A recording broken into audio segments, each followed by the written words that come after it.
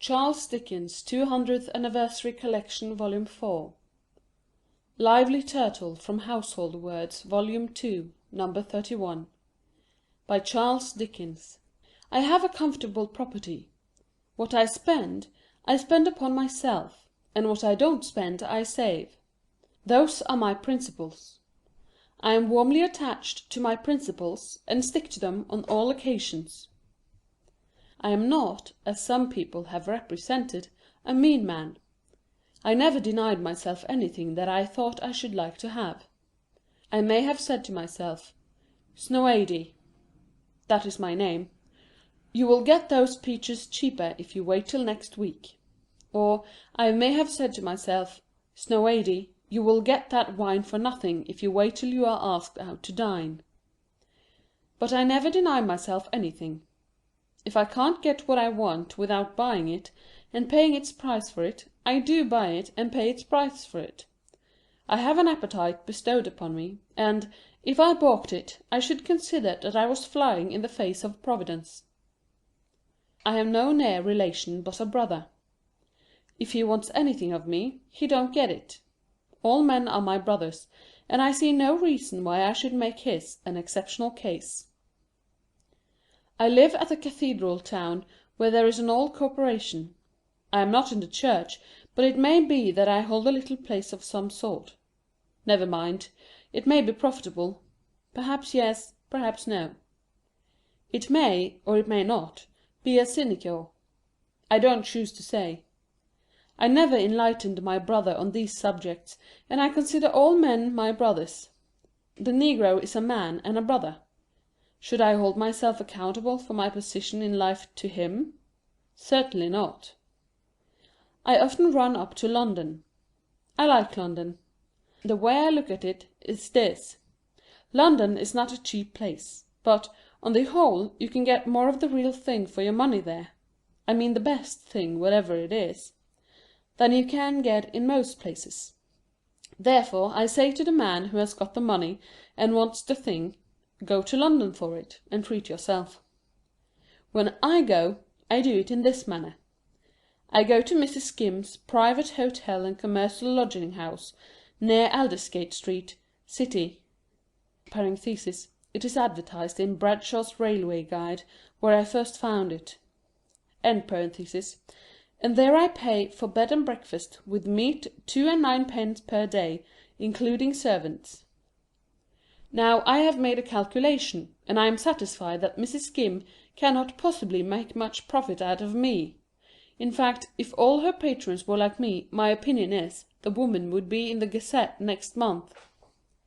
Why do I go to Mrs. Skim's when I could go to the Clarendon, you may ask? Let us argue that point. If I went to the Clarendon, I could get nothing in bed but sleep, could I? No. Now, sleep at the Clarendon is an expensive article, whereas sleep at Mrs. Skim's is decidedly cheap. I have made a calculation, and I don't hesitate to say, all things considered, that it's cheap. Is it an inferior article, as compared with the Clarendon sleep, or is it of the same quality? I am a heavy sleeper, and it is of the same quality. Then why should I go to the Clarendon? But as to breakfast, you may say. Very well, as to breakfast. I could get a variation of delicacies for breakfast at the Clarendon, that are out of the question at Mrs. Skim's. Granted. But I don't want to have them. My opinion is, that we are not entirely animal and sensual. Man has an intellect bestowed upon him. If he clogs that intellect by too good a breakfast, how can he properly exert that intellect in meditation during the day upon his dinner? That's the point. We are not to enchain the soul. We are to let it soar. It is expected of us. At Mrs. Skim's I get enough for breakfast. There is no limitation to the bread and butter, though there is to the meat. And not too much. I have all my faculties about me to concentrate upon the object I have mentioned, and I can say to myself besides, Snoady, you have saved 6, 8, 10, 15 shillings already to-day. If there is anything you fancy for your dinner, have it. Snoady, you have earned your reward. My objection to London is, that it is the headquarters of the worst radical sentiments that are broached in England. I consider that it has a great many dangerous people in it. I consider the present publication (if it's household words) very dangerous, and I write this with a view of neutralizing some of its bad effects. My political creed is, let us be comfortable. We are all very comfortable as we are. I am very comfortable as I am. Leave us alone. All mankind are my brothers, and I don't think it Christian, if you come to that, to tell my brother that he's ignorant, or degraded, or dirty, or anything of the kind. I think it's abusive. And lo, you meet me with the observation that I am required to love my brother. I reply, I do. I am sure I am always willing to say to my brother, my good fellow, I love you very much. Go along with you. Keep to your own road. Leave me to mine. Whatever is right. Whatever isn't, is wrong. Don't make a disturbance. It seems to me that this is at once the whole duty of man, and the only temper to go to dinner in. Going to dinner in this temper in the city of London, one day not long ago, after a bed at Mrs. Skim's, with meat breakfast and servants included, I was reminded of the observation which, if my memory does not deceive me, was formerly made by somebody on some occasion, that many may learn wisdom from the lower animals. It is a beautiful fact, in my opinion, that great wisdom is to be learnt from that noble animal, the turtle. I had made up my mind in the course of the day I speak of to have a turtle dinner. I mean a dinner mainly composed of turtle. Just a comfortable tureen of soup with a pint of punch, and nothing solid to follow but a tender juicy steak. I like a tender juicy steak. I generally say to myself when I order one, Snoady, you have done right. When I make up my mind to have a delicacy, expense is no consideration. The question resolves itself then into a question of the very best. I went to a friend of mine, who is a member of the Common Council, and with that friend I held the following conversation. Said I to him, Mr. Groggles, the best turtle is where? Says he, if you want a basin for lunch, my opinion is, you can't do better than drop into Birch. Said I, Mr. Groggles, I thought you had known me better than to suppose me capable of a basin. My intention is to dine. A tureen. Says Mr. Groggles, without a moment's consideration, and in a determined voice, right opposite the Indian House, Leadenhall Street. We parted. My mind was not inactive during the day, and at 6 in the afternoon I repaired to the house of Mr. Groggles' recommendation. At the end of the passage, leading from the street into the coffee-room, I observed a vast and solid chest, in which I then supposed that a turtle of unusual size might be deposited. But the correspondence between its bulk and that of the charge made for my dinner afterward satisfied me that it must be the till of the establishment. I stated to the waiter what had brought me there, and I mentioned Mr. Groggles' name. He feelingly repeated after me, a tureen of turtle, and a tender juicy steak. His manner, added to the manner of Mr. Groggles in the morning, satisfied me that all was well. The atmosphere of the coffee-room was odoriferous with turtle, and the steams of thousands of galleons, consumed within its walls, hung, in savoury grease, upon their surface. I could have inscribed my name with a penknife, if I had been so disposed, in the essence of innumerable turtles. I preferred to fall into a hungry reverie, brought on by the warm breath of the place, and to think of the West Indies and the island of Ascension. My dinner came, and went. I will draw a wheel over the meal. I will put the cover on the empty tureen, and merely say that it was wonderful, and that I paid for it. I sat meditating, when all was over, on the imperfect nature of our present existence, in which we can eat only for a limited time, when the waiter roused me with these words. Said he to me, as he brushed the crumbs off the table, "Would you like to see the turtle, sir?" "To see what turtle, waiter?" said I, calmly, to him. "The tanks of turtle below, sir," said he to me. "Tanks of turtle? Good gracious!"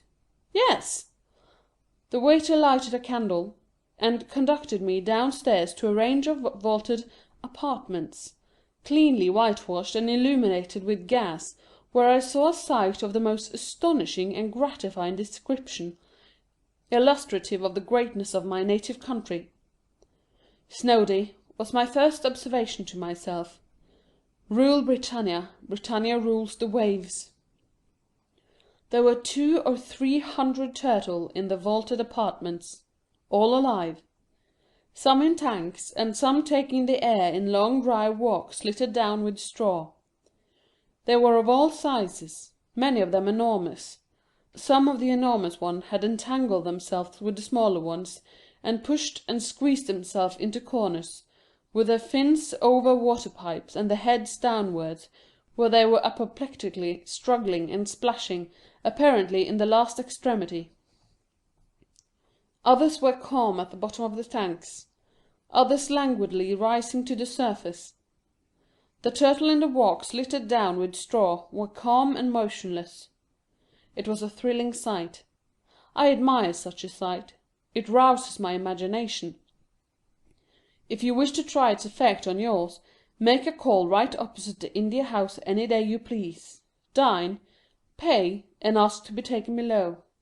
2 athletic young men, without coats, and with sleeves of their shirts tucked up to the shoulders, were in attendance on these noble animals. One of them, wrestling with the most enormous turtle in the company, and dragging him up to the edge of the tank, for me to look at, presented an idea to me which I never had before. I ought to observe that I like an idea. I say when I get a new one, "Snoady, book that." My idea on the present occasion was Mr. Groggles. It was not a turtle that I saw, but Mr. Groggles. It was the dead image of Mr. Groggles. He was dragged up to confront me with his waistcoat, if I may be allowed the expression, towards me, and it was identically the waistcoat of Mr. Groggles.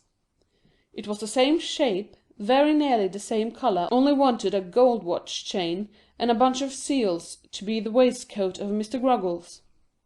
There was what I should call a bursting expression about him in general, which was accurately to the expression of Mr. Groggles. I had never closely observed a turtle's throat before. The folds of his loose cravat I found to be precisely those of Mr. Groggles' cravat. Even the intelligent eye, I mean to say, intelligent enough for a person of correct principles, and not dangerously so, was the eye of Mr. Groggles. When the athletic young man let him go, and with a roll of his head, he flopped heavily down into the tank, it was exactly the manner of Mr. Groggles, as I have seen him ooze away into his seat, after opposing a sanitary motion in the Court of Common Council. "Snoady," I couldn't help saying to myself, "you have done it. You have got an idea, Snoady, in which a great principle is involved. I congratulate you." I followed the young man, who dragged up several turtle to the brinks of the various tanks. I found them all the same, all varieties of Mr. Groggles, all extraordinary like the gentlemen who usually eat them. "Now, Snoady," was my next remark, "what do you deduce from this?" "Sir," said I, "what I deduce from this is, confusion to those radicals and other revolutionists who talk about improvement. Sir," said I, "what I deduce from this is that there isn't this resemblance between the turtles and the Groggleses for nothing. It's meant to show mankind that the proper model for a Groggles is a turtle, and that the liveliness we want in a Groggles is the liveliness of a turtle, and no more." "Snoady," was my reply to this, "you have hit it. You are right." I admire the idea very much, because, if I hate anything in the world, it's change. Change has evidently no business in the world, has nothing to do with it, and isn't intended. What we want is, parenthesis, as I think I have mentioned, end parenthesis, to be comfortable. I look at it that way. Let us be comfortable and leave us alone. Now, when the young man dragged the Groggles, I mean a turtle, out of his tank, this was exactly what the noble animal expressed as he floundered back again. I have several friends beside Mr. Groggles in the Common Council, and it might be a week after this when I said, "Snowdy, if I was you I would go to that court and hear the debate to-day." I went. A good deal of it was what I call a sound old English discussion. One eloquent speaker objected to the French as wearing wooden shoes, and a friend of his reminded him of another objection to that foreign people, namely, that they eat frogs. I had feared, for many years I am sorry to say, that these wholesome principles were gone out. How delightful to find them still remaining among the great men of the city of London in the year 1850. It made me think of the lively turtle. But I soon thought more of the lively turtle.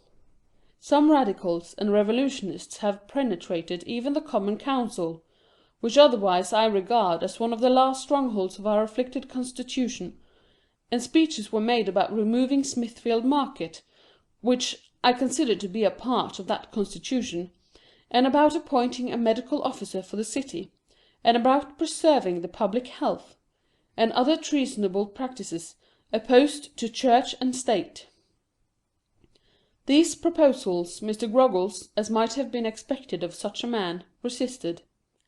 So warmly that, as I afterwards understood from Mrs. Groggles, he had rather a sharp attack of blood to the head that night. All the Groggles party resisted them too, and it was a fine constitutional sight to see waistcoat after waistcoat rise up in resistance of them and subside. But what struck me in the sight was this. "Snowdy," said I, "here is your idea carried out, sir. These radicals and revolutionists are the athletic young men in shirt-sleeves dragging the lively turtle to the edges of the tank.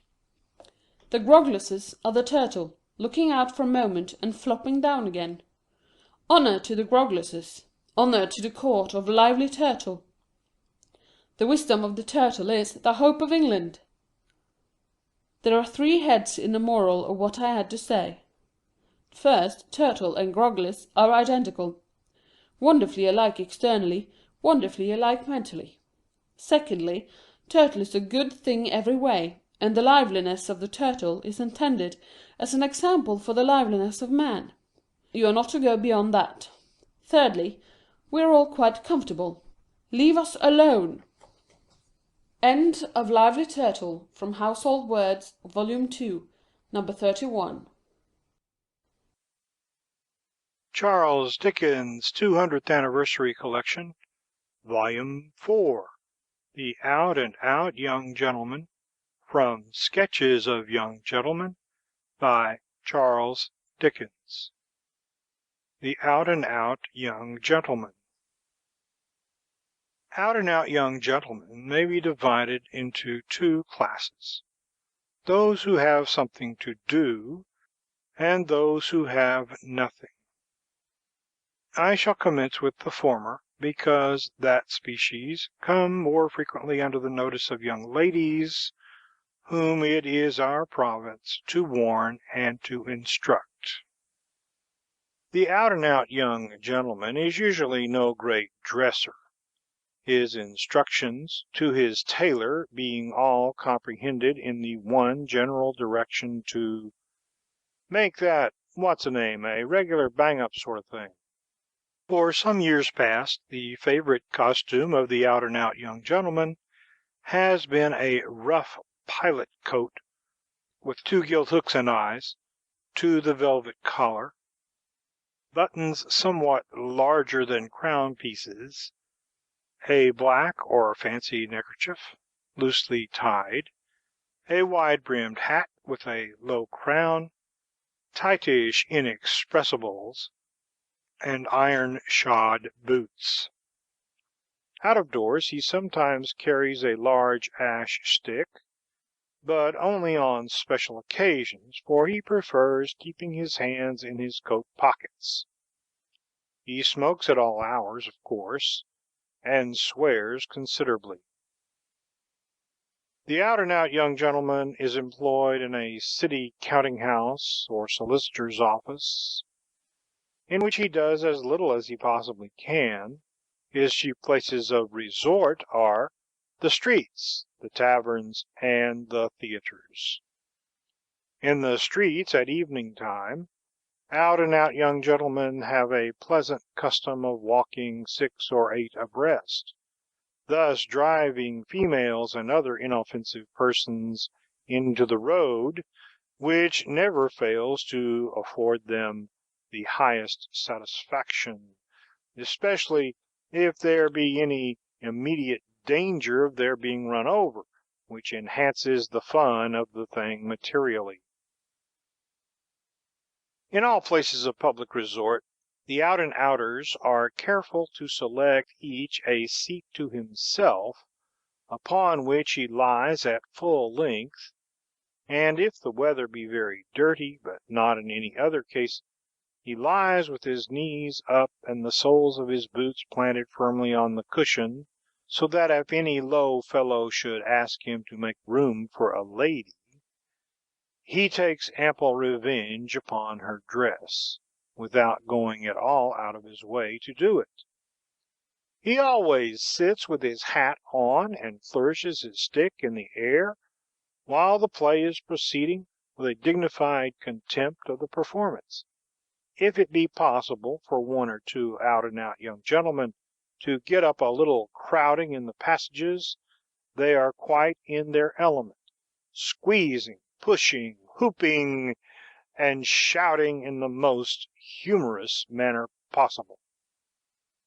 If they can only succeed in irritating the gentleman who has a family of daughters under his charge, they are like to die with laughing, and boast of it among their companions for a week afterwards, adding that 1 or 2 of them were devilish fine girls, and that they really thought the youngest would have fainted, which was the only thing wanted to render the joke complete. If the out-and-out young gentleman have a mother and sisters, of course he treats them with becoming contempt, inasmuch as they, poor things, having no notion of life or gaiety, are far too weak-spirited and moping for him. Sometimes, however, on a birthday or at Christmas time, he cannot very well help accompanying them to a party at some old friend's, with which view he comes home when they have been dressed an hour or 2, smelling very strongly of tobacco and spirits, and after exchanging his rough coat for some more suitable attire, in which, however, he loses nothing of the out-and-outer, gets into the coach and grumbles all the way at his own good nature, his bitter reflections aggravated by the recollection that Tom Smith has taken the chair at a little impromptu dinner at a fighting man's, and that a set-to was to take place on a dining-table between the fighting man and his brother-in-law, which is probably coming off at that very instant. As the out-and-out young gentleman is by no means at his ease in ladies' society, he shrinks into a corner of the drawing-room when they reach the friends, and unless one of his sisters is kind enough to talk to him, remains there without being much troubled by the attentions of other people, until he espies, lingering outside the door, another gentleman, whom he at once knows by his air and manner, for there is a kind of freemasonry in the craft, to be a brother out-and-outer, and towards whom he accordingly makes his way. Conversation being soon opened by some casual remark, the second out-and-outer confidentially informs the first that he is one of the rough sort, and hates that kind of thing, only he couldn't very well be off coming, to which the other replies that that's just his case. "And I'll tell you what," continues the out-and-outer in a whisper, "I should like a glass of warm brandy and water just now." or a pint of stout and a pipe, suggests the other out-and-outer. The discovery is at once made that they are sympathetic souls.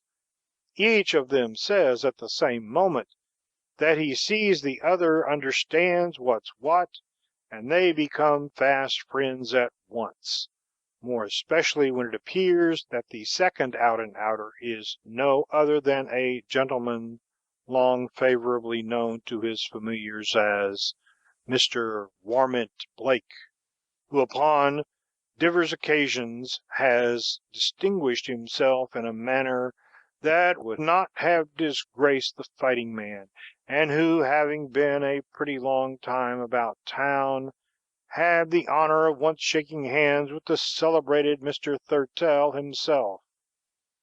At supper these gentlemen greatly distinguish themselves, brightening up very much when the ladies leave the table, and proclaiming aloud their intention of beginning to spend the evening, a process which is generally understood to be satisfactorily performed, when a great deal of wine is drunk and a great deal of noise made, both of which feats the out-and-out young gentlemen execute to perfection.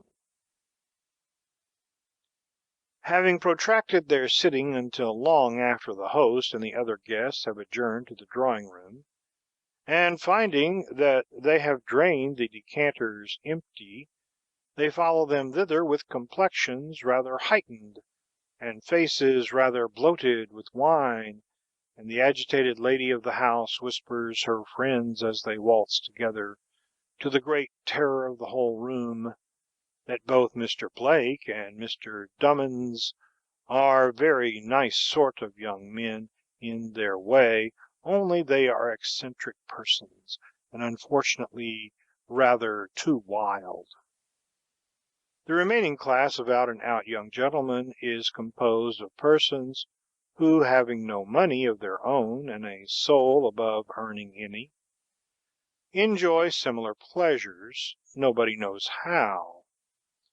These respectable gentlemen, without aiming quite so much at the out-and-out in external appearance, are distinguished by all the same amiable and attractive characteristics, in an equal or perhaps greater degree, and now and then find their way into society through the medium of the other class of out-and-out young gentlemen, who will sometimes carry them home, and who usually pay their tavern bills.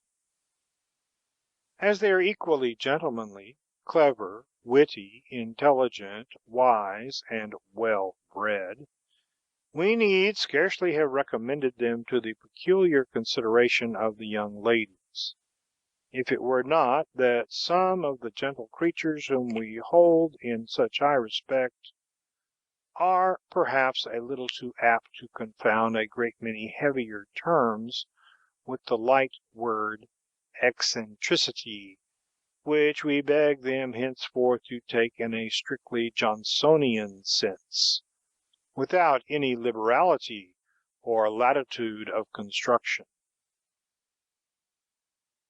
End of the Out-and-Out Young Gentleman, from Sketches of Young Gentlemen. Charles Dickens' 200th Anniversary Collection, Volume 4, Our French Watering Place, by Charles Dickens. Having earned by many years of fidelity the right to be sometimes inconstant to our English watering place, we have dallied for 2 or 3 seasons with a French watering place, once solely known to us as a town with a very long street, beginning with an abattoir and ending with a steamboat, which it seemed our fate to behold only at daybreak on winter mornings when, in the days before continental railroads, just sufficiently awake to know that we were most uncomfortably asleep, it was our destiny always to clatter through it, in the coo of the diligence from Paris, with a sea of mud behind us and a sea of tumbling waves before. In relation to which latter monster, our mind's eye now recalls a worthy Frenchman in a sealskin cap with a braided hood over it, once our traveling companion in the coup aforesaid, who, waking up with a pale and crumpled visage, and looking ruefully out at the grim row of breakers enjoying themselves fanatically on an instrument of torture called the bar, inquired of us whether we were ever sick at sea. Both to prepare his mind for the abject creature we were presently to become, and also to afford him consolation, we replied, "Sir, your servant is always sick when it is possible to be so." He returned, altogether uncheered by the bright example, "Ah, heaven! But I am always sick, even when it is impossible to be so." The means of communication between the French capital and our French watering-place are wholly changed since those days, but the channel remains unbridged as yet, and the old floundering and knocking about go on there.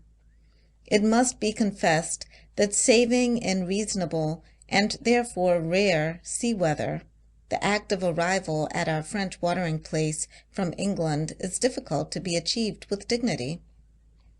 Several little circumstances combine to render the visitor an object of humiliation. In the first place, the steamer no sooner touches the port than all the passengers fall into captivity, being boarded by an overpowering force of custom-house officers and marched into a gloomy dungeon. In the second place, the road to this dungeon is fenced off with ropes breast-high, and outside those ropes all the English in the place who have lately been seasick and are now well, assemble in their best clothes to enjoy the degradation of their dilapidated fellow-creatures.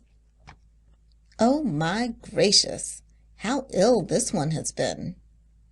Here's a damp one comin' next. Here's a pale one.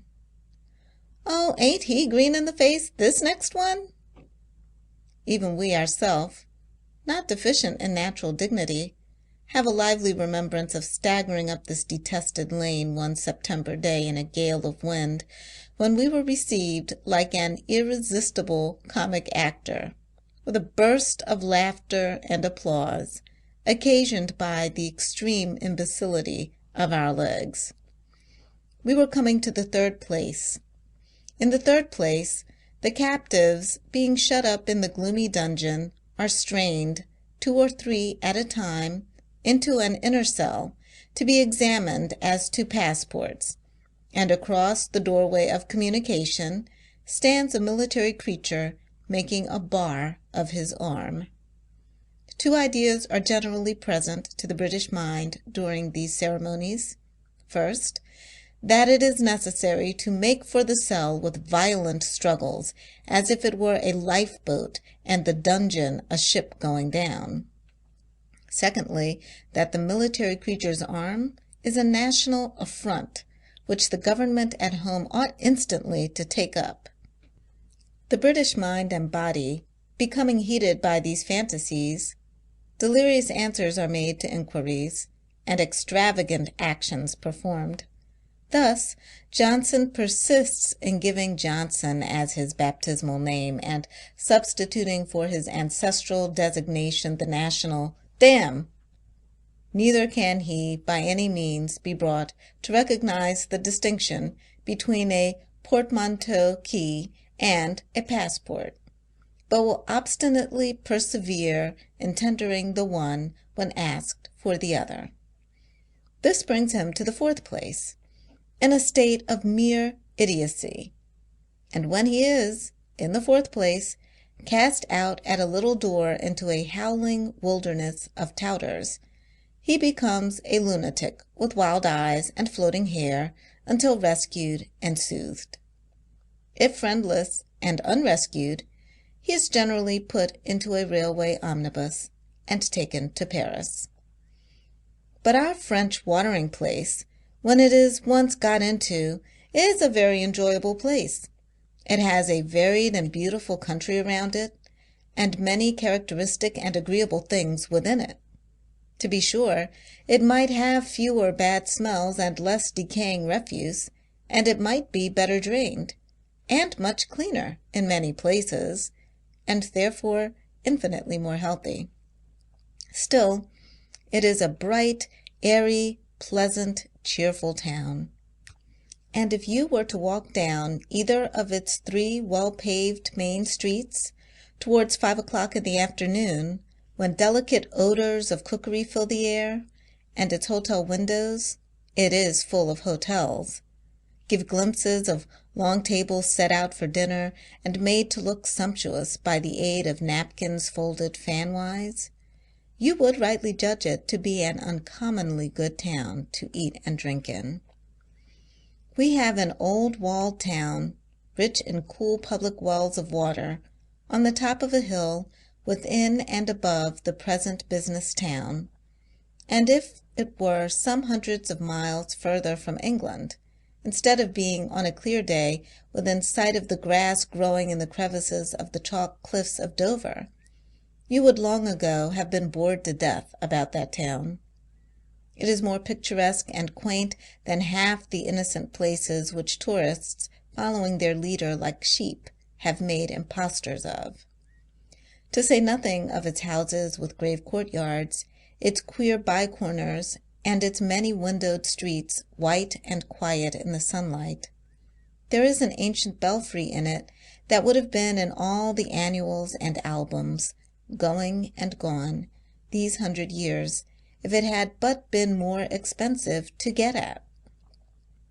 Happily, it has escaped so well, being only in our French watering place, that you may like it of your own accord in a natural manner, without being required to go into convulsions about it. We regard it as one of the later blessings of our life that Dickens, the only authority on taste, never took any notice that we can find out of our French watering place. Dickens never wrote about it, never pointed out anything to be seen in it, never measured anything in it, always left it alone, for which relief heaven bless the town and the memory of the immortal Dickens likewise. There is a charming walk, arched and shaded by trees, on the old walls that form the 4 sides of the high town, whence you get glimpses of the streets below, and changing views of the other town and of the river, and of the hills and of the sea. It is made more agreeable and peculiar by some of the solemn houses that are rooted in the deep streets below, bursting into a fresher existence atop, and having doors and windows and even gardens on these ramparts. A child going in at the courtyard gate of one of these houses, climbing up the many stairs, and coming out at the 4th floor window, might conceive himself another Jack, alighting on enchanted ground from another beanstalk. It is a place wonderfully populous in children, English children, with governesses reading novels as they walk down the shady lanes of trees, or nursemaids interchanging gossip on the seats, French children with their smiling bonnes in snow-white caps, and themselves, if little boys, in straw headgear like beehives, work-baskets, and church hassocks. 3 years ago, there were 3 weazen old men, one bearing a frayed red ribbon in his threadbare buttonhole, always to be found walking together among these children before dinner-time. If they walked for an appetite, they doubtless lived en pension, were contracted for. Otherwise their poverty would have made it a rash action. They were stooping, blear-eyed, dull old men, slipshod and shabby in long-skirted, short-waisted coats and meagre trousers, and yet with a ghost of gentility hovering in their company. They spoke little to each other, and looked as if they might have been politically discontented, if they had had vitality enough. Once we overheard Red Ribbon feebly complain to the other 2 that somebody or something was a robber, and then they all 3 set their mouths so that they would have ground their teeth if they had had any. The ensuing winter gathered Red Ribbon unto the great company of Faded Ribbons, and next year the remaining 2 were there, getting themselves entangled with hoops and dolls, familiar mysteries to the children, probably in the eyes of most of them, harmless creatures who had never been like children, and whom children could never be like. Another winter came, and another old man went, and so, this present year, the last of the triumvirate left off walking, it was no good now, and sat by himself on a little solitary bench, with the hoops and the dolls as lively as ever all about him. In the Place d'Armes of this town, a little decayed market is held, which seems to slip through the old gateway like water, and go rippling down the hill, to mingle with the murmuring market in the lower town, and get lost in its movement and bustle. It is very agreeable on an idle summer morning to pursue this market stream from the hilltop. It begins dozingly and dully with a few sacks of corn, starts into a surprising collection of boots and shoes, goes brawling down the hill in a diversified channel of old cordage, old iron, old crockery, old clothes, civil and military, old rags, new cotton goods, flaming prints of saints, little looking-glasses, and incalculable lengths of tape. Dives into a back way, keeping out of sight for a little while, as streams will, or only sparkling for a moment in the shape of a market drinking shop, and suddenly reappears behind the great church, shooting itself into a bright confusion of white-capped women and blue-bloused men, poultry, vegetables, fruits, flowers, pots, pans, praying chairs, soldiers, country butter, umbrellas, and other sunshades, girl porters waiting to be hired with baskets at their backs, and one weazen old man in a cocked hat, wearing a cuirass of drinking glasses and carrying on his shoulder a crimson temple fluttering with flags, like a glorified paviour's rammer without the handle, who rings a little bell in all parts of the scene and cries his cooling drink, "Hola, hola, hoo," in a shrill, cracked voice that somehow makes itself heard, above all the chaffering and vending hum. Early in the afternoon, the whole course of the stream is dry. The praying chairs are put back in the church, the umbrellas are folded up, the unsold goods are carried away, the stalls and stands disappear, the squares swept, the hackney coaches lounge there to be hired, and on all the country roads, if you walk about as much as we do, you will see the peasant women, always neatly and comfortably dressed, riding home, with the pleasantest saddle furniture of clean milk pails, bright butter kegs, and the like, on the jolliest little donkeys in the world.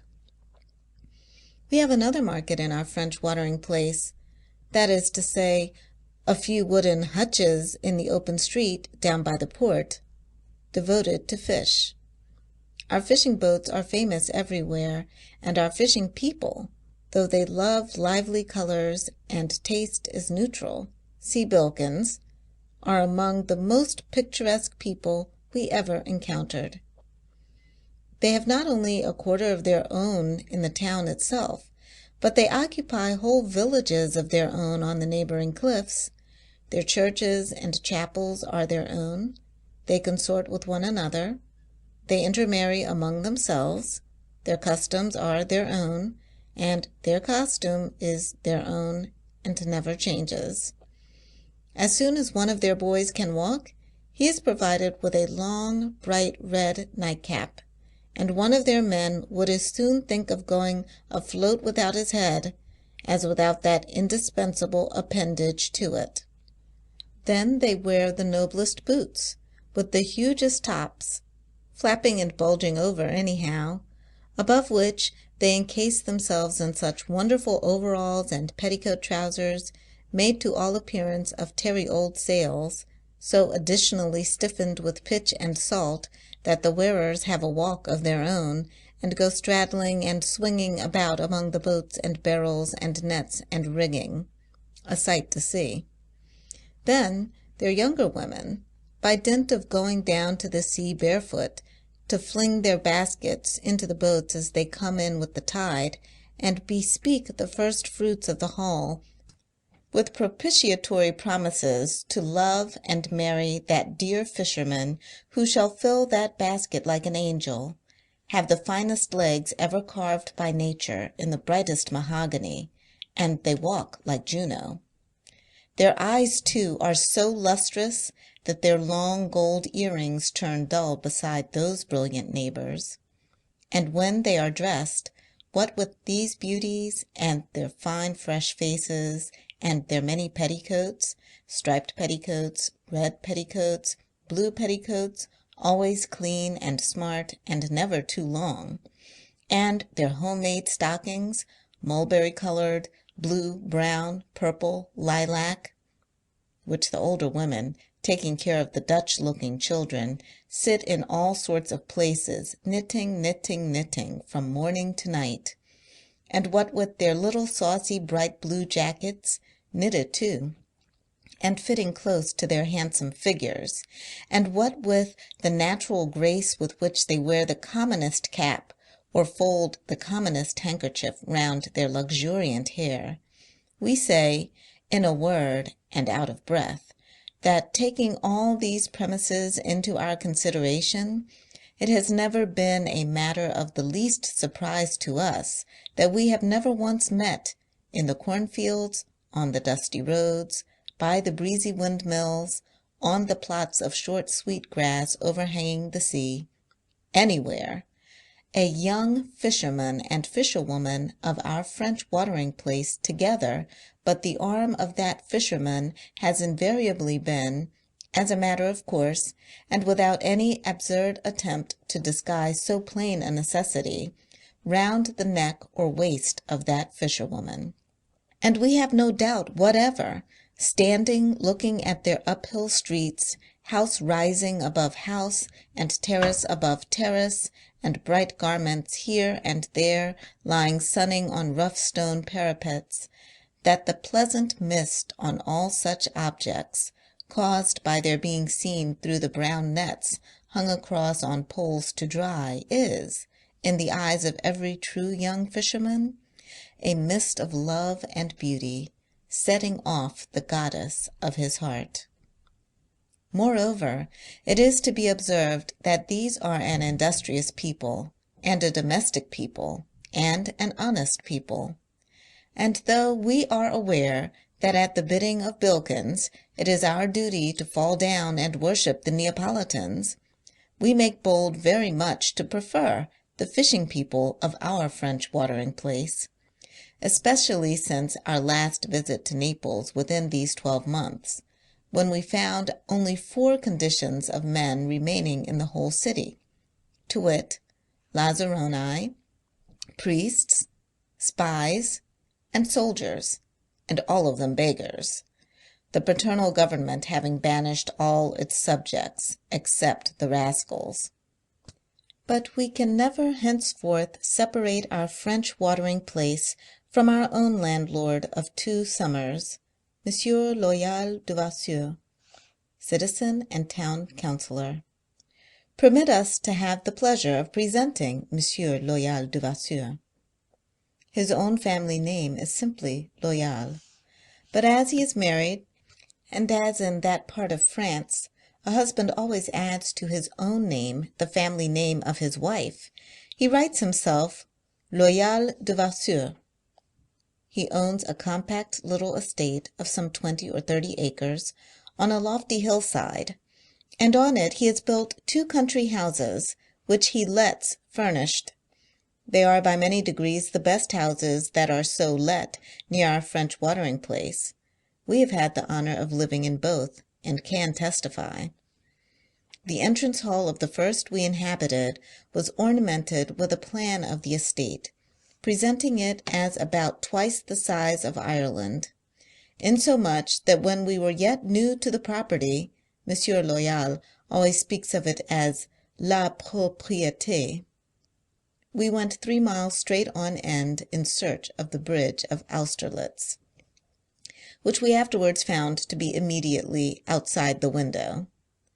The chateau of the Old Guard, in another part of the grounds, and, according to the plan, about 2 leagues from the little dining-room, we sought in vain for a week, until, happening one evening to sit upon a bench in the forest in the plan, a few yards from the house-door, we observed at our feet, in the ignominious circumstances of being upside down and greenly rotten, the Old Guard himself, that is to say, the painted effigy of a member of that distinguished corps, 7 feet high, and in the act of carrying arms, who had had the misfortune to be blown down in the previous winter.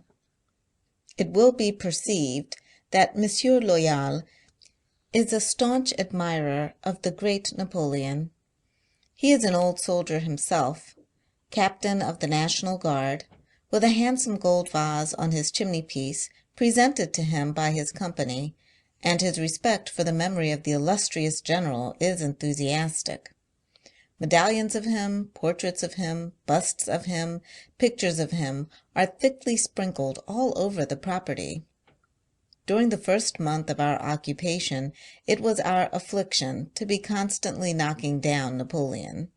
If we touched a shelf in a dark corner, he toppled over with a crash, and every door we opened shook him to the soul. Yet M. Loyal is not a man of mere castles in the air, or, as he would say, in Spain. He has a specially practical, contriving, clever, skilful eye and hand. His houses are delightful. He unites French elegance and English comfort in a happy manner quite his own. He has an extraordinary genius for making tasteful little bedrooms in angles of his roofs, which an Englishman would as soon think of turning to any account as he would think of cultivating the desert. We have ourselves reposed deliciously in an elegant chamber of M. Loyal's construction, with our head as nearly in the kitchen chimney-pot as we can conceive it likely for the head of any gentleman, not by profession a sweep, to be. And into whatsoever strange nook M. Loyal's genius penetrates, it, in that nook, infallibly constructs a cupboard and a row of pegs. In either of our houses we could have put away the knapsacks and hung up the hats of the whole regiment of guides. Aforetime M. Loyal was a tradesman in the town. You can transact business with no present tradesman in the town, and give your card chez M. Loyal, but a brighter face shines upon you directly. We doubt if there is, ever was, or ever will be, a man so universally pleasant in the minds of people as M. Loyal is in the minds of the citizens of our French watering-place. They rub their hands and laugh when they speak of him. Ah, but he is such a good child, such a brave boy, such a generous spirit, that M. Loyal. It is the honest truth. Mr. Loyal's nature is the nature of a gentleman. He cultivates his ground with his own hands, assisted by one little labourer, who falls into a fit now and then, and he digs and delves from morn to eve in prodigious perspirations. Work always, as he says, but cover him with dust, mud, weeds, water, any stains you will, you never can cover the gentleman in M. Loyal. A portly, upright, broad-shouldered, brown-faced man, whose soldierly bearing gives him the appearance of being taller than he is. Look into the bright eye of M. Loyal, standing before you in his working blouse and cap, not particularly well shaved, and, it may be, very earthy, and you shall discern in M. Loyal a gentleman whose true politeness is ingrained, and confirmation of whose word by his bond you would blush to think of. Not without reason is M. Loyal, when he tells that story in his own vivacious way of his travelling to Fulham, near London, to buy all these hundreds and hundreds of trees you now see upon the property, then a bare bleak hill, and of his sojourning in Fulham 3 months, and of his jovial evenings with the market gardeners, and of the crowning banquet before his departure, when the market gardeners rose as one man, clinked their glasses all together, as the custom at Fulham is, and cried, "Vive Loyal!" Monsieur Loyal has an agreeable wife, but no family, and he loves to drill the children of his tenants, or run races with them, or do anything with them, or for them, that is good-natured. He is of a highly convivial temperament, and his hospitality is unbounded. Billet a soldier on him, and he is delighted. 35 soldiers had Monsieur Loyal billeted on him this present summer, and they all got fat and red-faced in 2 days. It became a legend among the troops that whosoever got billeted on Monsieur Loyal rolled in clover. And so it fell out that the fortunate man who drew the billet, Monsieur Loyal de Vasseur, always leaped into the air, though in heavy marching order. Monsieur Loyal cannot bear to admit anything that might seem by any implication to disparage the military profession.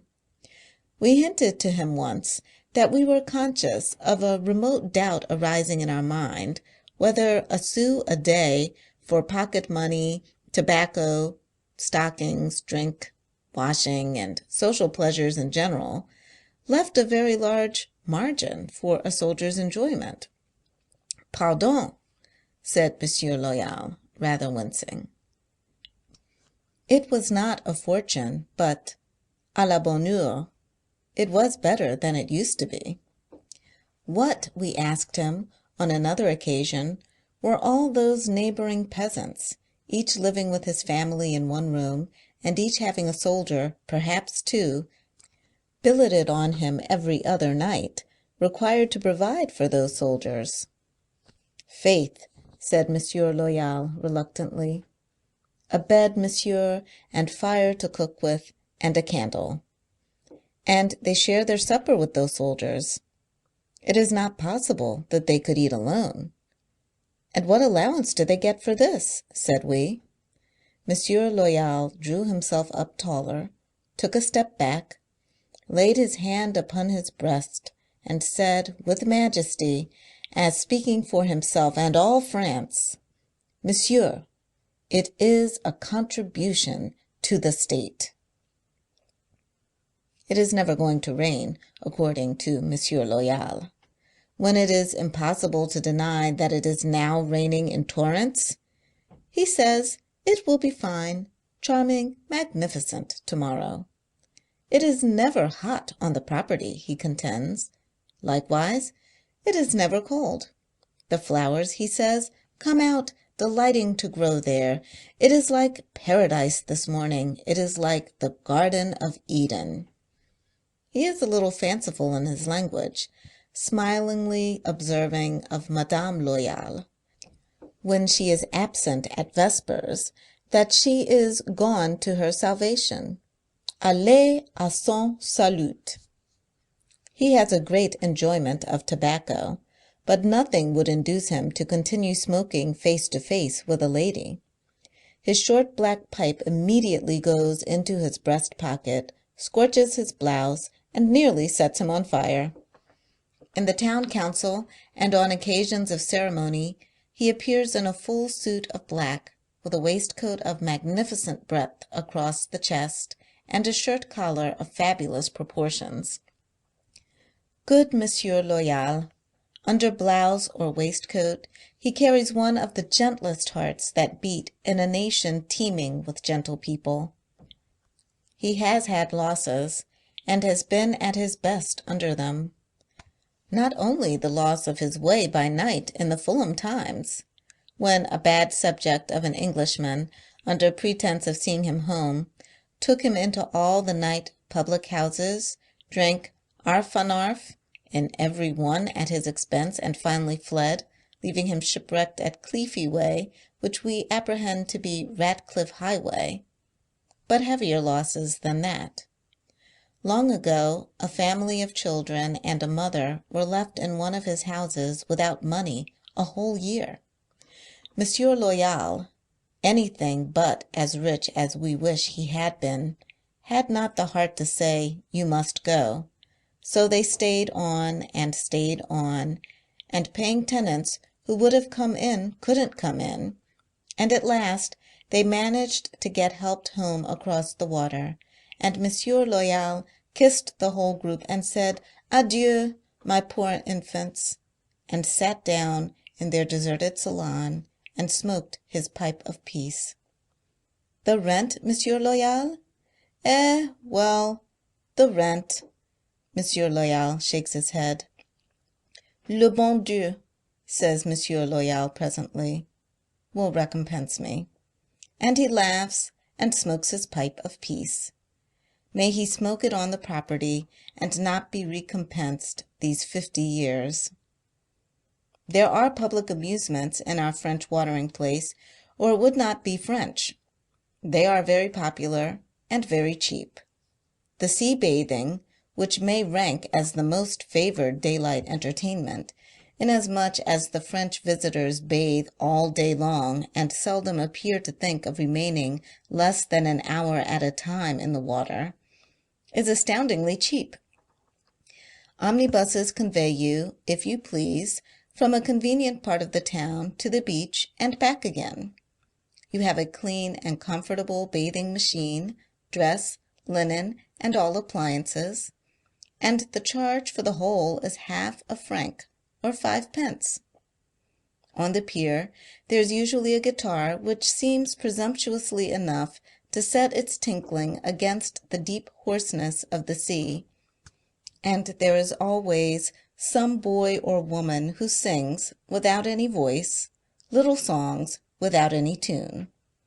The strain we have most frequently heard being an appeal to the sportsman, not to bag that choicest of game, the swallow. For bathing purposes, we have also a subscription establishment with an esplanade, where people lounge about with telescopes and seem to get a good deal of weariness for their money. And we have also an association of individual machine proprietors combined against this formidable rival. Monsieur Féroce, our own particular friend in the bathing line, is one of these. How he ever came by his name we cannot imagine. He is as gentle and polite a man as Monsieur Loyal de Vasseur himself, immensely stout withal, and of a beaming aspect. Monsieur Féroce has saved so many people from drowning, and has been decorated with so many medals in consequence, that his stoutness seems a special dispensation of Providence to enable him to wear them. If his girth were the girth of an ordinary man, he could never hang them on all at once. It is only on very great occasions that Monsieur Féroce displays his shining honours. At other times they lie by, with rolls of manuscript testifying to the causes of their presentation, in a huge glass case in the red sofaed salon of his private residence on the beach, where Monsieur Féroce also keeps his family pictures, his portraits of himself as he appears both in bathing life and in private life, his little boots that rock by clockwork, and his other ornamental possessions. Then we have the commodious and gay theatre, or had, for it is burned down now, where the opera was always preceded by a vaudeville, in which, as usual, everybody, down to the little old man with the large hat and the little cane and tassel, who always played either my uncle or my papa, suddenly broke out of the dialogue into the mildest vocal snatches, to the great perplexity of unaccustomed strangers from Great Britain, who never could make out when they were singing and when they were talking, and indeed it was pretty much the same. But the caterers in the way of entertainment to whom we are most beholden are the Society of Well-doing, who are active all the summer and give the proceeds of their good works to the poor. Some of the most agreeable fêtes they contrive are announced as dedicated to the children, and the taste with which they turn a small public enclosure into an elegant garden beautifully illuminated, and the thoroughgoing heartiness and energy with which they personally direct the childish pleasures, are supremely delightful. For 5d. a head, we have on these occasions donkey races with English jockeys and other rustic sports, lotteries for toys, roundabouts, dancing on the grass to the music of an admirable band, fire balloons, and fireworks. Further, almost every week all through the summer, never mind now on what day of the week, there is a fete in some adjoining village, called in that part of the country a ducasse, where the people, really the people, dance on the green turf in the open air, round a little orchestra that seems itself to dance. There is such an airy motion of flags and streamers all about it. And we do not suppose that between the torrid zone and the North Pole there are to be found male dancers with such astonishingly loose legs, furnished with so many joints in wrong places, utterly unknown to Professor Owen, as those who here disport themselves. Sometimes the fete appertains to a particular trade. You will see among the cheerful young women at the joint ducasse of the milliners and tailors a wholesome knowledge of the art of making common and cheap things uncommon and pretty, by good sense and good taste, that is a practical lesson to any rank of society in a whole island we could mention. The oddest feature of these agreeable scenes is the everlasting roundabout. We preserve an English word wherever we can, as we are writing the English language. On the wooden horses of which machine grown-up people of all ages are wound round and round with the utmost solemnity, while the proprietor's wife grinds an organ, capable of only one tune, in the centre.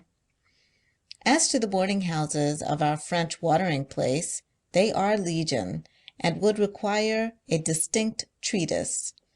It is not without a sentiment of national pride that we believe them to contain more bores from the shores of Albion than all the clubs in London. As you walk timidly in their neighbourhood, the very neckcloths and hats of your elderly compatriots cry to you from the stones of the streets, "We are bores, avoid us." We have never overheard at street corners such lunatic scraps of political and social discussion as among these dear countrymen of ours. They believe everything that is impossible, and nothing that is true. They carry rumours, and ask questions, and make corrections and improvements on one another, staggering to the human intellect. And they are for ever rushing into the English library, propounding such incomprehensible paradoxes to the fair mistress of that establishment, that we beg to recommend her to Her Majesty's gracious consideration as a fit object for a pension. The English form a considerable part of the population of our French watering-place, and are deservedly addressed and respected in many ways.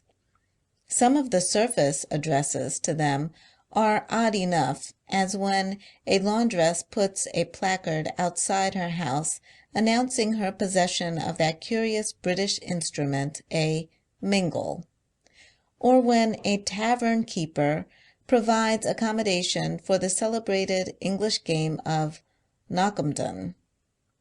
But to us it is not the least pleasant feature of our French watering-place that a long and constant fusion of the two great nations there has taught each to like the other, and to learn from the other, and to rise superior to the absurd prejudices that have lingered among the weak and ignorant in both countries equally.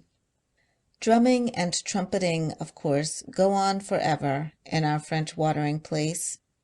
Flag-flying is at a premium too, but we cheerfully avow that we consider a flag a very pretty object, and that we take such outward signs of innocent liveliness to our heart of hearts. The people, in the town and in the country, are a busy people who work hard. They are sober, temperate, good-humored, light-hearted, and generally remarkable for their engaging manners. Few just men, not immoderately bilious, could see them in their recreations without very much respecting the character that is so easily, so harmlessly, and so simply pleased. End of Our French Watering Place. Charles Dickens' 200th Anniversary Collection, Volume 4, The Tattlesnivel Bleater, by Charles Dickens.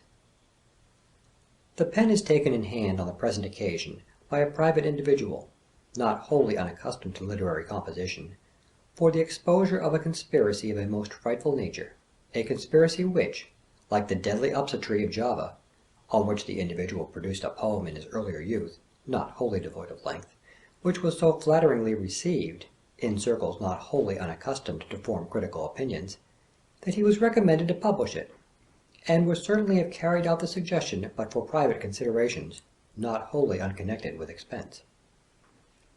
The individual who undertakes the exposure of the gigantic conspiracy now to be laid bare in all its hideous deformity is an inhabitant of the town of Tattlesnivel, a lowly inhabitant, it may be, but one who, as an Englishman and a man, will ne'er abase his eyes before the gaudy and the mocking throng. Tattlesnivel stoops to demand no championship from her sons. On an occasion in history, our bluff English monarch, our 8th Royal Harry, almost went there; and long ere the periodical in which this exposure will appear had sprung into being, Tattlesnivel had unfurled that standard which yet waves upon her battlements.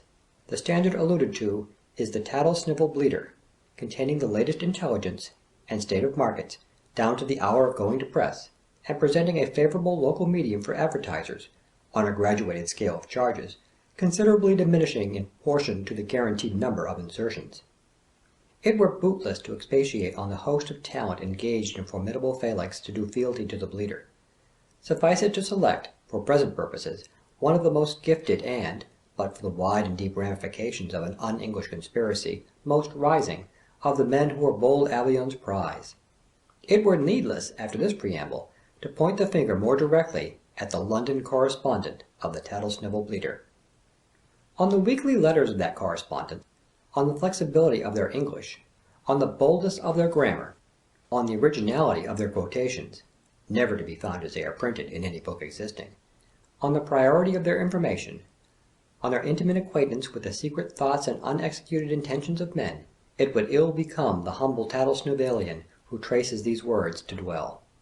They are graven in the memory, they are on the Bleater's file, let them be referred to. But, from the infamous, the dark, the subtle conspiracy which spreads its baleful roots throughout the land, and of which the Bleater's London correspondent is the one sole subject, it is the purpose of the lowly Tattlesnivelian who undertakes this revelation to tear the veil. Nor will he shrink from his self-imposed labor, Herculean though it be. The conspiracy begins in the very palace of the sovereign lady of our ocean isle. Leal and loyal as it is to the proud vaunt of the Bleater's readers, one and all to be, the inhabitant who pens this exposure does not personally impeach either Her Majesty the Queen or the illustrious Prince Consort, but some silken-clad smoothers, some purple parasites, some fawners in frippery, some greedy and begartered ones in gorgeous garments, he does impeach, aye, and wrathfully. Is it asked on what grounds? They shall be stated. The Bleater's London correspondent, in the prosecution of his important inquiries, goes down to Windsor, sends in his card, has a confidential interview with Her Majesty and the illustrious Prince Consort. For a time the restraints of royalty are thrown aside in the cheerful conversation of the Bleater's London correspondent, in his fund of information, in his flow of anecdote, in the atmosphere of his genius. Her Majesty brightens, the illustrious Prince Consort thaws, the cares of state and the conflicts of party are forgotten, lunch is proposed. Over that unassuming and domestic table Her Majesty communicates to the Bleater's London correspondent that it is her intention to send His Royal Highness, the Prince of Wales, to inspect the top of the Great Pyramid, thinking it likely to improve his acquaintance with the views of the people. Her Majesty further communicates that she has made up her royal mind, and that the Prince Consort has made up his illustrious mind, to the bestowal of the vacant garter, let us say, on Mr. Roebuck. The younger royal children having been introduced at the request of the Bleater's London correspondent, and having been by him closely observed to present the usual external indications of good health, the happy knot is severed, with a sigh the royal bow is once more strung to its full tension, the Bleater's London correspondent returns to London, writes his letter, and tells the Tattlesnivel Bleater what he knows. All Tattlesnivel reads it, and knows that he knows it. But does the Royal Highness the Prince of Wales ultimately go to the top of the Great Pyramid? Does Mr. Roebuck ultimately get the garter? No. Are the younger royal children even ultimately found to be well? On the contrary, they have, and on that very day had, the measles. Why is this? Because the conspirators against the Bleater's London correspondent have stepped in with their dark machinations. Because Her Majesty and the Prince Consort are artfully induced to change their minds from north to south, from east to west, immediately after it is known to the conspirators that they have put themselves in communications with the Bleater's London correspondent. It is now indignantly demanded, by whom are they so tampered with? It is now indignantly demanded, who took the responsibility of concealing the indisposition of those royal children from their royal and illustrious parents, and of bringing them down from their beds, disguised expressly to confound the London correspondent of the Tattlesnivel Bleater? Who are these persons, it is again asked? Let not rank and favour protect them. Let the traitors be exhibited in the face of day. Lord John Russell is in this conspiracy. Tell us not that his lordship is a man of too much spirit and honour. Denunciation is hurled against him. The proof? The proof is here. The Time is panting for an answer to the question, will Lord John Russell consent to take office under Lord Palmerston? Good. The London correspondent of the Tattlesnivel Bleater is in the act of writing his weekly letter, finds himself rather at a loss to settle this question finally, leaves off, puts his hat on, goes down to the lobby of the House of Commons, sends in for Lord John Russell, and has him out. He draws his arm to his lordship's, takes him aside, and says, "John, will you ever accept office under Palmerston?" His lordship replies, "I will not." The Bleater's London correspondent retorts, with the caution such a man is bound to use, "John, think again. Say nothing to me rashly. Is there any temper there?" His lordship replies calmly, "None whatever." After giving him time for reflection, the Bleater's London correspondent says, "Once more, John, let me put a question to you. Will you ever accept office under Palmerston?" His lordship answers, note the exact expressions, "Nothing shall induce me ever to accept a seat in a cabinet of which Palmerston is the chief." They part. The London correspondent of the Tattlesnivel Bleater finishes his letter, and, always being withheld by motives of delicacy from plainly divulging his means of getting accurate information on every subject at first hand, puts it in this passage: "Lord John Russell is spoken of, by blunderers, for foreign affairs, but I have the best reasons for assuring your readers that," giving prominence to the exact expressions, it will be observed, "nothing will ever induce him to accept a seat in a cabinet of which Palmerston is the chief. On this you may implicitly rely." What happens? On the very day of the publication of that number of the Bleater, the malignity of the conspirators being even manifested in the selection of the day, Lord John Russell takes the Foreign Office. Comment were superfluous. The people of Tattlesnivel will be told, have been told, that Lord John Russell is a man of his word. He may be on some occasions, but, when overshadowed by this dark and enormous growth of conspiracy, Tattlesnivel knows him to be otherwise. "I happen to be certain, deriving my information from a source which cannot be doubted to be authentic," wrote the London correspondent of the Bleater within the last year, "that Lord John Russell bitterly regrets having made that explicit speech of last Monday. These are not roundabout phrases, these are plain words. What does Lord John Russell, apparently by accident, within 48 hours after their diffusion over the civilized globe? Rises in his place in Parliament and unblushingly declares that if the occasion could arise 500 times for him making that very speech, he would make it 500 times. Is there no conspiracy here? And is this combination against one who would be always right if he were not proved always wrong, to be endured in a country that boasts of its freedom and its fairness? But the Tattlesnivelian who now raises his voice against intolerable oppression may be told that, after all, this is a political conspiracy. He may be told, forsooth, that Mr. Disraeli's being in it, that Lord Derby's being in it, that Mr. Bright's being in it, that every Home, Foreign, and Colonial Secretary being in it, that every Ministry's and every Opposition's being in it, are but proofs that men will do in politics what they would do in nothing else. Is this the plea? If so, the rejoinder is, that the mighty conspiracy includes the whole circle of artists of all kind, and comprehends all degrees of men, down to the worst criminal and the hangman who ends his career. For all these are intimately known to the London correspondent of the Tattlesnivel Bleater, and all these deceive him. Sir, put it to the proof. Here is the Bleater on the file, documentary evidence. Weeks, months before the exhibition of the Royal Academy, the Bleater's London correspondent knows the subjects of all the leading pictures, knows what the painters first meant to do, knows what they afterwards substituted for what they first meant to do, knows what they ought to do and won't do, knows what they ought not to do and will do, knows to a letter from whom they have commissions, knows to a shilling how much they are to be paid. Now, no sooner is each studio clear of the remarkable man to whom each studio occupant has revealed himself, as he does not reveal himself to his nearest and dearest bosom friend, than conspiracy and fraud begin. Alfred the Great becomes the Fairy Queen. Moses viewing the Promised Land turns out to be Moses going to the fair. Portrait of His Grace the Archbishop of Canterbury is transformed as if by irrelevant enchantment of the dissenting interest into a favourite terrier, or cattle grazing. And the most extraordinary work of art in the list described by the Bleater is coolly sponged out altogether, and asserted never to have had existence at all, even in the most shadowy thoughts of its execute. This is vile enough, but this is not all.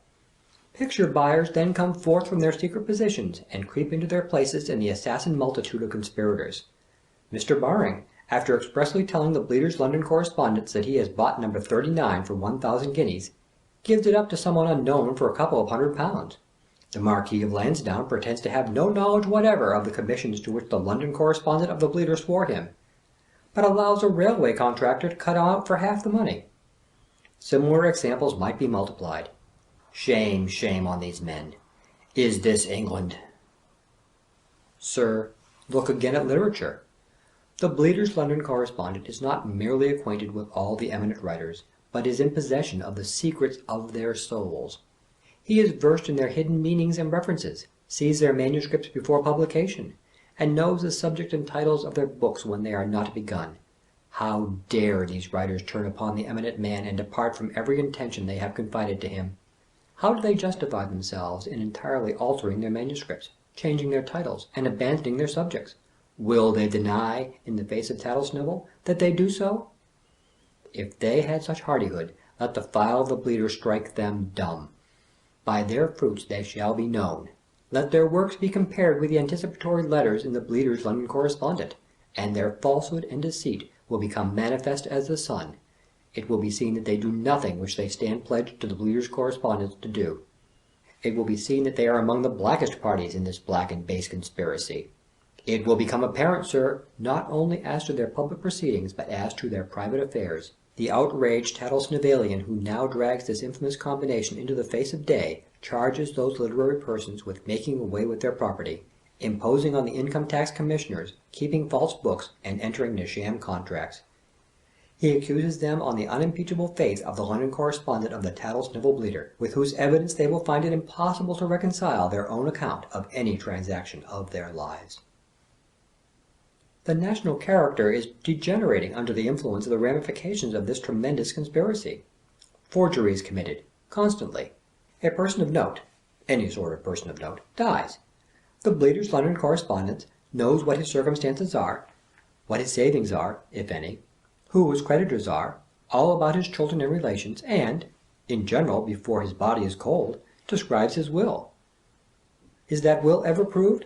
Never. Some other will is substituted, the real instrument destroyed, and this, as has been observed before, is England. Who are the workmen and artificers enrolled upon the books of this treacherous league? From what funds are they paid, and with what ceremonies are they sworn to secrecy? Are there none such? Observe what follows. A little time ago the Bleater's London correspondent had this passage: Bottleboy is pianoforte playing at St. Januaris's gallery, with pretty tolerable success. He clears £300 per night. Not bad, this. The builder of St. Januaris's gallery, plunged to the throat of the conspiracy, met with this piece of news, and observed, with characteristic coarseness, that the Bleater's London correspondent was a blind ass. Being pressed by a man of spirit to give his reasons for this extraordinary statement, he declared that the gallery, crammed to suffocation, would not hold £200, and that its expenses were, probably, at least half what it did hold. The man of spirit, himself a Tattlesnivellian, had the gallery measured within a week from that hour, and it would not hold 200 pounds. Now, can the poorest capacity doubt that it had been altered in the meantime?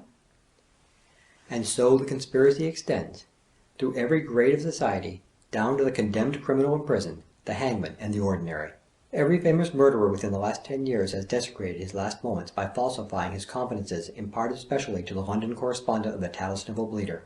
On every such occasion Mr. Calcott has followed the degrading example, and the reverend ordinary, forgetful of his cloth, and mindful only, it would seem, alas, of the conspiracy, has committed himself to some account or other of the criminal's demeanour and conversation, which has been diametrically opposed to the exclusive information of the London correspondent of the Bleater. And this, as have been observed, is merry England. A man of true genius, however, is not easily defeated. The Bleater's London correspondent, probably beginning to suspect the existence of a plot against him, has recently fallen on a new style, which, as being very difficult to countermine, may necessitate the organization of a new conspiracy. One of his masterly letters lately disclosed the adoption of this style, which was remarked with a profound sensation throughout Tattlesnivel, in the following passage. Mentioning literary small talk, I may tell you that some new and extraordinary rumours are afloat concerning the conversations I have previously mentioned, alleged to have taken place in the first floor front, situated over the street door, of Mr. Exameter, the poet so well known to your readers, in which Exameter's great uncle, his second son, his butcher, and a corpulent gentleman with one eye universally respected at Kensington, are said not to have been on the most friendly footing.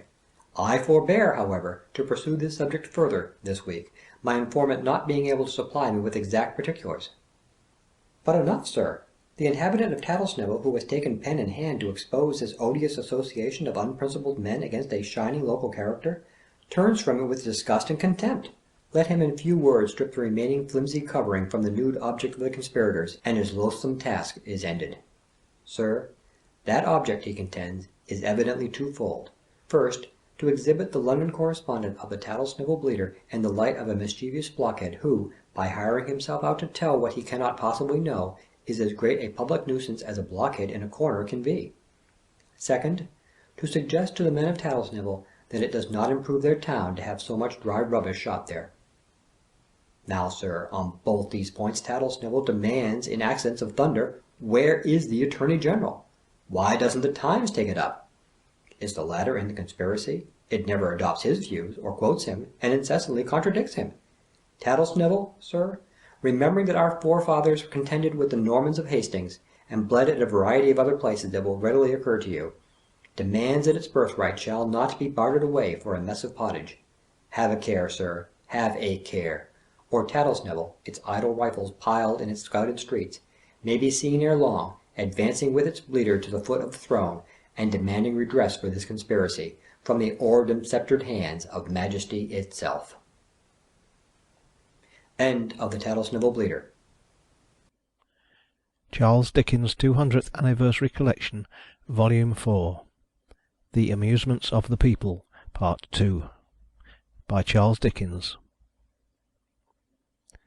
Mr. Whelks, being much in the habit of recreating himself at a class of theatres called saloons, we repaired to one of these not long ago, on a Monday evening, Monday being a great holiday night with Mr. Whelks and his friends.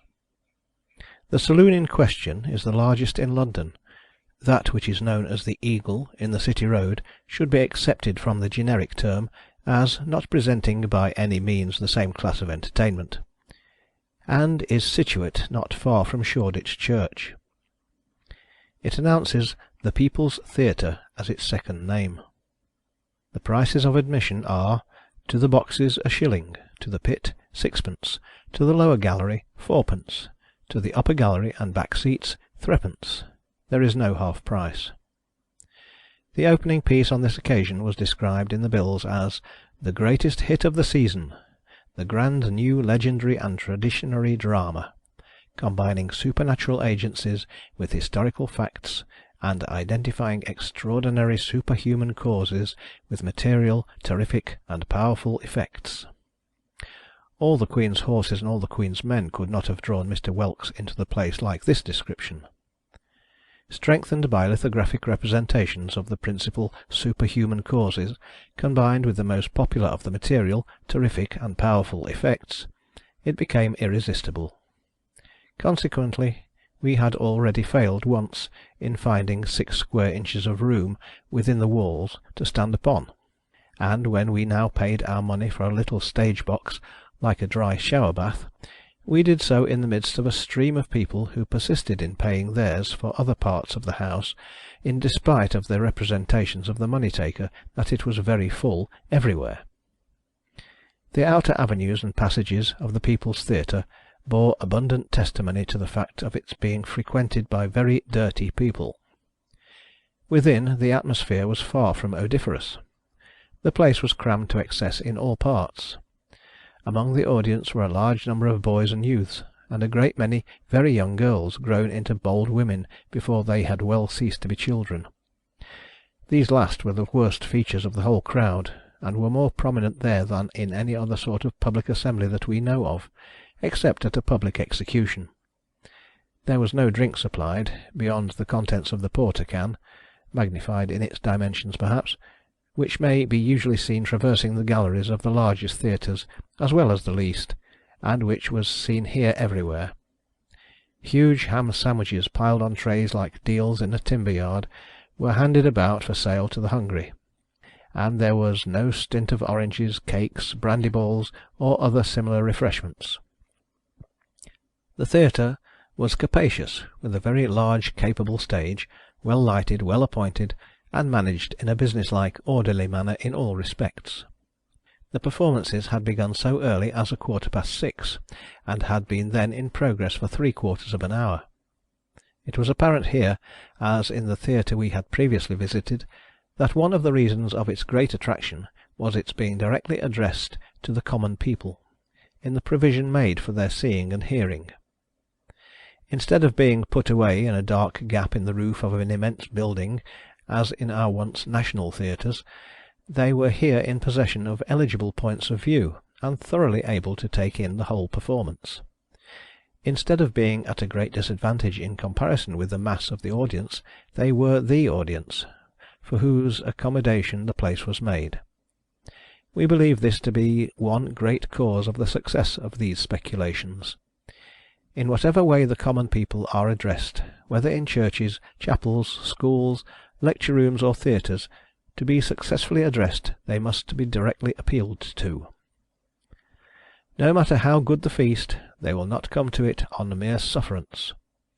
If, on looking around us, we find that the only things plainly and personally addressed to them, from quack medicines upwards, be bad or very defective things, so much the worse for them and for all of us, and so much the more unjust and absurd the system which has haughtily abandoned a strong ground to such occupation. We will add that we believe these people have a right to be amused. A great deal that we consider to be unreasonable is written and talked about not licensing these places of entertainment. We have already intimated that we believe a love of dramatic representations to be an inherent principle in human nature. In most conditions of human life of which we have any knowledge, from the Greeks to the Bosjesman, some form of dramatic representation has always obtained. Footnote. In the remoter interior of Africa, and among the North American Indians, this truth is exemplified in an equally striking manner. Who that saw the 4 grim, stunted, abject bush people at the Egyptian Hall, with 2 natural actors among them out of that number, one a male and the other a female, can forget how something human and imaginative gradually broke out on the little ugly man, when he was roused from crouching over the charcoal fire into giving a dramatic representation of the tracking of a beast, the shooting of it with poisoned arrows, and the creature's death. End of footnote. We have a vast respect for country magistrates and for the Lord Chamberlain, but we render greater deference to such extensive and immutable experience, and think it will outlive the whole existing court and commission.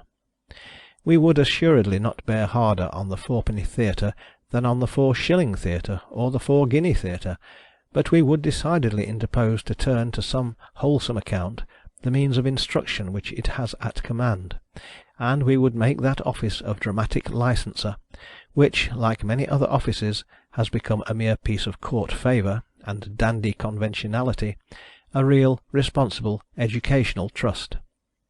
We would have it exercise a sound supervision over the lower drama, instead of stopping the career of a real work of art, as it did in the case of Mr. Chorley's play at the Surrey Theatre, but a few weeks since, for a sickly point of form. To return to Mr. Whelks. The audience, being able to see and hear, were very attentive. They were so closely packed that they took a little time in settling down after any pause, but otherwise the general disposition was to lose nothing, and to check, in no choice language, any disturber of the business of the scene.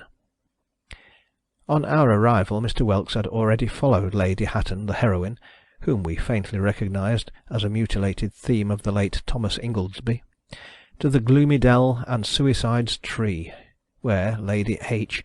had encountered the apparition of the dark man of doom, and heard the fearful story of the suicide. She had also signed the compact in her own blood, beheld the tombs rent asunder, seen skeletons start from their graves and gibber, mine, mine for ever, and undergone all these little experiences, each set forth in a separate line in the bill, in the compass of one act. It was not yet over, indeed, for we found a remote King of England, of the name of Enery, refreshing himself with the spectacle of a dance in a garden, which was interrupted by the thrilling appearance of the Demon. This superhuman cause, with black eyebrows slanting up to his temples, and red foil cheek-bones, brought the drop-curtain down as we took possession of our shower-bath. It seemed, on the curtain's going up again, that Lady Hatton had sold herself to the powers of darkness on very high terms, and was now overtaken by remorse, and by jealousy too, the latter passion being excited by the beautiful Lady Rodolpha, ward to the King. It was to urge Lady Hatton on to the murder of this young female, as well as we could make out, but both we and Mr. Whelks found the incidents complicated, that the Demon appeared once again in all his terrors. Lady Hatton had been leading a life of piety, but the Demon was not to have his bargain declared off, in right of any such artifices, and now offered a dagger for the destruction of Rodolpha. Lady Hatton, hesitating to accept this trifle from Tartarus, the Demon, for certain subtle reasons of his own, proceeded to entertain her with a view of the gloomy courtyard of a convent, and the apparitions of the skeleton monk and the King of Terrors. Against these superhuman causes, another superhuman cause, to wit, the ghost of Lady H.'s mother, came into play, and greatly confounded the powers of darkness by waving the sacred emblem over the head of the else devoted Rodolpha, and causing her to sink into the earth. Upon this, the Demon, losing his temper, fiercely invited Lady Hatton to behold the tortures of the damned, and straightway conveyed her to a grand and awful view of pandemonium, and lake of transparent rolling fire, whereof, and also of Prometheus chained and the vulture gnawing at his liver, Mr. Whelks was exceedingly derisive.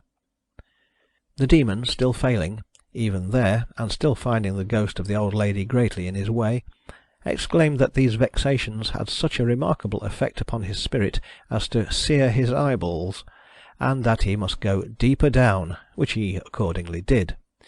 Hereupon it appeared that it was all a dream on Lady Hatton's part, and that she was newly married and uncommonly happy.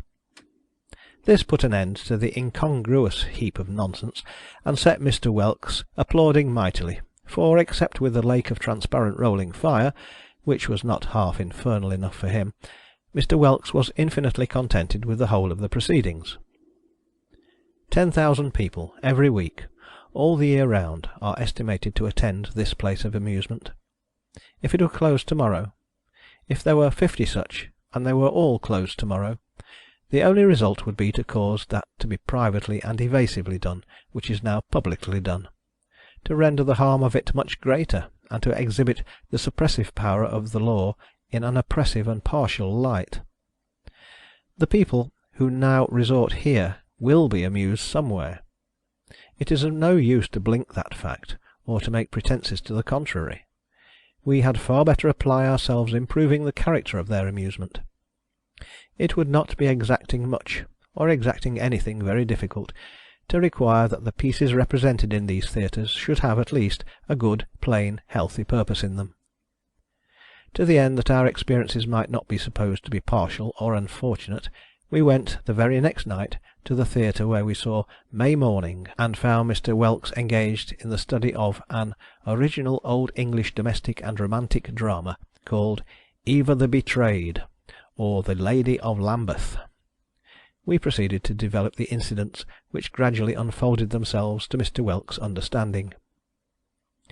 One Geoffrey Thornley the younger, on a certain fine morning, married his father's ward, Eva the Betrayed, the Lady of Lambeth. She had become the betrayed in right or in wrong of designing Geoffrey's machinations, for that corrupt individual, knowing her to be under promise of marriage to Walter Moore, a young mariner, of whom he was accustomed to make slighting mention as a minion, represented the said Moore to be no more, and obtained the consent of the too trusting Eva to their immediate union.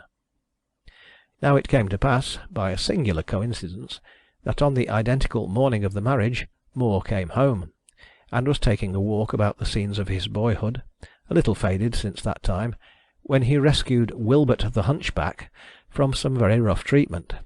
This misguided person, in return, immediately fell to abusing his preserver in round terms, giving him to understand that he, the preserved, hated mannerkind with two exceptions, one of them being the deceiving Geoffrey, whose retainer he was, and for whom he felt an unconquerable attachment, the other a relative, whom, in similar redundancy of emphasis, adapted to the requirements of Mr. Whelks, he called his assister. This misanthrope also made the cold-blooded declaration, "There was a time when I loved my fellow creatures till they despised me. Now I live only to witness man's disgrace and woman's misery." In furtherance of this amiable purpose of existence, he directed Moore to where the bridal procession was coming home from church, and Eva recognised Moore, and Moore reproached Eva, and there was a great to-do and a violent struggling before certain social villagers who were celebrating the event with morris dances.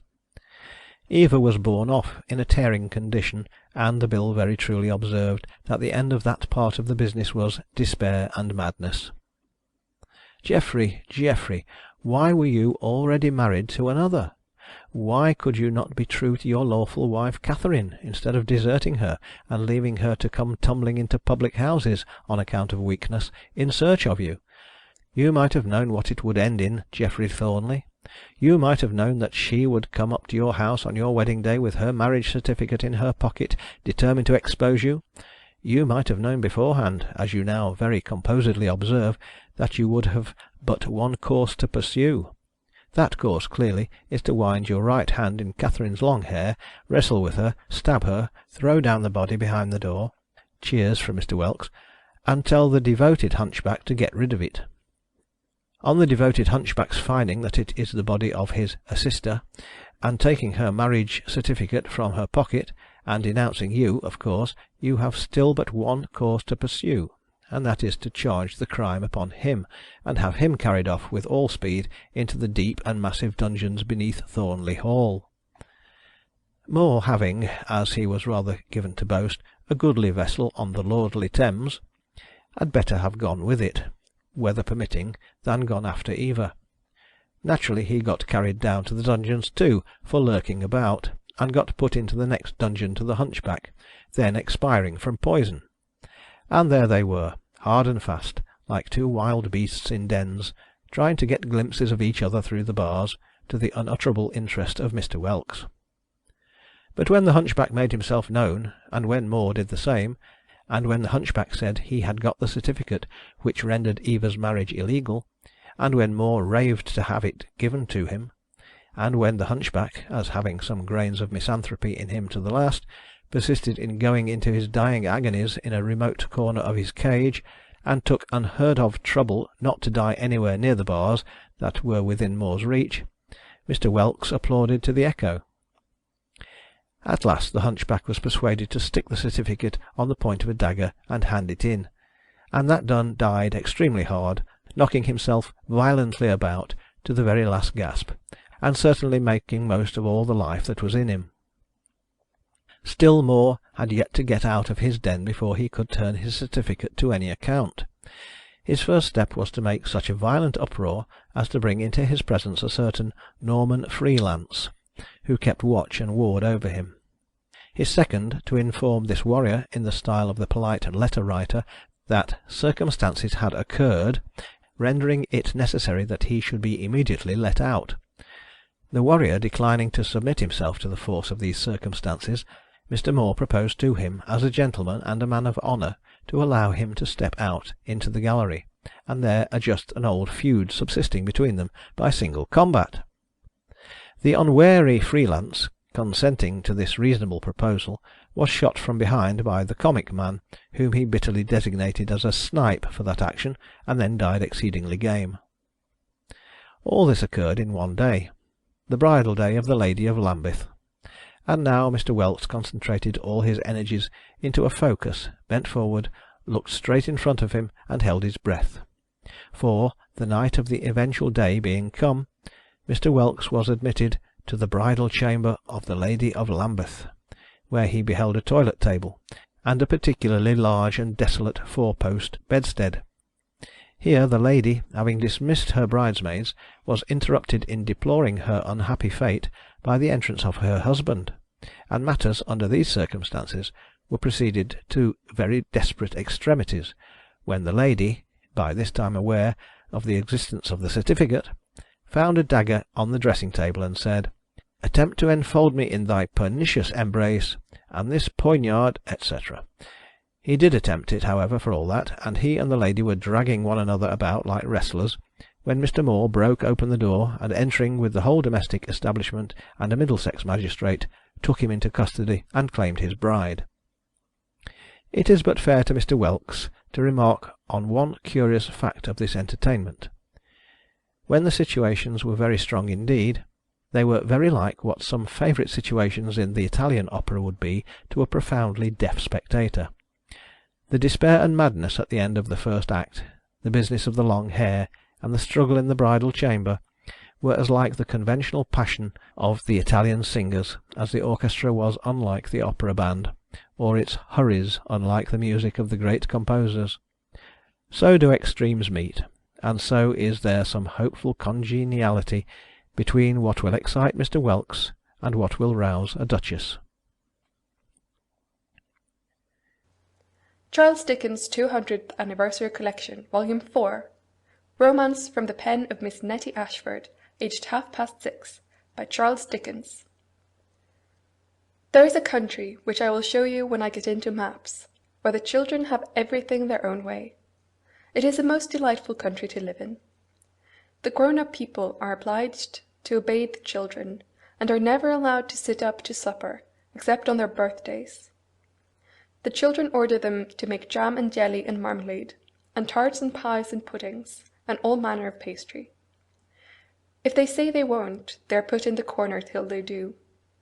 They are sometimes allowed to have some, but when they have some, they generally have powders given them afterwards. One of the inhabitants of this country, a truly sweet young creature of the name of Mrs. Orange, had the misfortune to be sadly plagued by her numerous family. Her parents required a great deal of looking after, and they had connections and companions who were scarcely ever out of mischief. So Mrs. Orange said to herself, "I really cannot be troubled with these torments any longer. I must put them all to school." Mrs. Orange took off her pinafore, and dressed herself very nicely, and took up her baby, and went out to call upon another lady of the name of Mrs. Lemon, who kept a preparatory establishment. Mrs. Orange stood upon the scraper to pull at the bell, and gave a ring-ting-ting.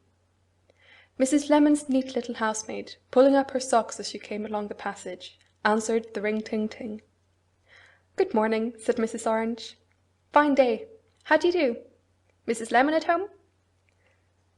"Yes, ma'am." "Will you see Mrs. Orange and baby?" "Yes, ma'am. Walk in." Mrs. Orange's baby was a very fine one, and real wax all over. Mrs. Lemon's baby was leather and brown. However, When Mrs. Lemon came into the drawing-room with her baby in her arms, Mrs. Orange said politely, "Good morning. Fine day. How do you do? And how's little Tootleumboots?" "Well, she is but poorly. Cutting her teeth, ma'am," said Mrs. Lemon. "Oh, indeed, ma'am," said Mrs. Orange. "No fits, I hope?" "No, ma'am." "How many teeth has she, ma'am?" "5, ma'am." "My Amelia, ma'am, has 8," said Mrs. Orange. "Shall we lay them on the mantelpiece, side by side, while we converse?" "By all means, ma'am," said Mrs. Lemon. "Hem!" "The first question is, ma'am," said Mrs. Orange, "I don't bore you?" "Not in the least, ma'am," said Mrs. Lemon. "Far from it, I assure you." "Then pray have you," said Mrs. Orange, "have you any vacancies?" "Yes, ma'am. How many might you require?" "Why, the truth is, ma'am," said Mrs. Orange, "I have come to the conclusion that my children— oh, I forgot to say that they call the grown-up people children in that country— that my children are getting positively too much for me. Let me see. 2 parents, 2 intimate friends of theirs, 1 godfather, 2 godmothers, and an aunt. Have you as many as 8 vacancies?" "I have just 8, ma'am," said Mrs. Lemon. "Most fortunate! Terms moderate, I think?" "Very moderate, ma'am." "Diet good, I believe?" "Excellent, ma'am." "Unlimited?" "Unlimited." "Most satisfactory. Corporal punishment dispensed with?" "Why, we do occasionally shake," said Mrs. Lemon, "and we have slapped, but only in extreme cases." "Could I, ma'am?" said Mrs. Orange. "Could I see the establishment?" "With the greatest of pleasure, ma'am," said Mrs. Lemon. Mrs. Lemon took Mrs. Orange into the schoolroom, where there were a number of pupils. "Stand up, children," said Mrs. Lemon, and they all stood up. Mrs. Orange whispered to Mrs. Lemon, "There is a pale bald child, with red whiskers, in disgrace. Might I ask what he has done?" "Come here, White," said Mrs. Lemon, "and tell this lady what you have been doing." "Betting on horses," said White sulkily. "Are you sorry for it, you naughty child?" said Mrs. Lemon. "No," said White. "Sorry to lose, but shouldn't be sorry to win." "There's a vicious boy for you, ma'am," said Mrs. Lemon. "Go along with you, sir. This is Brown, Mrs. Orange. Oh, a sad case, Brown's. Never knows when he has had enough. Greedy. How's your gout, sir?" "Bad," said Brown. "What else can you expect?" said Mrs. Lemon. "Your stomach is the size of 2. Go and take exercise directly. Mrs. Black, come here to me. Now, here's a child, Mrs. Orange, ma'am, who is always at play. She can't be kept at home a single day together, always gadding about and spoiling her clothes. Play, play, play, play, from morning to night, and to morning again. How can she expect to improve?" "Don't expect to improve," sulked Mrs. Black. "Don't want to." "There's a specimen of her temper, ma'am," said Mrs. Lemon. "To see her when she is tearing about, neglecting everything else, you would suppose her to be at least good-humoured. But bless you, ma'am, she is as pert and flouncing a minx as ever you met with in all your days."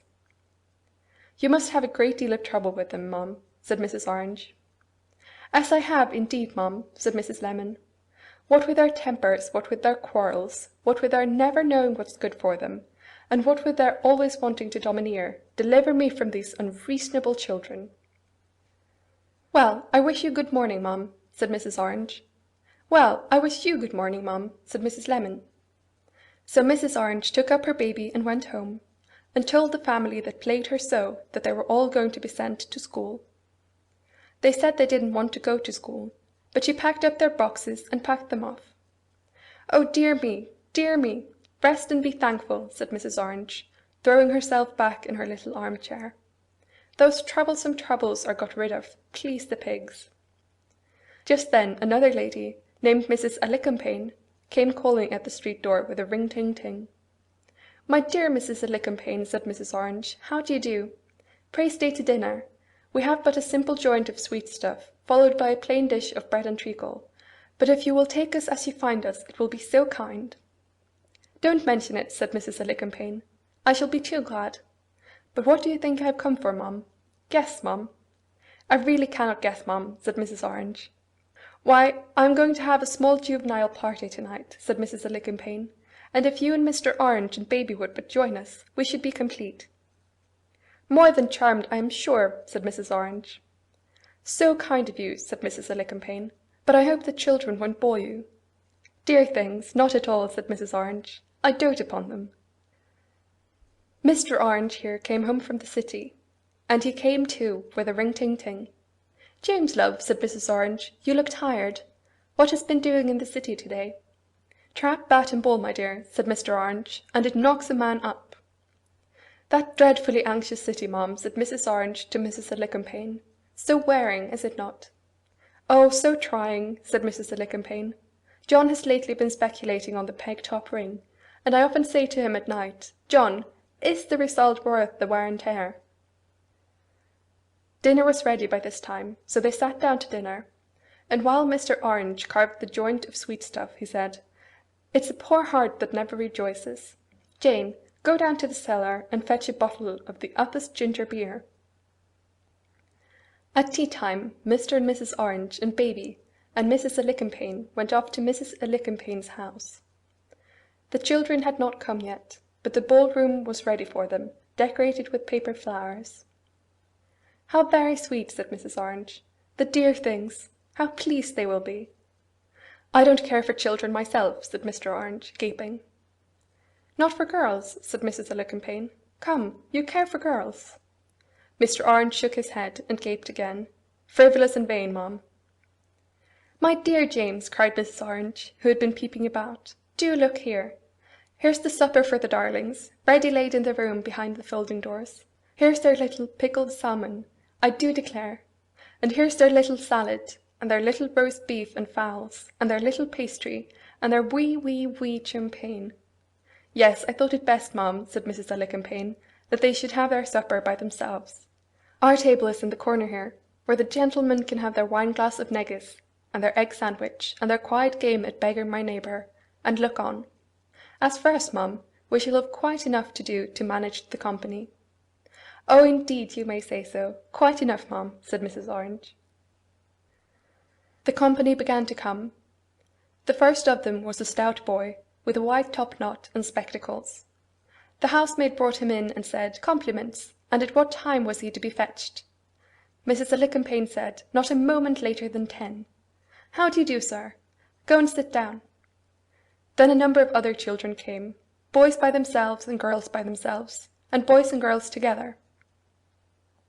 They didn't behave at all well. Some of them looked through quizzing glasses at others, and said, "Who are those? Don't know them." Some of them looked through quizzing glasses at others, and said, "How do?" Some of them had cups of tea or coffee handed to them by others, and said, "Thanks much." A good many boys stood about, and felt their shirt collars. 4 tiresome fat boys would stand in the doorway and talk about the newspapers, till Mrs. Alicumpaine went to them and said, "My dears, I really cannot allow you to prevent people from coming in. I shall be truly sorry to do it, but if you put yourself in everybody's way, I must positively send you home." One boy, with a beard and a large white waistcoat, who stood straddling on the hearthrug, warming his coat-tails, was sent home. "Highly incorrect, my dear," said Mrs. Alicumpaine, handing him out of the room, "and I cannot permit it." There was a children's band, harp, cornet, and piano, and Mrs. Alicumpaine and Mrs. Orange bustled among the children to persuade them to take partners and dance. But they were so obstinate. For quite a long time they would not be persuaded to take partners and dance. Most of the boys said, "Thanks much, but not at present." And most of the rest of the boys said, "Thanks much, but never do." "Oh, these children are very wearing," said Mrs. Alicumpaine to Mrs. Orange. "Dear things, I dote upon them, but they are wearing," said Mrs. Orange to Mrs. Alicumpaine. At last they did begin in a slow and melancholy way to slide about to the music, though even then they wouldn't mind what they were told, but would have this partner and wouldn't have that partner, and showed temper about it. And they wouldn't smile, no, not on any account they wouldn't, but, when the music stopped, went round and round the room in dismal twos, as if everybody else was dead. "Oh, it's very hard indeed to get these vexing children to be entertained," said Mrs. Alicumpaine to Mrs. Orange. "I dote upon the darlings, but it is hard," said Mrs. Orange to Mrs. Alicumpaine. They were trying children, that's the truth. First they wouldn't sing when they were asked, and then, when everybody fully believed they wouldn't, they would. "If you serve us so any more, my love," said Mrs. Alicumpaine to a tall child, with a good deal of white back, in mauve silk trimmed with lace, "it will be my painful privilege to offer you a bed, and to send you to it immediately." The girls were so ridiculously dressed, too, that they were in rags before supper. How could the boys help treading on their trains? And yet, when their trains were trodden on, they often showed temper again, and looked as black, they did. However, they all seemed to be pleased when Mrs. Alicumpaine said, "Supper is ready, children," and they went crowding and pushing in as if they had had dry bread for dinner. "How are the children getting on?" said Mr. Orange to Mrs. Orange, when Mrs. Orange came to look after baby. Mrs. Orange had left baby on a shelf near Mr. Orange, while he played beggar my neighbour, and had asked him to keep his eye upon her now and then. "Most charmingly, my dear," said Mrs. Orange. "So droll to see their little flirtations and jealousies. Do come and look." "Much obliged to you, my dear," said Mr. Orange, "but I don't care about children myself." So Mrs. Orange, having seen that baby was safe, went back without Mr. Orange to the room where the children were having supper. "What are they doing now?" said Mrs. Orange to Mrs. Alicumpaine. "They are making speeches, and playing at Parliament," said Mrs. Alicumpaine to Mrs. Orange. On hearing this, Mrs. Orange set off once more back again to Mr. Orange, and said, "James, dear, do come. The children are playing at Parliament." "Thank you, my dear," said Mr. Orange, "but I don't care about Parliament myself." So Mrs. Orange went once again without Mr. Orange to the room where the children were having supper, to see them playing at Parliament. And she found some of the boys crying, "Hear, hear, hear," while other boys cried, "No, no," and others, "Question," "Spoke," and all sorts of nonsense that ever you heard. Then one of those tiresome fat boys, who had stopped the doorway, told them he was on his legs, as if they couldn't see that he wasn't on his head or on anything else, to explain, and that, with the permission of his honourable friend, if he would allow him to call him so, another tiresome boy bowed. He would proceed to explain. Then he went on for a long time in a sing-song, whatever he meant, did this troublesome fat boy, about what he held in his hand a glass, and about that he had come down to that house that night to discharge what he would call a public duty, and about that, on the present occasion, he would lay his hand, his other hand, upon his heart, and would tell honourable gentlemen that he was about to open the door to general approval. Then he opened the door by saying, "To our hostess," and everybody else said, "To our hostess," and then there were cheers. Then another tiresome boy started up in sing-song, and then half a dozen noisy and nonsensical boys at once. But at last Mrs. Alicumpaine said, "I cannot have this din. Now, children, you have played at Parliament very nicely, but Parliament gets tiresome after a little while, and it's time you left off, for you will soon be fetched." After another dance, with more tearing to rags than before supper, they began to be fetched, and you will be very glad to be told that the tiresome fat boy who had been on his legs was walked off first without any ceremony. When they were all gone, poor Mrs. Alicumpaine dropped upon a sofa and said to Mrs. Orange, "These children will be the death of me at last, ma'am. They will indeed." "I quite adore them, ma'am," said Mrs. Orange, "but they do want variety." Mr. Orange got his hat, and Mrs. Orange got her bonnet and her baby, and they set out to walk home. They had to pass Mrs. Lemon's preparatory establishment on their way. "I wonder, James dear," said Mrs. Orange, looking up at the window, "whether the precious children are asleep." "I don't care much whether they are or not, myself," said Mr. Orange. "James dear!" "You dote upon them, you know," said Mr. Orange. "That's another thing." "I do," said Mrs. Orange rapturously. "Oh, I do!" "I don't," said Mr. Orange. "But I was thinking, James love," said Mrs. Orange, pressing his arm, "whether our dear, good, kind Mrs. Lemon would like them to stay the holidays with her." "If she was paid for it, I dare say she would," said Mr. Orange. "I adore them, James," said Mrs. Orange, "but suppose we pay her, then?" This was what brought that country to such perfection, and made it such a delightful place to live in. The grown-up people, that would be in other countries, soon left off being allowed any holidays after Mr. and Mrs. Orange tried the experiment, and the children, that would be in other countries, kept them at school as long as ever they lived, and made them do whatever they were told. End of Romance from the pen of Miss Nettie Ashford, aged 6:30. Charles Dickens' 200th Anniversary Collection, Volume 4, Section 7, by Charles Dickens. A Message from the Sea. Chapter 1. The Village. And a mighty singular and pretty place it is, as ever I saw in all the days of my life, said Captain Jorgan, looking up at it. Captain Jorgan had to look high to look at it, for the village was built sheer up the face of a steep and lofty cliff. There was no road in it, there was no wheeled vehicle in it, there was not a level yard in it, for the sea beach stood a clipped off of two irregular rows of white houses, placed opposite to one another, and twisting here and there and here, rose, like the sides of a long succession of stages, of crooked ladders, and you climb up the village or climb down the village by the staves between, some 6 feet wide or so, and made of sharp, irregular stones. The old pack saddle, long laid aside in most parts of England as one of the appendages of its infancy, flourished here intact. Strings of pack horses and pack donkeys strolled slowly up the staves of the ladders, bearing fish and coal and such other cargo as on shipping at the pier from the dancing fleet of village boats, and from 2 or 3 little coasting traders. As the beasts of burden ascended laden, or descended light, they got so lost at intervals in the floating clouds of village smoke, that they seemed to dive down some of the village chimneys, and come to the surface again far off, high above others. No 2 houses in the village were alike, in chimney, size, shape, door, window, gable, roof-tree, anything.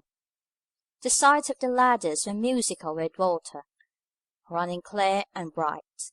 The staves were musical with the clattering feet of the pack horses and pack donkeys, and the voices of the fishermen urging them up, mingled with the voices of the fishermen's wives and many children.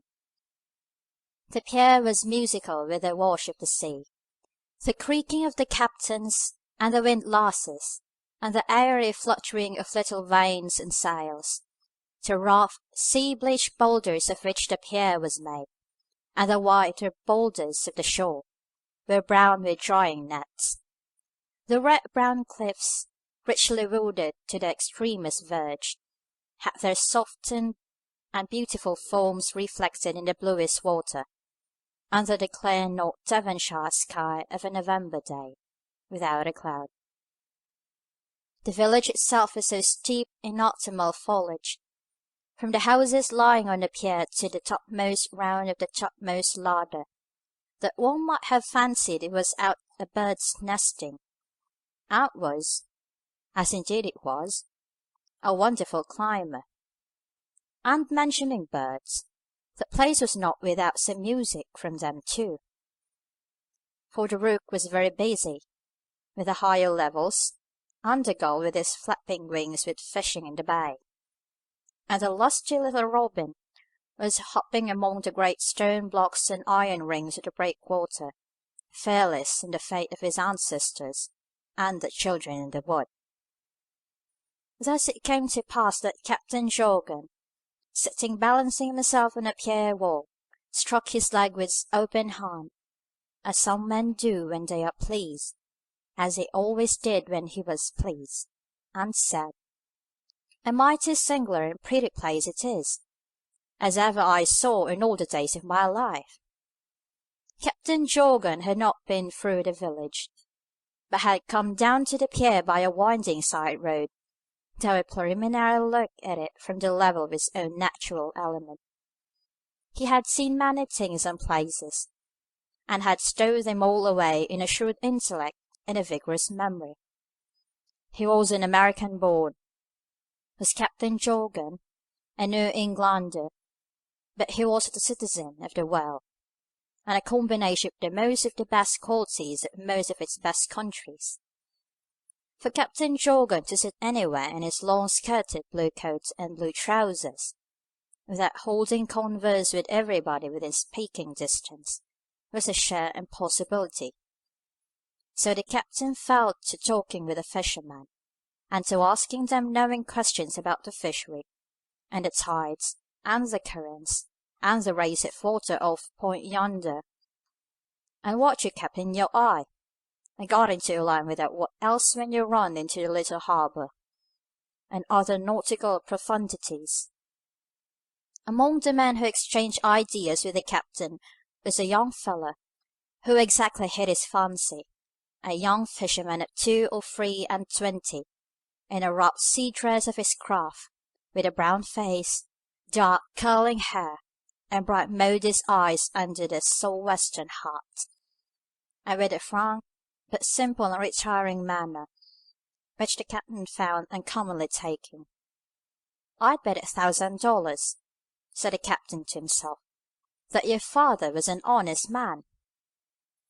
"Might you be married now?" asked the captain, when he had some talk with his new acquaintance. "Not yet." "Going to be?"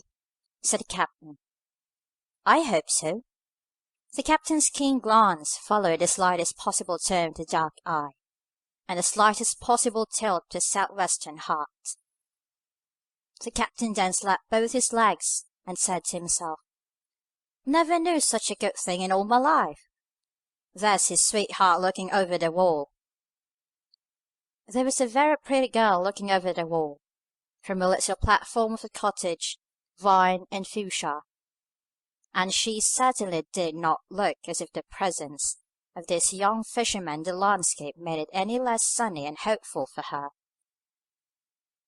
Captain Jorgan, having doubled himself up to laugh with that hearty good nature which is quite exultant in the innocent happiness of other people, had endowed himself, and was going to start a new subject, when there appeared coming down the lower ladder stern a man whom he hailed as Tom Pettifer, ho!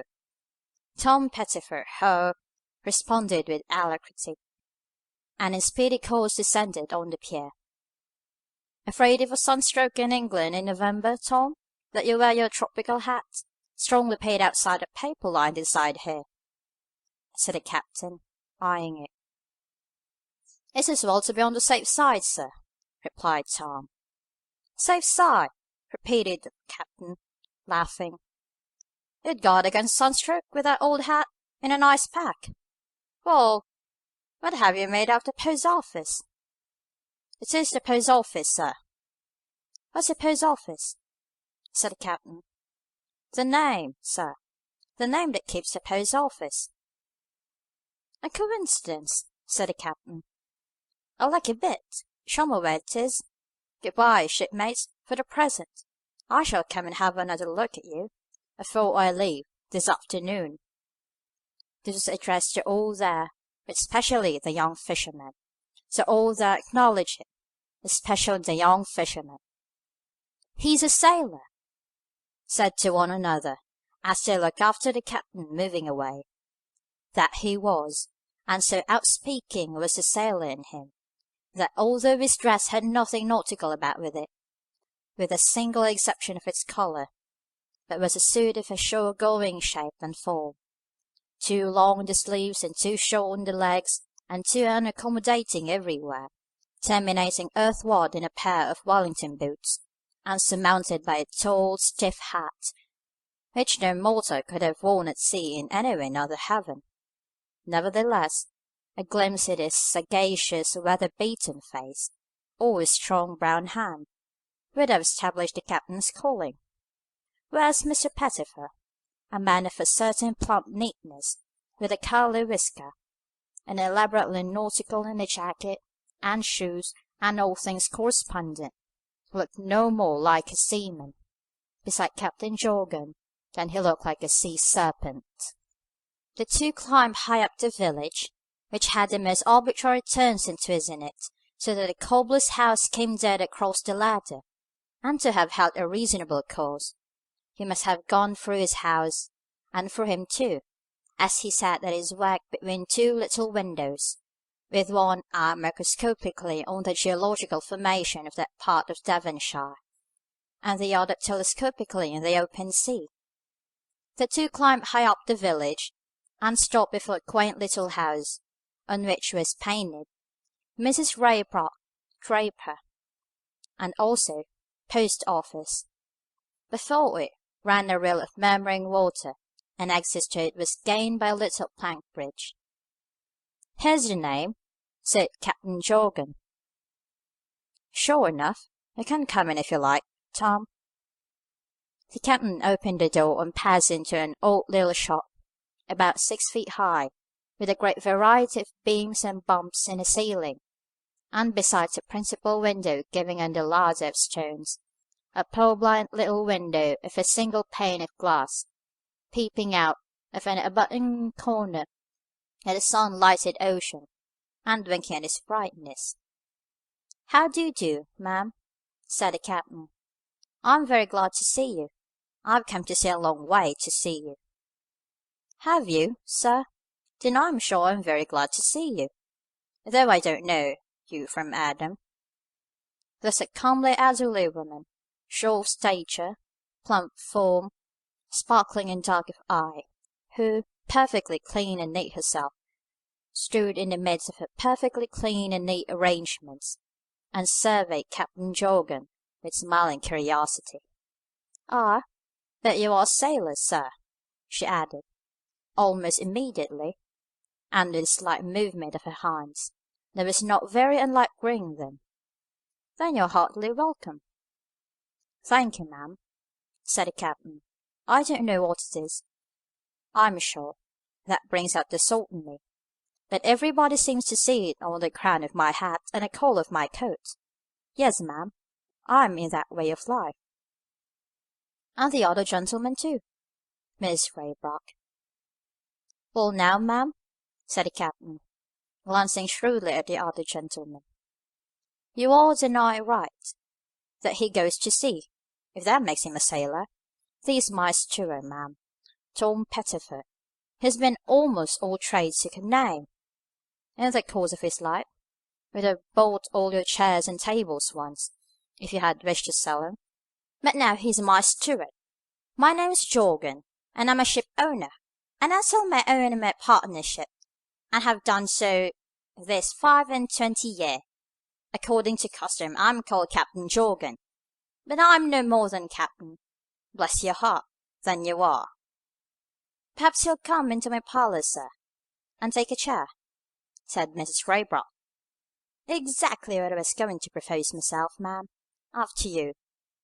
Thus replying, and enjoining Tom to give an eye to the shop, Captain Jorgan followed Mrs. Raybrock into a little low back room, decorated with divers plants and pots, tea trays, old china teapots, and punch bowls, which was at once the private sitting room of Raybrock family, and the inner cabinets of the post office of the village of Steepways.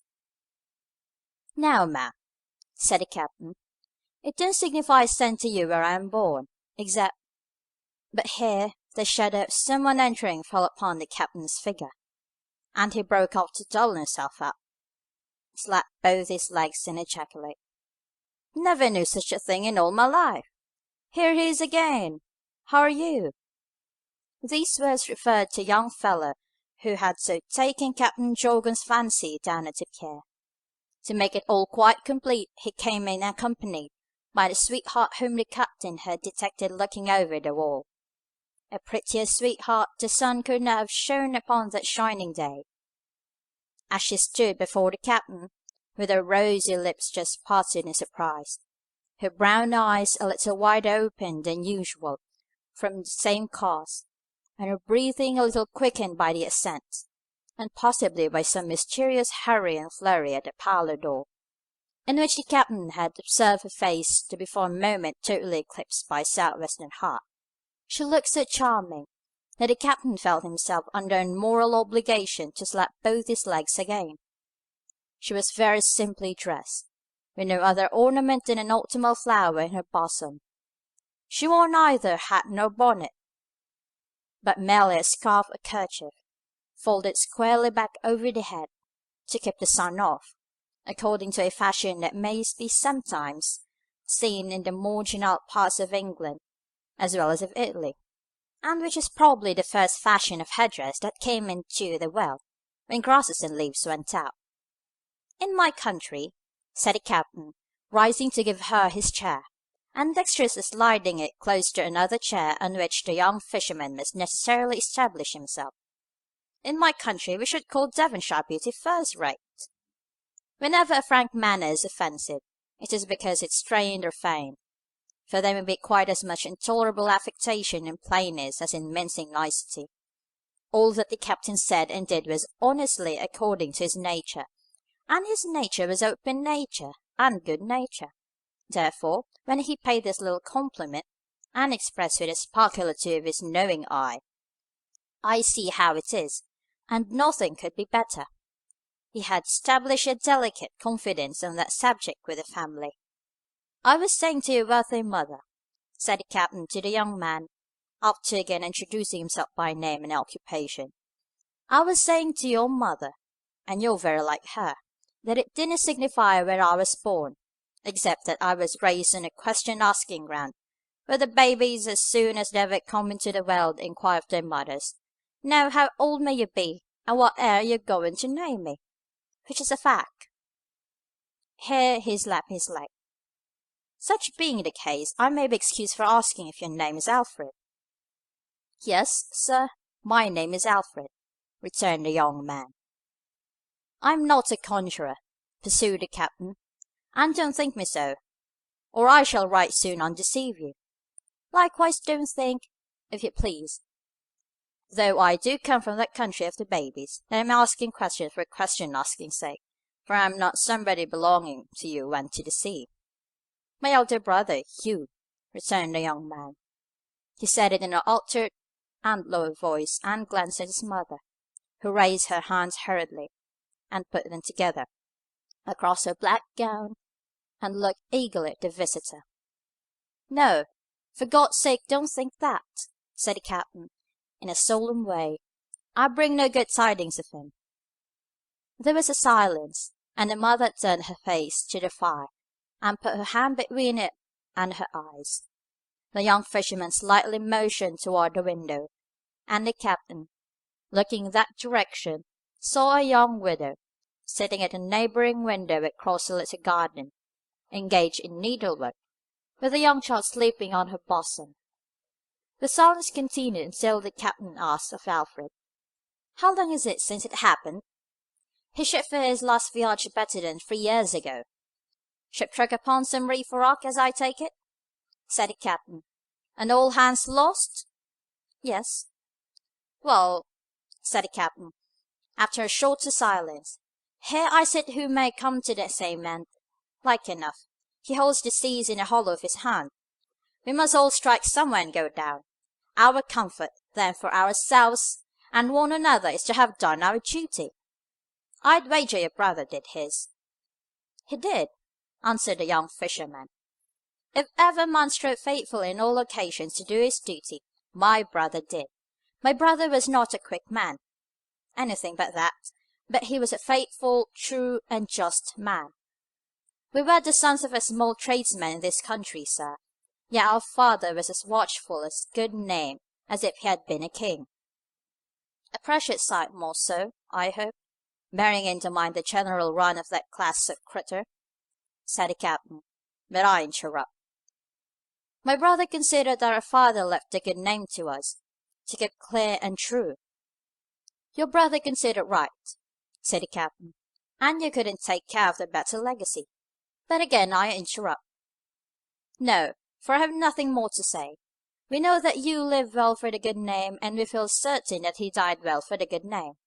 And now it has come to my keeping, and that's all." "Well spoken!" cried the captain.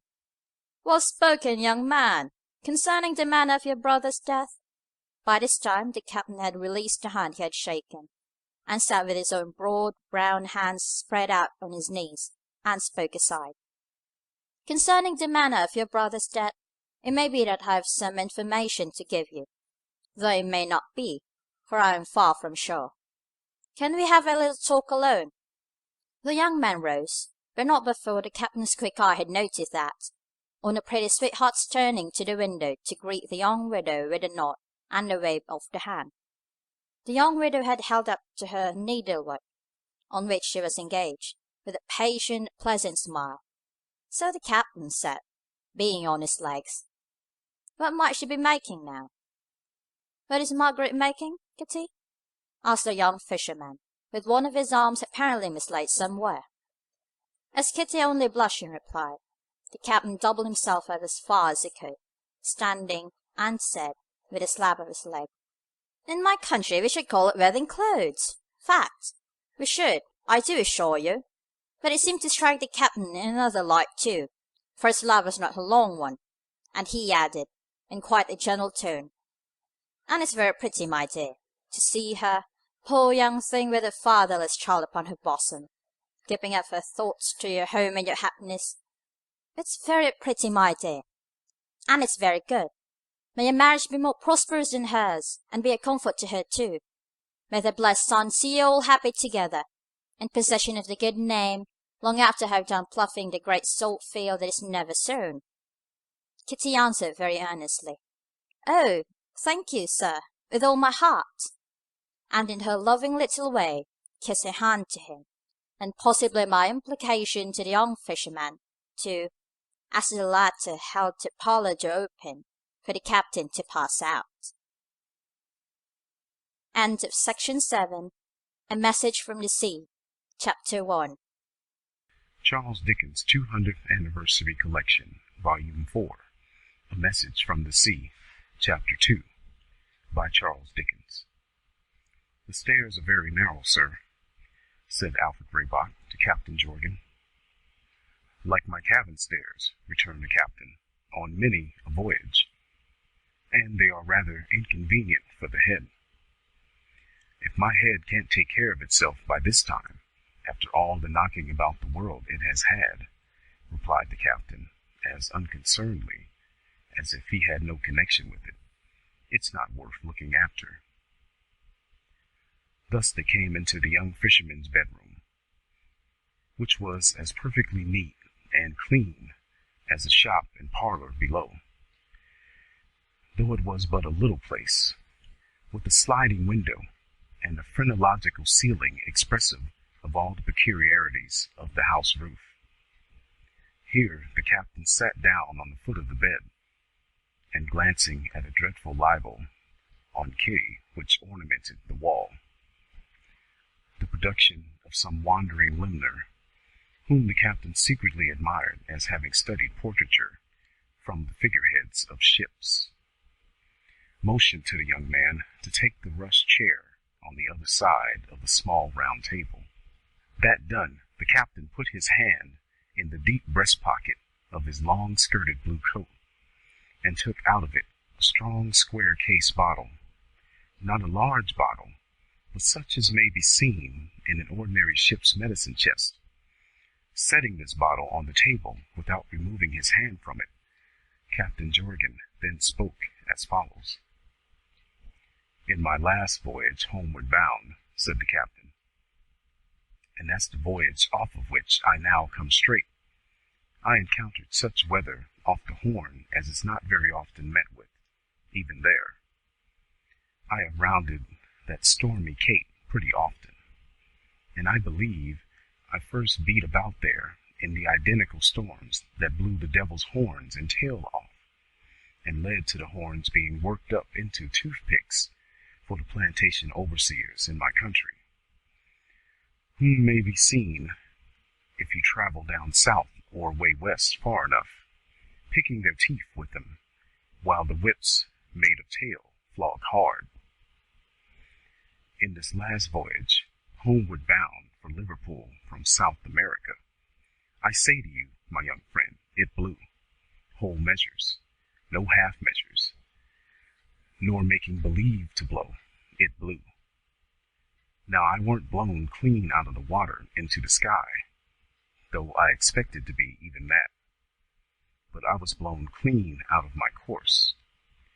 And when at last it fell calm, it fell dead calm, and the strong current set one way, day and night, night and day, and I drifted, drifted, drifted, out of all the ordinary tracks and courses of ships, and drifted yet, and yet drifted. It behooves a man who takes charge of fellow critters' lives never to rest from making himself master of his calling. I never did rest, and consequently I knew pretty well, especially looking over the side in the dead calm of that strong current, what dangers to expect and what precautions to take against them. In short, we were driving head on to an island. There was no island in the chart, and therefore you may say it was ill manners in the island to be there.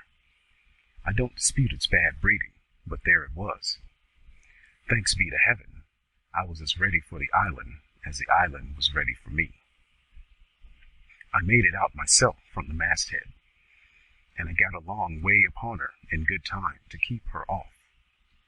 I ordered a boat to be lowered and manned, and went in that boat myself to explore the island. There was a reef outside it, and floating in a corner of the smooth water within the reef was a heap of seaweed, and entangled in that seaweed was this bottle. Here the captain took his hand from the bottle for a moment, that the young fisherman might direct a wondering glance at it, and then replaced his hand and went on. If you ever come, or even if you don't come, to a desert place, use your eyes and your spyglass well, for the smallest thing you see may prove of use to you, and may have some information or some warning in it. That's the principle on which I came to see this bottle.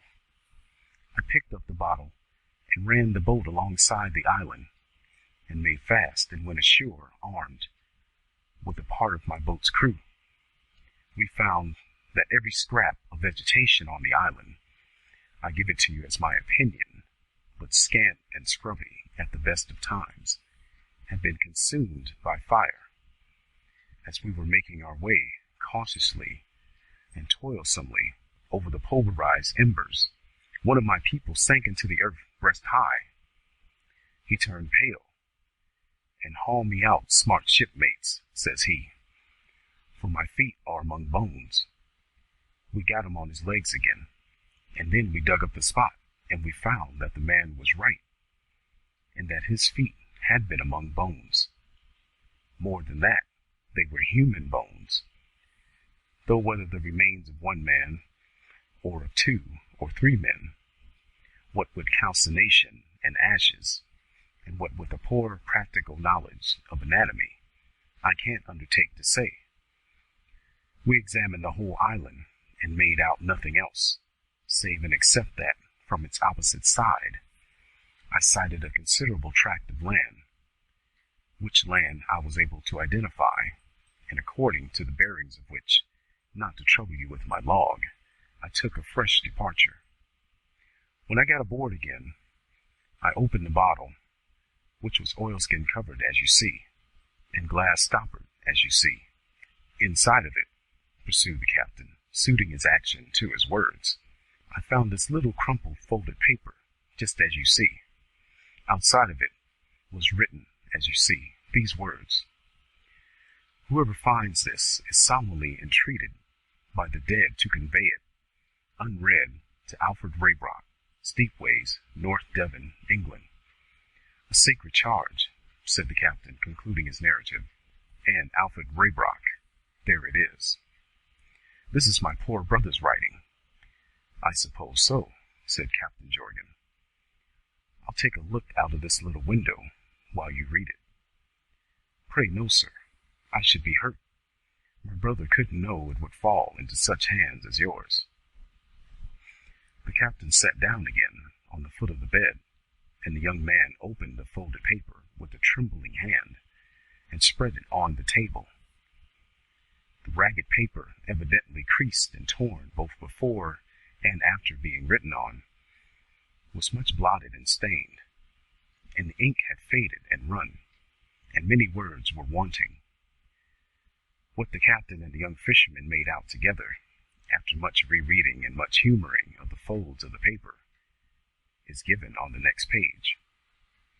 The young fisherman had become more and more agitated as the writing had become clearer to him.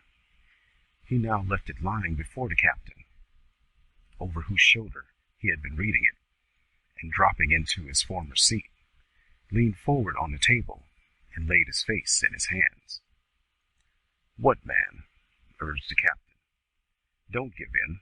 Be up and doing like a man." "It is selfish, I know. But doing what? Doing what?" cried the young fisherman, in complete despair and stamping his sea boot on the ground. "Doing what?" returned the captain. "Something.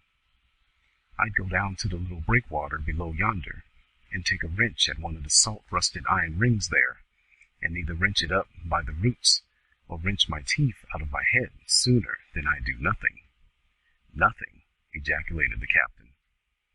"Any fool or fainting heart can do that, and nothing can come of nothing," which was pretended to be found out, I believe, by one of them Latin critters, said the captain with the deepest disdain, as if Adam hadn't found it out, afore ever he so much as named the beast.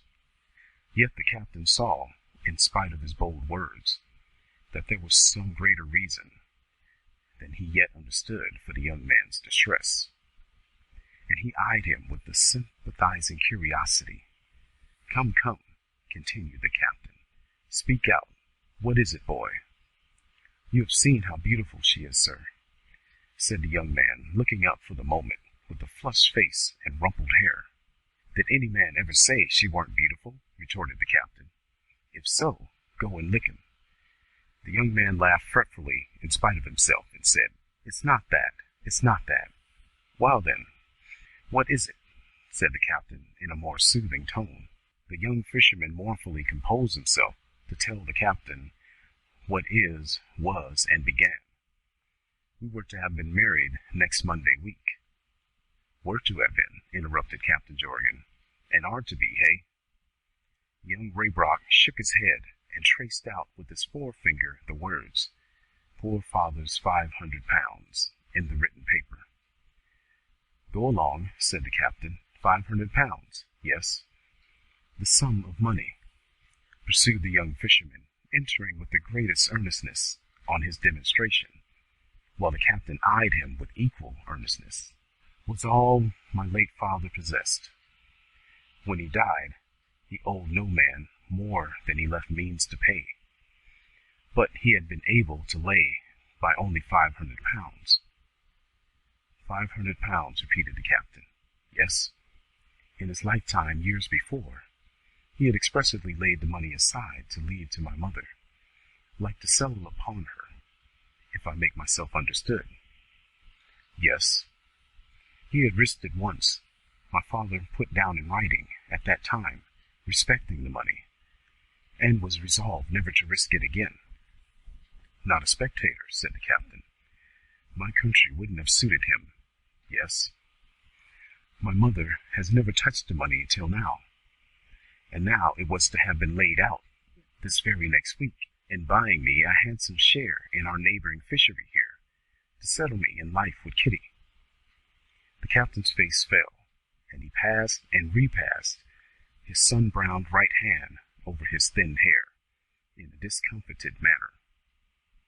"Kitty's father has no more than enough to live on, even in the sparing way in which we live around here. He is a kind of bailiff or steward of manor rights here, and they are not much, and it is but a poor little office. He was better off once, and Kitty must never marry to mere drudgery and hard living." The captain still sat stroking his thin hair and looking at the young fisherman. "I am as certain that my father had no knowledge that anyone was wronged as to this money, or that any restitution ought to be made, as I am certain that the sun now shines. But after this solemn warning from my brother's grave in the sea, that the money is stolen money, said young Raybrock, forcing himself to the utterance of the words. Can I doubt it? Can I touch it? About not doubting, I ain't so sure, observed the captain. But about not touching, no, I don't think you can. See then, said young Raybrock, why am I so grieved? Think of Kitty. Think of what I have got to tell her. His heart quite failed him again when he had come around to that, and he once more beat his sea boots softly on the floor. But not for long. He soon began again, in a quietly resolute tone. However, enough of that. You spoke some brave words to me just now, Captain Jorgan, and they shall not be spoken in vain. I have got to do something. What I've got to do, before all other things, is to trace out the meaning of this paper, for the sake of the good name that has no one else to put it right. And still for the sake of the good name and my father's memory, not a word of this writing must be breathed to my mother, or to Kitty, or to any human creature. You agreed in this?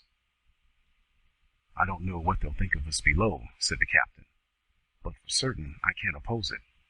Now, as to tracing, how will you do? They both, as by consent, bent over the paper again, and again carefully puzzled out the whole of the writing. I make out that this would stand, if all the writing was here. Inquire among the old men living there, for someone, most like he'll go to the village named here, said the captain, musing with his finger on the name. Yes, and Mr. Tregarthen is a Cornishman, and to be sure, comes from Lanrean. Does he? Said the captain quietly. As I ain't acquainted with him, who may he be? Mr. Tregarthen is Kitty's father. Aye, aye, cried the captain. Now you speak. Tregarthen knows this village of Lanrean, then. Beyond all doubt he does. I have often heard him mention it as being his native place. He knows it well. Stop half a moment, said the captain. We want a name here. You could ask Tregarthen, or if you couldn't, I could, what names of old men he remembers in his time in those diggings, eh? I can go straight to his cottage and ask him now. Take me with you, said the captain, rising in a solid way that had a most comfortable reliability in it. And just a word more first. I have knocked about harder than you, and have got along further than you. I have had all my sea-going life long to keep my wits polished bright with acid and friction, like the brass cases of the ship's instruments. I'll keep you company on this expedition. Now you don't live by talking any more than I do. Clench that hand of yours in this hand of mine, and that's a speech on both sides. Captain Jorgan took command of the expedition with that hearty shake. He at once refolded the paper exactly as before, replaced it in the bottle, put the stopper in, put the oilskin over the stopper, confided the whole to young Raybrock's keeping, and led the way downstairs. But it was harder navigation below stairs than above. The instant they set foot in the parlor, the quick womanly eye detected that there was something wrong. Kitty exclaimed, frightened, as she ran to her lover's side, "Alfred, what's the matter?"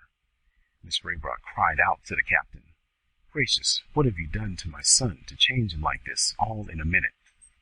And the young widow, who was there with her work upon her arm, was at first so agitated that she frightened the little girl she held in her hand, who hid her face in her mother's skirts and screamed.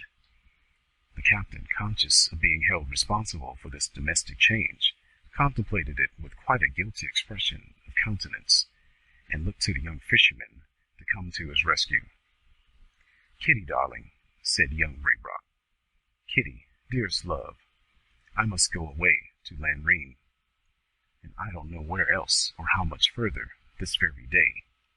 Worse than that, our marriage, Kitty, must be put off, and I don't know for how long."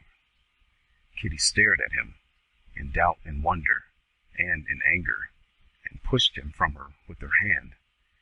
"Put off!" cried Miss Raybrock. "The marriage put off! And you going to Lanrean? Why, in the name of the dear Lord?" "Mother dear, I can't say why. I must not say why. It would be dishonorable and undutiful to say why." "Dishonorable and undutiful," returned the dame. "And there is nothing dishonorable or undutiful in a boy's breaking the heart of his own plighted love, and his mother's heart too, for the sake of the dark secrets and counsels of a wicked stranger. Why did you ever come here?" She apostrophized the innocent captain. "Who wanted you? Where did you come from? Why couldn't you rest in your own bad place, wherever it is, instead of disturbing the peace of quiet, unoffending folk like us?" "And what," sobbed poor little Kitty, "have I ever done to you, you hard and cruel captain, that you should come and serve me so?" And then they both began to weep pitifully, while the captain could only look from one to the other, and lay hold of himself by the coat collar. "Margaret," said the poor young fisherman, on his knees at Kitty's feet, while Kitty kept both hands before her tearful face to shut out the traitor from the view, but kept her fingers wide asunder and looked at him all the time. "Margaret, you have suffered so much, so uncomplainingly, and are always so careful and considerate. Do take my part, for poor Hugh's sake." The quiet Margaret was not appealed to in vain. "I will, Alfred," she returned, "and I do. I wish this gentleman had never come near us," whereupon the captain laid hold of himself the tighter. "But I take your part for all that. I am sure you have some strong reason and some sufficient reason for what you do, strange as it is, and even for not saying why you do it, strange as that is. And Kitty, darling, you are bound to think so more than anyone, for true love believes everything, and bears everything, and trusts everything. And mother dear, you are bound to think so too, for you have been blessed with good sons, whose word was always as good as their oath, and who were brought up in as true a sense of honor as any gentleman in this land. And I am sure you have no more call, mother, to doubt your living son than to doubt your dead son. And for the sake of the dear dead, I stand up for the dear living." "Well now," the captain struck in, with enthusiasm, "this I say, that whether your opinions flatter me or not, you are a woman of sense and spirit and feeling, and I sooner have you by my side in the hour of danger than a good half of the men I've ever fallen in with, or fallen out with either." Margaret did not return the captain's compliment, or appear fully to reciprocate his good opinion, but she applied herself to the consolation of Kitty and of Kitty's mother-in-law that was to have been next Monday week, and soon restored the parlor to a quiet condition.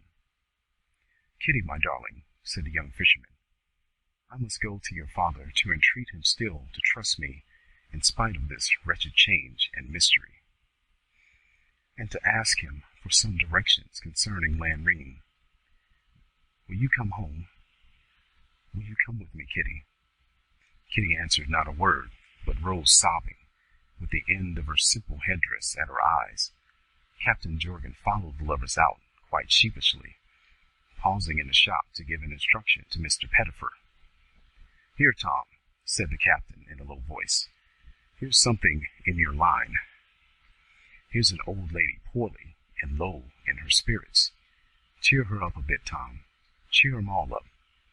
Mr. Pettifer, with a brisk nod of intelligence, immediately assumed his steward face, and went with his quiet, helpful steward step into the parlor, where the captain had the great satisfaction of seeing him through the glass door take the child in his arms, who offered no objection, and bend over Mrs. Raybrock, administering soft words of consolation. Though what he finds to say, unless he's telling her that it'll soon be over, or that most people is so at first, or that it'll do her good afterward, I cannot imaginate, was the captain's reflection as he followed the lovers. He had not far to follow them, since it was but a short descent down the stony ways to the cottage of Kitty's father. But short as the distance was, it was long enough to enable the captain to observe that he was fast becoming the village ogre, for there was not a woman standing working at her door, or a fisherman coming up or going down, who saw young Raybrock unhappy and little Kitty in tears, but he or she instantly darted a suspicious and indignant glance at the captain, as the foreigner who must somehow be responsible for this unusual spectacle. Consequently, they came into Tregarthen's little garden, which formed the platform from which the captain had seen Kitty peeping over the wall. The captain brought to, and stood off and on at the gate, while Kitty hurried to hide her tears in her own room, and Alfred spoke with her father, who was working in the garden. He was a rather infirm man, but could scarcely be called old yet, with an agreeable face and a promising air of making the best of things. The conversation began on his side with great cheerfulness and good humor, but soon became distrustful and soon angry.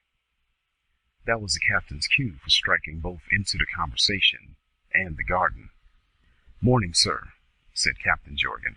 "How do you do?" "The gentleman I am going away with," said the young fisherman to Tregarthen. "Oh," returned Kitty's father, surveying the unfortunate captain with a look of extreme disfavor. "I confess that I can't say I am glad to see you." "No," said the captain, "and to admit the truth, that seems to be the general opinion in these parts. But don't be too hasty. You may think better of me by and by." "I hope so," observed Tregarthen. "Well, I hope so," observed the captain, quite at his ease. "More than that, I believe so, though you don't. Now, Mr. Tregarthen, you don't want to exchange words of mistrust with me, and if you did, you couldn't, because I wouldn't. You and I are old enough to know better than to judge against experience from surfaces and appearances, and if you haven't lived to find out the evil and injustice of such judgments, you are a lucky man." The other seemed to shrink under this remark, and replied, "Sir, I have lived to feel it deeply." "Well," said the captain, mollified, "then I have made a good cast without knowing it. Now, Tregarthen, there stands the lover of your only child, and here stand I, who knows his secret. I warrant it a righteous secret, and none of his making, though bound to be of his keeping. I want to help him out with it, and towards that end, we ask you to favor us with the names of 2 or 3 old residents in the village of Lanreen. As I am taking out my pocketbook and pencil to put these names down, I may as well observe to you this. Wrote atop of the first page here is my name and address: Silas Jonas Jorgan, Salem, Massachusetts, United States. If ever you take it in your head to run over any morning, I should be glad to welcome you. Now, what may be the spelling of these said names?" "There was an elderly man," said Tregarthen, "named David Polreath. He may be dead." "Well," said the captain cheerfully, "if Polreath's dead and buried, and can be made of any service to us, Polreath won't object to our digging him up. Polreath's down anyhow." "There was another named Penruin. I don't know his Christian name." "Never mind his Christian name," said the captain. "Penruin for short." "There was another named John Treadgear." "And a pleasant-sounding name, too," said the captain. "John Treadgear's booked. I can recall no other except old Parvis." "One of the old Parvis's family, I reckon," said the captain. "Kept a dry goods store in New York City, and realized a handsome competency by burning his house to ashes. Same name anyhow, David Polreath, Unchristian Penruin, John Treadgear, and old Arson Parvis. I cannot recall any others at the moment. Thank ye, said the captain. And so, Tregarthen, hoping for your good opinion yet, and likewise for the fair Devonshire flowers, your daughters, I give you my hand, sir, and wish you good day. Young Raybrock accompanied him disconsolately, for there was no Kitty at the window when he looked up, no Kitty in the garden when he shut the gate, no Kitty gazing after him along the stony ways when they began to climb back. Now I tell you what, said the captain, not being at present calculated to promote harmony in your family, I won't come in. You go and get your dinner at home, and I'll get mine at the little hotel.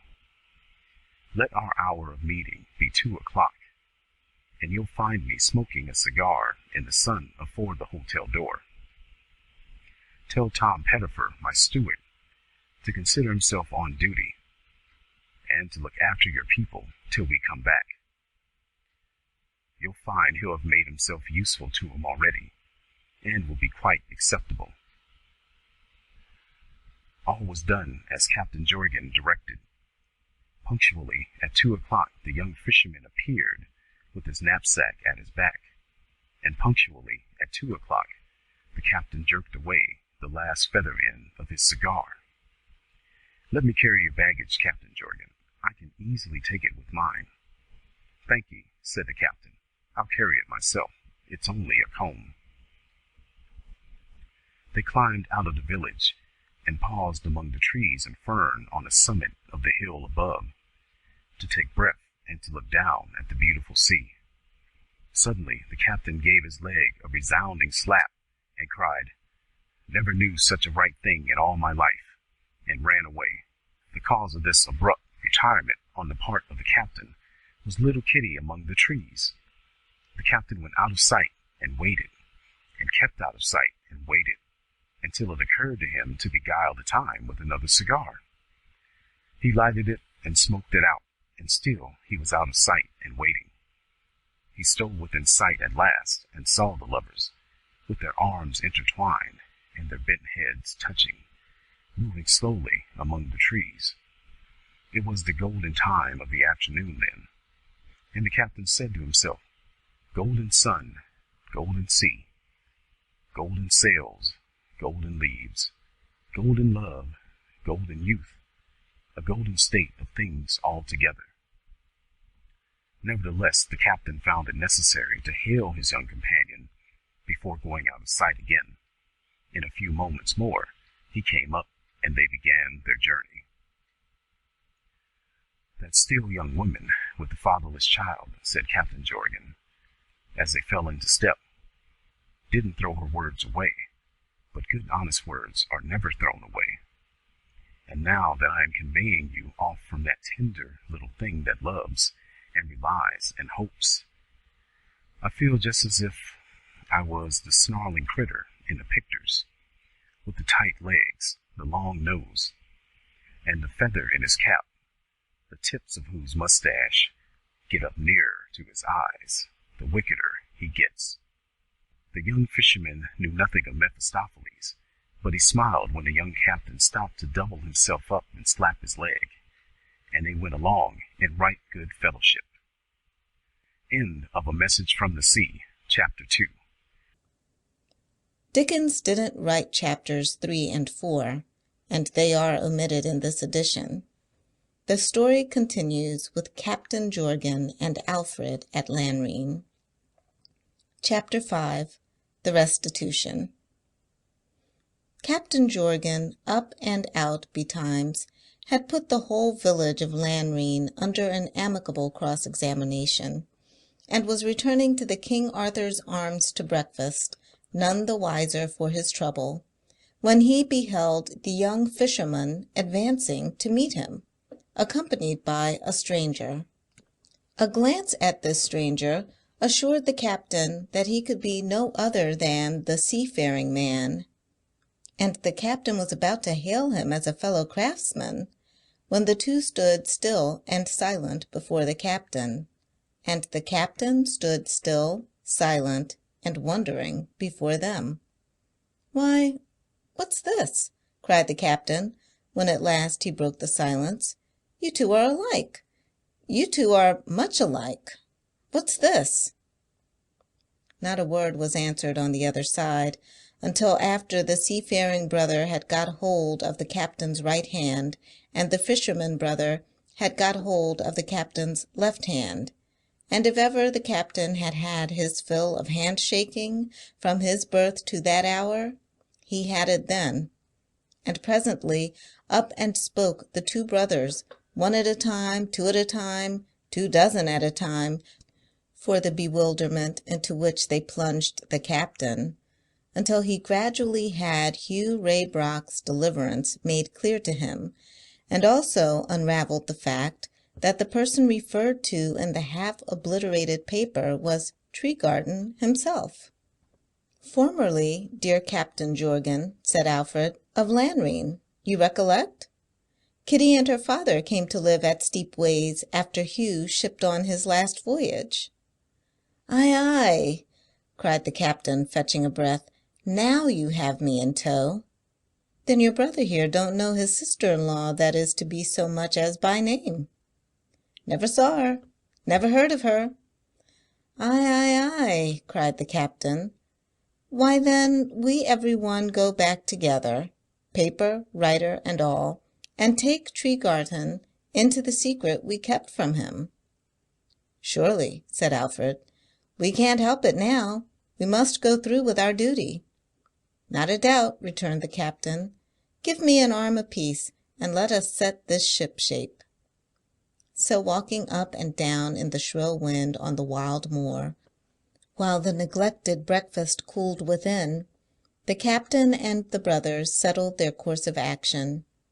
It was that they should all proceed by the quickest means they could secure to Barnstaple, and there look over the father's books and papers in the lawyer's keeping, as Hugh had proposed to himself to do if ever he reached home. That, enlightened or unenlightened, they should then return to Steepways and go straight to Mr. Tregarthen, and tell him all they knew, and see what came of it, and act accordingly. Lastly, that when they got there they should enter the village with all precautions against Hugh's being recognized by any chance, and that to the captain should be consigned the task of preparing his wife and mother for his restoration to this life. "For you see," quoth Captain Jorgan, touching the last head, "it requires caution anyway, great joys being as dangerous as great griefs, if not more dangerous, as being more uncommon, and therefore less provided against in this round world of ours. And besides, I should like to free my name with the ladies, and take you home again at your brightest and luckiest, so don't let's throw away a chance of success." The captain was highly lauded by the brothers for his kind interest and foresight. "And now stop," said the captain, coming to a standstill, and looking from one brother to the other, with quite a new rigging of wrinkles about each eye. "You are of opinion," to the elder, "that you are rather slow?" "I assure you I am very slow," said the honest Hugh. "Well," replied the captain, "I assure you that to the best of my belief I am rather smart. Now a slow man ain't good at quick business, is he?" That was clear to both. "You," said the captain, turning to the younger brother, "are a little in love, ain't you?" "Not a little, Captain Jorgan." "Much or little, you're sort preoccupied, ain't you?" It was impossible to be denied. "And a sort preoccupied man ain't good at quick business, is he?" said the captain, equally clear on both sides. "Now," said the captain, "I ain't in love myself, and I've made many a smart run across the ocean, and I should like to carry on and go ahead with this affair of yours, and make a run slick through it. Shall I try? Will you hand it over to me?" They were both delighted to do so, and thanked him heartily. "Good," said the captain, taking out his watch. "This is 8:30 a.m., Friday morning. I'll jot that down, and we'll compute how many hours we've been out when we run into your mother's post office. There, the entry's made, and now we go ahead." They went ahead so well that before the Barnstaple lawyer's office was open next morning, the captain was sitting whistling on the step of the door, waiting for the clerk to come down the street with his key and open it. But instead of the clerk, there came the master, with whom the captain fraternized on the spot to an extent that utterly confounded him. As he personally knew both Hugh and Alfred, there was no difficulty in obtaining immediate access to such of the father's papers as were in his keeping. These were chiefly old letters and cash accounts, from which the captain, with a shrewdness and dispatch that left the lawyer far behind, established with perfect clearness by noon the following particulars: that one Lawrence Clissold had borrowed of the deceased, at a time when he was a thriving young tradesman in the town of Barnstaple, the sum of £500, that he had borrowed it on the written statement that it was to be laid out in furtherance of a speculation which he expected would raise him to independence, he being, at the time of writing that letter, no more than a clerk in the house of Dringworth Brothers, America Square, London; that the money was borrowed for a stipulated period, but that, when the term was out, the aforesaid speculation failed, and Clissold was without means of repayment; that hereupon he had written to his creditor, in no very persuasive terms, vaguely requesting further time; that the creditor had refused this concession, declaring that he could not afford delay; that Clissold then paid the debt, accompanying the remittance of the money with an angry letter describing it as having been advanced by a relative to save him from ruin; that, in acknowledging the receipt, Raybrock had cautioned Clissold to seek to borrow money of him no more, as he would never so risk money again. Before the lawyer, the captain said never a word in reference to these discoveries; but when the papers had been put back in their box, and he and his two companions were well out of the office, his right leg suffered for it, and he said, "So far this run's begun with a fair wind and a prosperous, for don't you see that all this agrees with that dutiful trust in his father maintained by the slow member of the Raybrock family?" Whether the brothers had seen it before or no, they saw it now. Not that the captain gave them much time to contemplate the state of things at their ease, for he instantly whipped them into a chase again, and bore them off to Steepways. Although the afternoon was but just beginning to decline when they reached it, and it was broad daylight, still they had no difficulty, by dint of muffing the returned sailor up, and ascending the village rather than descending it, in reaching Tregarthen's cottage unobserved. Kitty was not visible, and they surprised Tregarthen sitting writing in the small bay window of his little room. "Sir," said the captain, instantly shaking hands with him, pen and all, "I'm glad to see you, sir. How do you do, sir? I told you you'd think better of me by and by, and I congratulate you on going to do it." Here the captain's eye fell on Tom Pettifer, engaged in preparing some cookery at the fire. "That critter," said the captain, smiting his leg, "is a born steward, and never ought to have been in any other way of life. Stop where you are, Tom, and make yourself useful. Now, Tregarthen, I'm going to try a chair." Accordingly, the captain drew one close to him, and went on: "This loving member of the Raybrock family you know, sir. This slow member of the same family you don't know, sir. Well, these two are brothers. Fact. Hugh's come to life again, and here he stands. Now see here, my friend, you don't want to be told that he was cast away, but you do want to be told, for there's a purpose in it, that he was cast away with another man. That man by name was Lawrence Clissold." At the mention of this name, Tregarthen started and changed color. "What's the matter?" said the captain. "He was a fellow clerk of mine 35 and 30 years ago." "True," said the captain, immediately catching at the clue. "Dringworth Brothers, America Square, London City." The other started again, nodded, and said, "That was the house." "Now," pursued the captain, "between those two men cast away there arose a mystery concerning the round sum of £500. Again Tregarthen started, changing color. Again the captain said, "What's the matter?"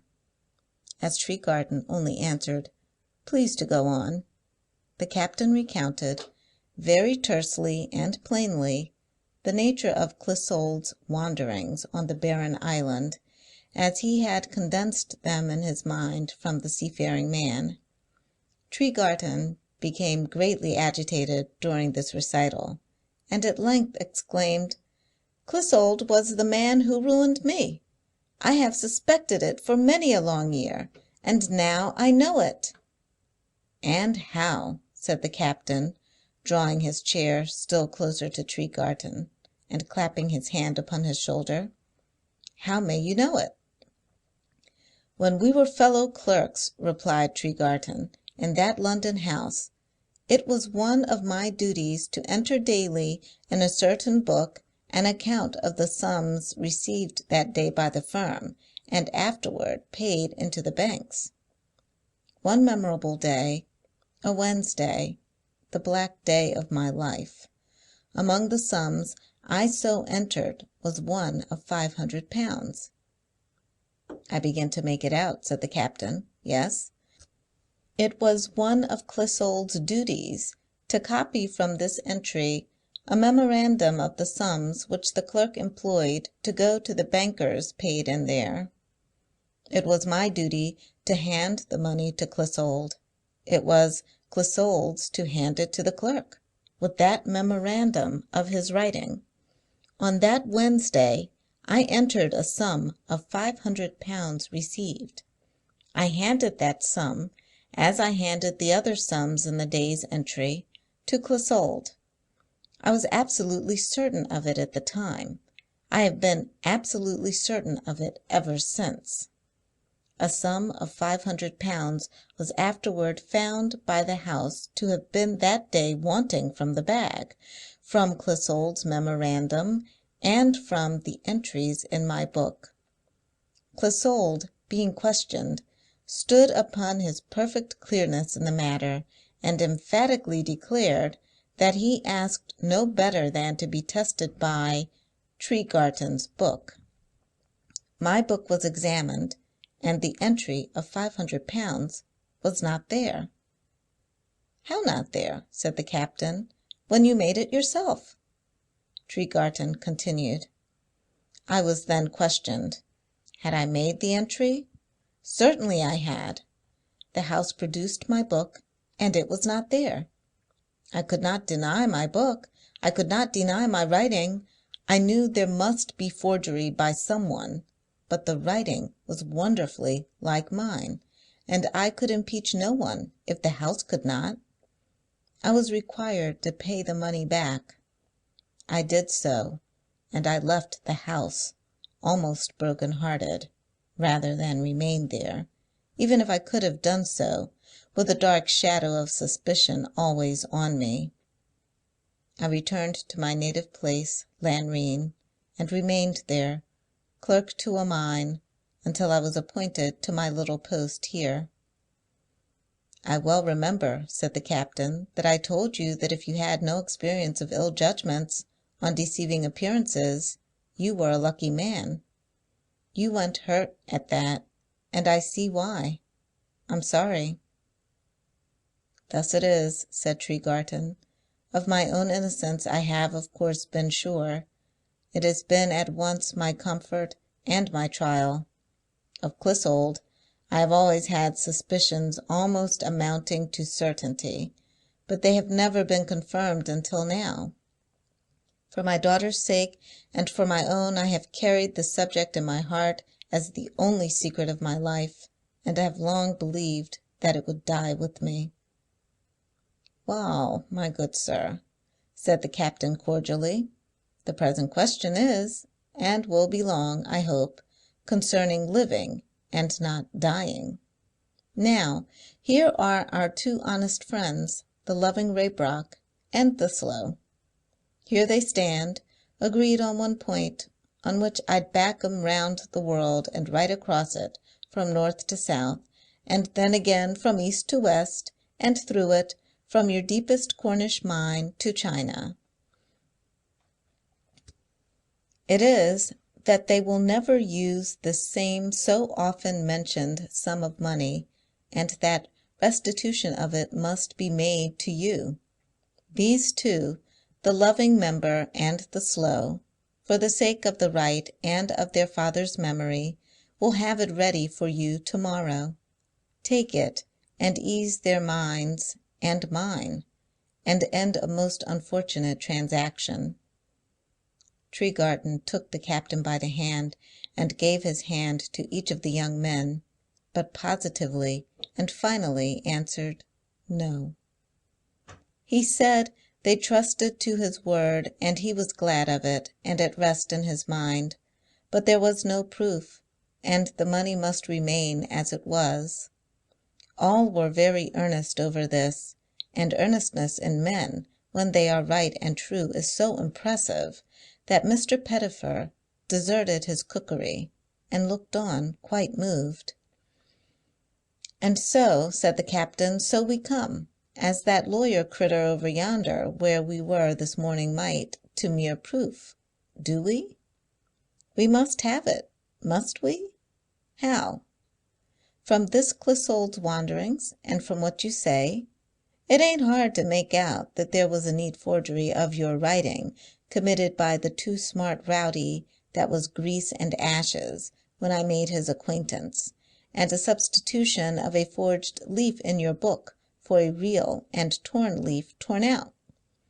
Now was that real and true leaf then and there destroyed? No, for, says he, in his drunken way, he slipped it into a crack in his own desk, because you came into the office before there was time to burn it, and could never get back to it afterwards. Wait a bit. Where is that desk now? Do you consider it likely to be in America Square, London City?" Tregarthen shook his head. "The house has not for years transacted business in that place. I have heard of it and read of it, as removed, enlarged, every way altered. Things alter so fast in these times." "You think so," returned the captain with compassion. "But you should come over and see me afore you talk about that. Wall, now, this desk, this paper, this desk," said the captain, ruminating and walking about, and looking in his uneasy abstraction into Mr. Pettifer's hat on a table, among other things. "This desk, this paper, this desk," the captain continued, musing and roaming about the room. "I'd give—" However, he gave nothing, but took up his steward's hat instead, and stood looking into it, as if he had just come into church. After that he roamed again, and again said, "This desk, belonging to this house of Dringworth Brothers, America Square, London City." Mr. Pettifer, still strangely moved, and now more moved than before, cut the captain off as he backed across the room, and bespake him thus: "Captain Jorgan, I have been wishful to engage your attention, but I couldn't do it. I am unwilling to interrupt Captain Jorgan, but I must do it. I knew something about that house." The captain stood stock still and looked at him. with his, Mr. Pettifer's, hat under his arm. "You're aware," pursued his steward, "that I was once in the broking business, Captain Jorgan?" "I was aware," said the captain, "that you had failed in that calling, and in half the businesses going, Tom." "Not quite so, Captain Jorgan, but I failed in the broking business. I was partners with my brother, sir.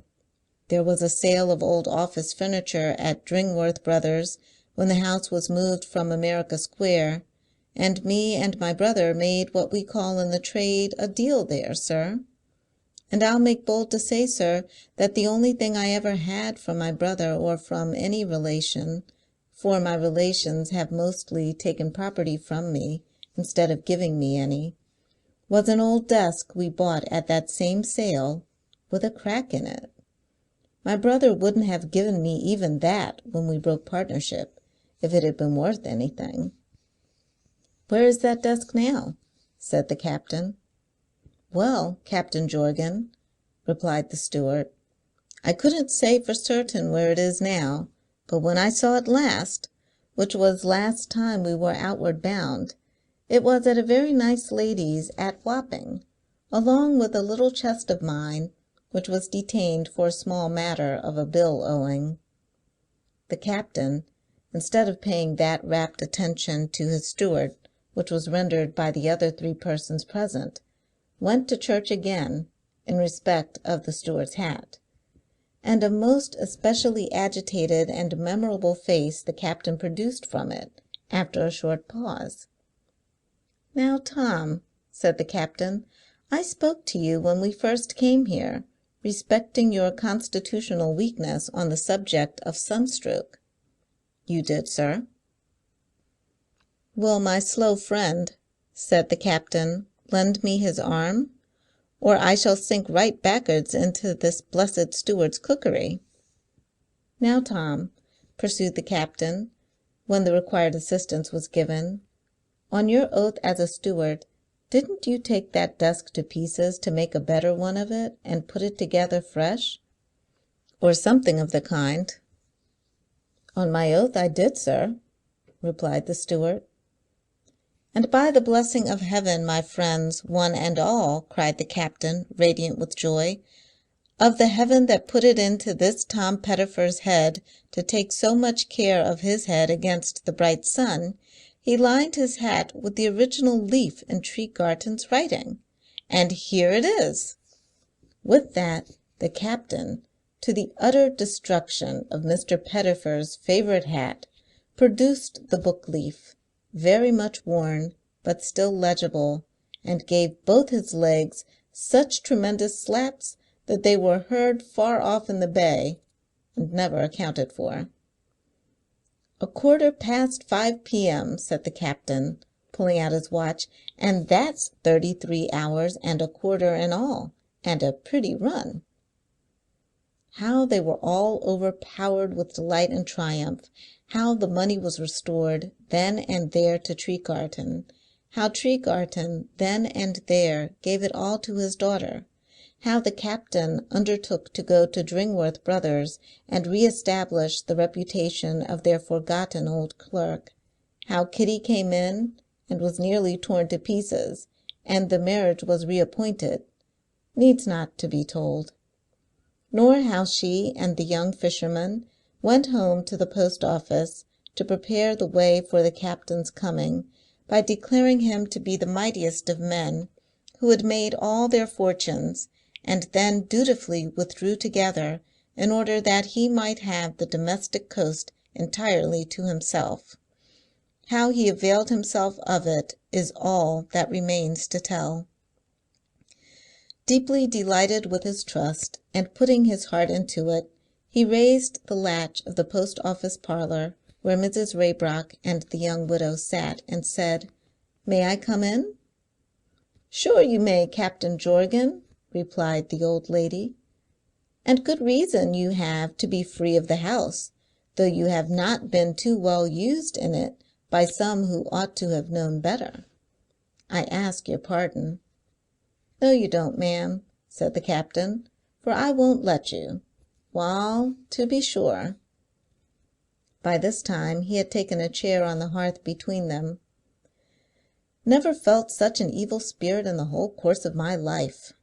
There, I tell you, I could almost have cut my own connection, like the dealer in my country away west, who when he had let himself be outdone in a bargain said to himself, 'Now I tell you what, I'll never speak to you again.' And he never did, but joined a settlement of oysters and translated the multiplication table into their language, which is a fact that can be proved. If you doubt it, mention it to any oyster you come across, and see if he'll have the face to contradict it." He took the child from her mother's lap and set it on his knee. "Not a bit afraid of me now, you see. Knows I am fond of small people. I have a child, and she's a girl, and I sing to her sometimes." "What do you sing?" asked Margaret. "Not a long song, my dear. Silas Jorgan played the organ. That's about all. And sometimes I tell her stories. Stories of sailors supposed to be lost and recovered after all hope was abandoned." Here the captain musingly went back to his song.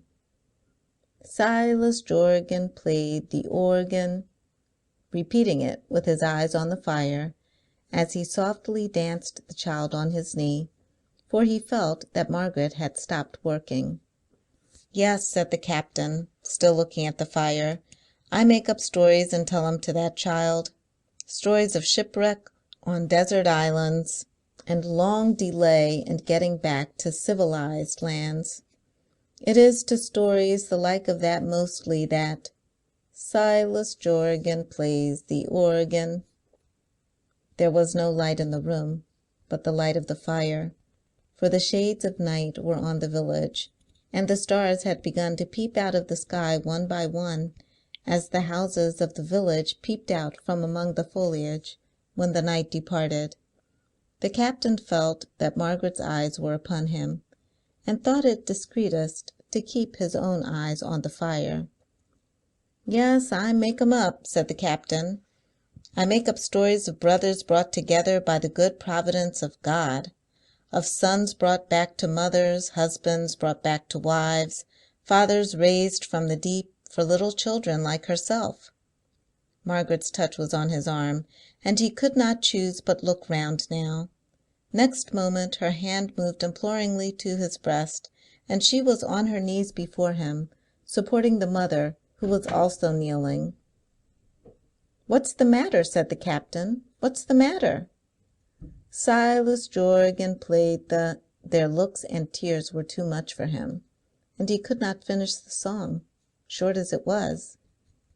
"Mistress Margaret, you have borne ill fortune well. Could you bear good fortune equally well, if it was to come?" "I hope so. I thankfully and humbly and earnestly hope so." "Well, my dear," said the captain, "perhaps it has come. Don't be frightened. Shall I say the word?" "Alive?" "Yes." The thanks they fervently addressed to heaven were again too much for the captain, who openly took out his handkerchief and dried his eyes. "He's no further off," resumed the captain, "than my country. Indeed, he's no further off than his own native country. To tell you the truth, he's no further off than Falmouth. Indeed, I doubt if he's quite so fur. Indeed, if you was sure you could bear it nicely, and I was to do no more than whistle for him—" The captain's trust was discharged. A rush came, and they were all together again. This was a fine opportunity for Tom Pettifer to appear with a tumbler of cold water, and he presently appeared with it, and administered it to the ladies, at the same time soothing them and composing their dresses, exactly as if they had been passengers crossing the Channel.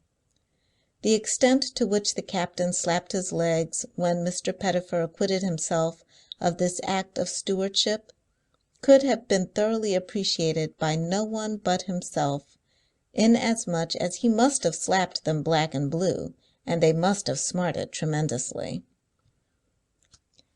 He couldn't stay for the wedding, having a few appointments to keep at the irreconcilable distance of about 4,000 miles.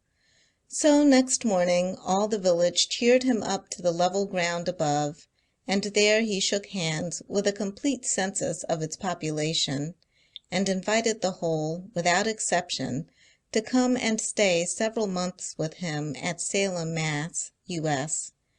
And there, as he stood on the spot where he had seen that little golden picture of love and parting, and from which he could that morning contemplate another golden picture with a vista of golden years in it, little Kitty put her arms around his neck and kissed him on both his bronzed cheeks, and lay her pretty face upon his storm-beaten breast, in sight of all, ashamed to have called such a noble captain names.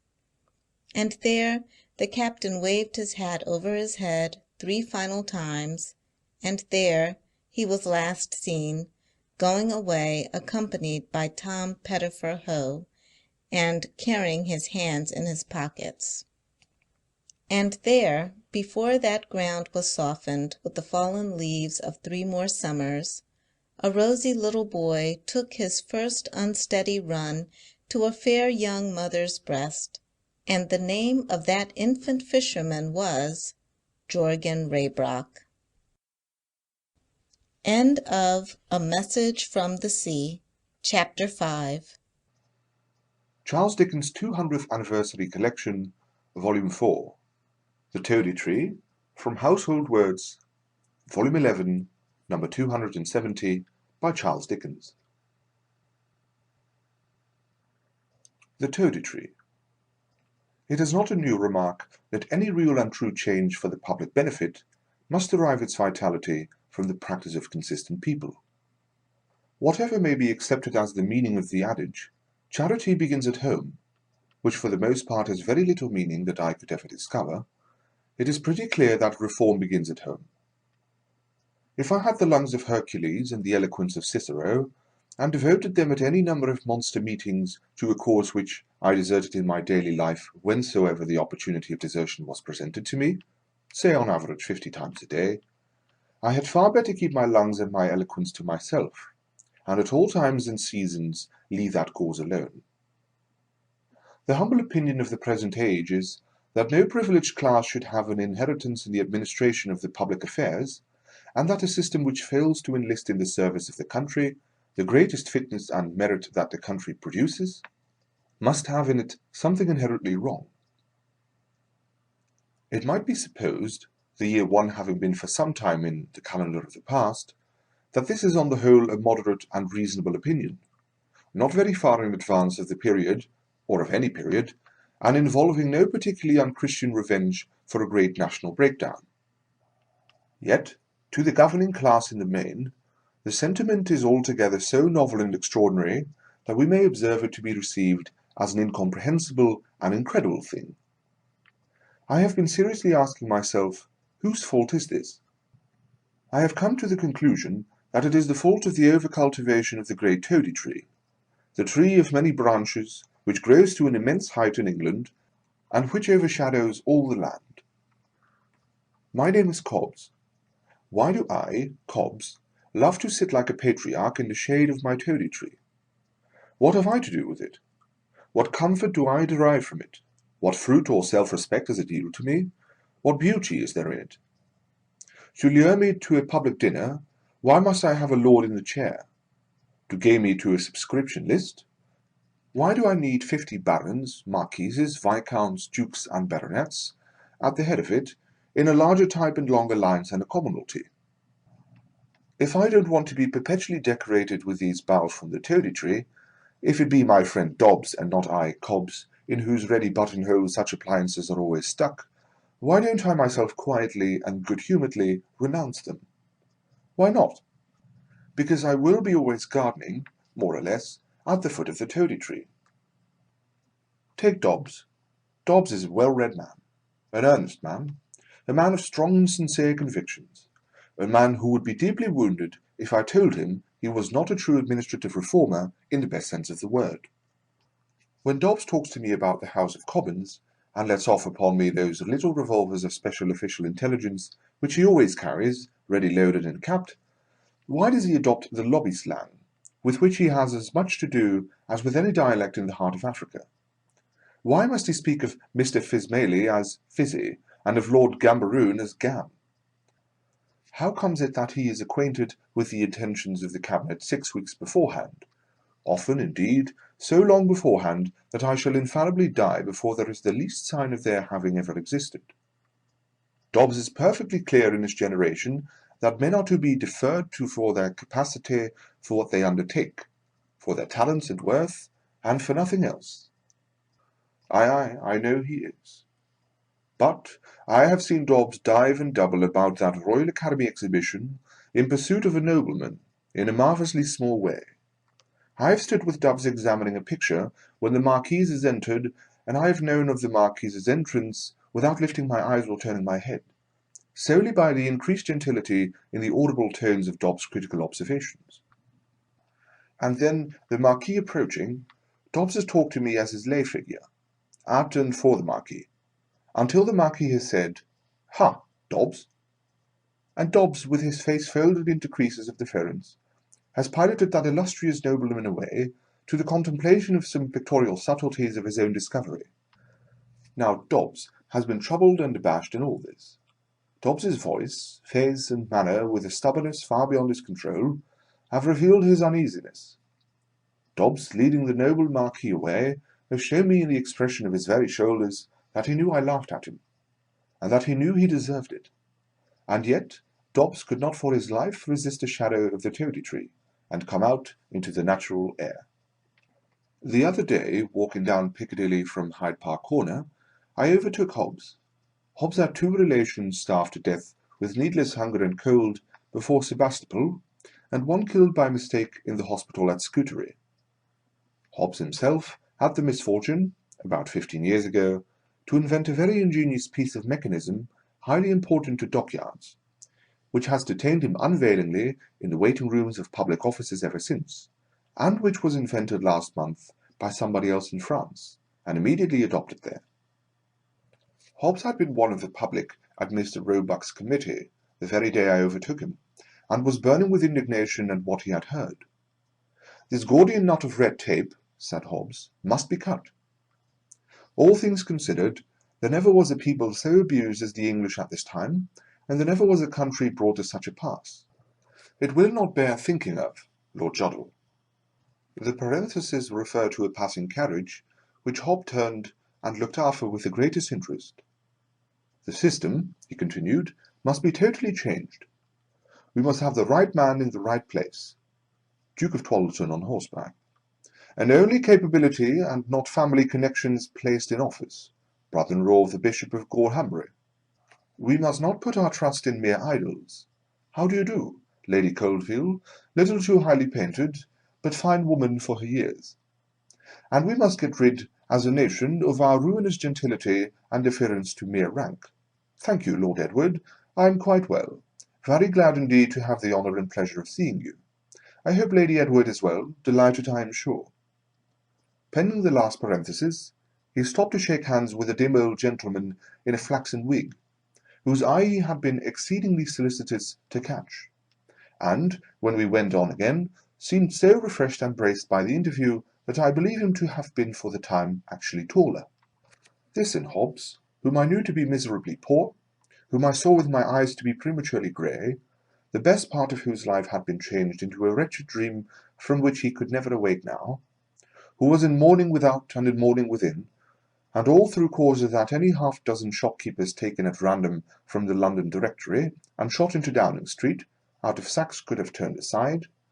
This, I say, in Hobbs of all men, gave me so much to think about, that I took little or no heed of his further conversation until I found we had come to Burlington House.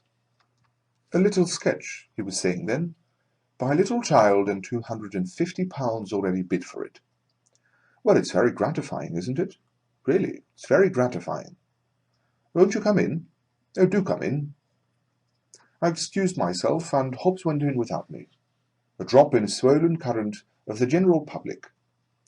I looked into the courtyard as I went by, and thought I perceived a remarkably fine specimen of the toady tree in full growth there. There is my friend Nobbs, a man of sufficient merit, one would suppose, to be calmly self-reliant, and to preserve that manly equilibrium which has little needs to assert itself overmuch as to derive a sickly reflected light from any one else. I declare in the face of day that I believe Nobbs to be morally and physically unable to sit at a table, and hear a man of title mentioned whom he knows, without putting in his claim to the acquaintance. I have observed Nobbs under these circumstances 1,000 times, and have never found him able to hold his peace. I have seen him fidget, and worry himself, and try to get himself away from the toady tree, and say to himself as plainly as he could have said aloud, Nobbs is not this basin you, and what can it possibly matter to these people present whether you know this man or not? Yet there has been a compulsion upon him to say, Lord Dash-blank? Oh yes, I know him very well indeed. I have known Dash-blank, let me see, really I am afraid to say how long I have known Dash-blank. It must be a dozen years. A very good fellow, Dash-blank. And like my friend Hobbs, he has been positively taller for some moments afterwards. I assert of Nobbs, as I have already in effect asserted of Dobbs, that if I could be brought blindfolded into a room full of company, of whom he made one, I could tell in a moment by his manner of speaking, not to say by his mere breathing, whether there were a title present. The ancient Egyptians in their palmiest days had not an enchanter among them who could have wrought such a magical change in Nobbs, as the incarnation of one line from a book of peerage can effect in 1 minute. Pobbs is as bad, though in a different way. Pobbs affects to despise these distinctions. He speaks of his titled acquaintances in a light and easy vein, as the swells. According as his humour varies, he will tell you that the swells are, after all, the best people a man can have to do with, or that he is weary of the swells and has had enough of them. But note that to the best of my knowledge, information, and belief, Pobbs would die of chagrin if the swells left off asking him to dinner. That he would rather exchange nods in the park with a semi-idiotic dowager than fraternize with another Shakespeare. That he would rather have his sister, Miss Pobbs, he is greatly attached to her and is a most excellent brother, received on sufferance by the swells, than hold her far happier place in the outer darkness of the untitled, and be loved and married by some good fellow who could daff the world of swells aside and bid it pass. Yet, oh Pobbs, Pobbs, if for once, only for once, you could hear the magnificent patronage of some of those duchesses of yours casually making mention of Miss Pobbs as a rather pretty person. I say nothing of Robs, Sobs, Tobbs, and so on to Zobs, whose civility has no thin coating of disguise or shame upon it, who grovel on their waistcoats with a sacred joy, and who turn and roll titles in their mouths as if they were exquisite sweetmeats. I say nothing of mayors and such like. To lay on adulation with a whitewashing brush, and have it laid on it return, is the function of such people, and verily they have their reward. I say nothing of county families, and provincial neighbourhoods, and list of stewards and lady patronesses, and electioneering and racing and flower showing and demarcations and counter-demarcations in visiting, and all the forms in which the toady tree is cultivated in and about cathedral towns and rural districts. What I wish to remark in conclusion is not that, but this.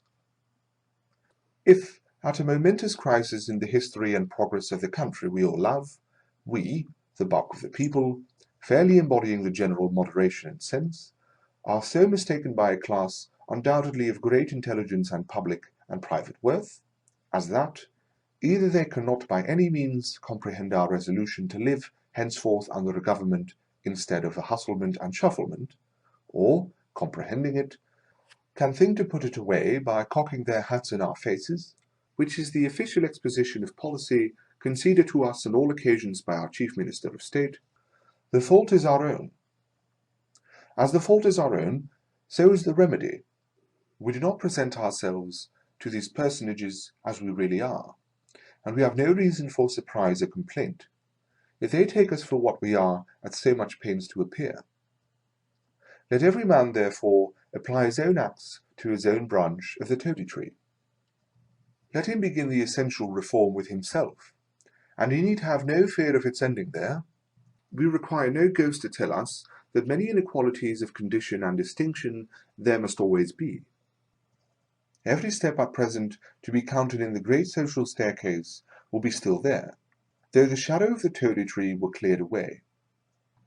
More than this, the whole of the steps will be safer and stronger, for the toady tree is a tree infected with rottenness, and its droppings wear away what they fall upon.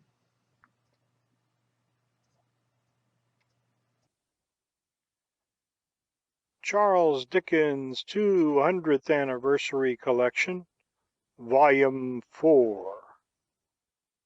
The Loving Couple. From Sketches of Young Couples, by Charles Dickens. There cannot be a better practical illustration of the wise saw and ancient instance that there may be too much of a good thing than is presented by a loving couple. Undoubtedly, it is meet and proper that two persons joined together in holy matrimony should be loving, and unquestionably it is pleasant to know and see that they are so. But there is a time for all things, and the couple who happen to be always in a loving state before company are well nigh intolerable.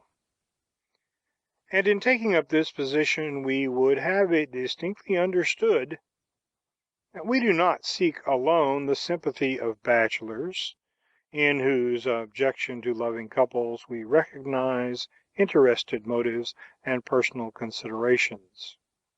We grant that to that unfortunate class of society there may be something very irritating, tantalizing, and provoking in being compelled to witness those gentle endearments and chaste interchanges which to loving couples are quite the ordinary business of life. But while we recognize the natural character of the prejudice to which these unhappy men are subject, we can neither receive their biased evidence nor address ourselves to their inflamed and angered minds.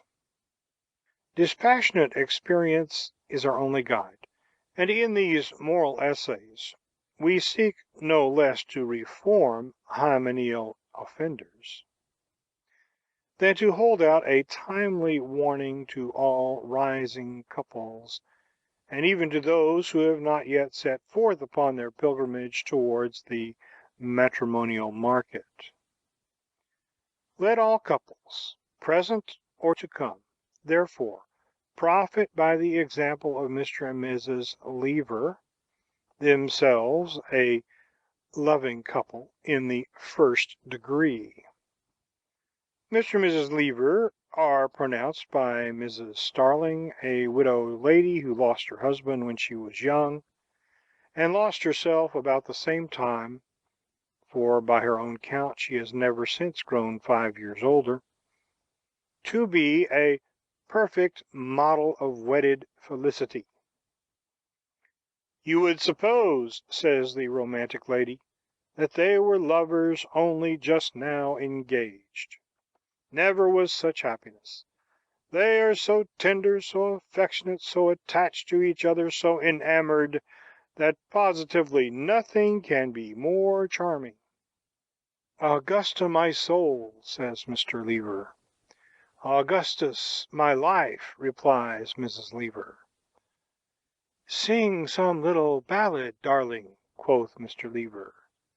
I couldn't, indeed, dearest, returns Mrs. Lever. Do, my dove, says Mr. Lever. I couldn't possibly, my love, replies Mrs. Lever, and it's very naughty of you to ask me. Naughty, darling, cries Mr. Lever. Yes, very naughty and very cruel, returns Mrs. Lever, for you know I have a sore throat, and that to sing would give me great pain. You're a monster, and I hate you. Go away."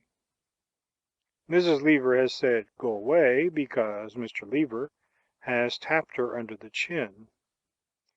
Mr. Lever not doing as he is bid, but on the contrary sitting down beside her, Mrs. Lever slaps Mr. Lever, and Mr. Lever in return slaps Mrs. Lever, and it being now time for all persons present to look the other way, they look the other way, and hear a still small sound as of kissing, at which Mrs. Starling is thoroughly enraptured, and whispers her neighbor that if all married couples were like that, what a heaven this earth would be. The loving couple are at home when this occurs, and maybe only 3 or 4 friends are present, but unaccustomed to reserve upon this interesting point, they are pretty much the same abroad. Indeed, upon some occasions, such as a picnic or a water party, their lovingness is even more developed, as we had an opportunity last summer of observing in person. There was a great water party made up to go to Twickenham and dine, and afterwards dance in an empty villa by the riverside, hired expressly for the purpose.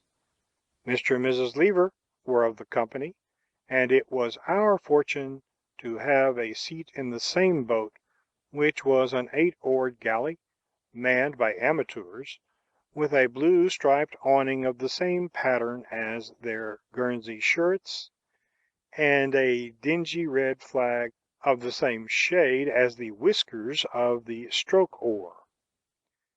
A coxswain being appointed, and all other matters adjusted, the 8 gentlemen threw themselves into strong paroxysms, and pulled up with the tide, stimulated by the compassionate remarks of the ladies, who one and all exclaimed that it seemed an immense exertion, as indeed it did. At first we raced the other boat, which came alongside in gallant style, but this being found an unpleasant amusement, as giving rise to a great quantity of splashing, and rendering the cold pies and other viands very moist, it was unanimously voted down, and we were suffered to shoot ahead, while the second boat followed ingloriously in our wake. It was at this time that we first recognized Mr. Lever. There were 2 firemen watermen in the boat, lying by until somebody was exhausted, and one of them, who had taken upon himself the direction of affairs, was heard to cry in a gruff voice, "Pull away, No. 2! Give it her, No. 2! Take a longer reach, No. 2! Now, No. 2, sir, think you're winning a boat!" The greater part of the company had no doubt begun to wonder which of the striped Guernseys it might be that stood in need of such encouragement, when a stifled shriek from Mrs. Lever confirmed the doubtful and informed the ignorant, and Mr. Lever, still further disguised in a straw hat and no neckcloth, was observed to be in a fearful perspiration, and failing visibly. Nor was the general consternation diminished at this instant by the same gentleman, in the performance of an accidental aquatic feat, termed catching a crab, plunging suddenly backward, and displaying nothing of himself to the company but 2 violently struggling legs. Mrs. Lever shrieked again several times, and cried piteously, "Is he dead? Tell me the worst! Is he dead?" Now, a moment's reflection might have convinced the loving wife that, unless her husband were endowed with some most surprising powers of muscular action, he never could be dead while he kicked so hard. But still Mrs. Lever cried, "Is he dead? Is he dead?"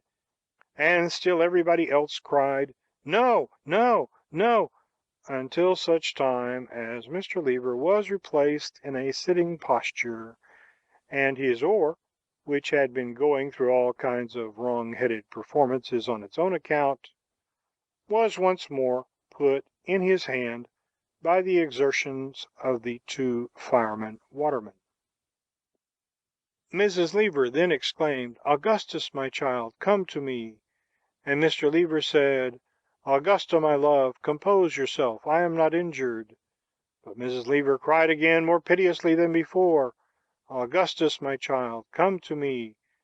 And now the company generally, who seemed to be apprehensive that if Mr. Lever remained where he was, he might contribute more than his proper share towards the drowning of the party, disinterestedly took part with Mrs. Lever, and said he really ought to go, and that he was not strong enough for such violent exercise, and ought never to have undertaken it.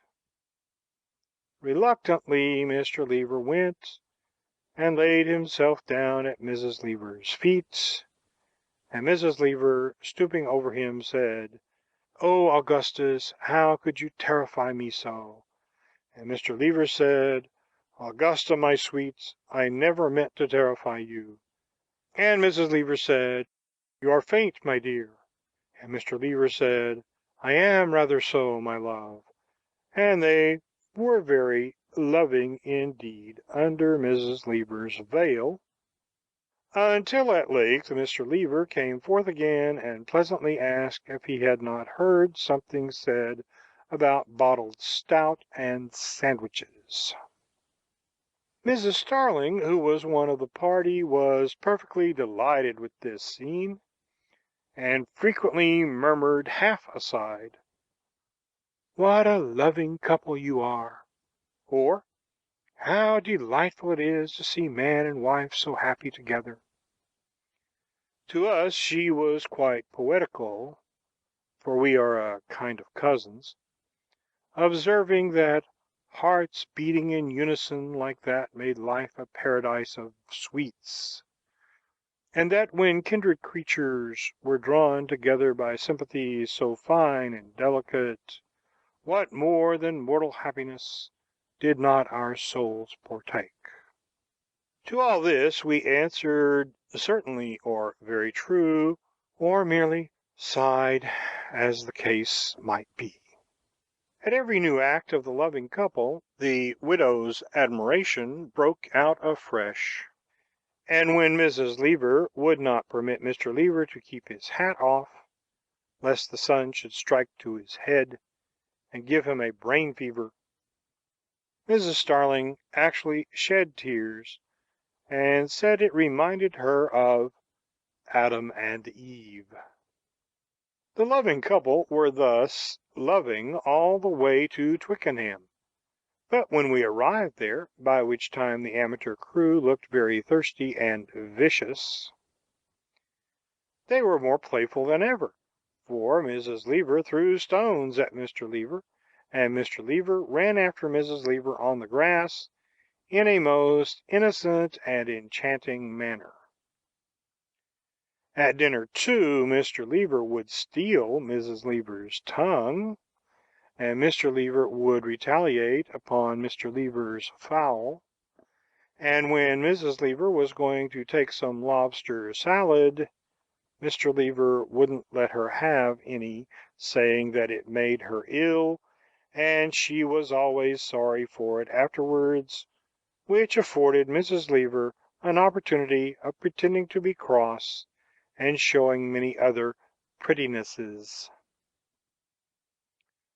But this was merely the smiling surface of their loves, not the mighty depths of the stream, down to which the company, to say the truth, dived rather unexpectedly from the following accident. It chanced that Mr. Lever took upon himself to propose the bachelors who had first originated the notion of that entertainment, in doing which he affected to regret that he was no longer of their body himself, and pretended grievously to lament his fallen state.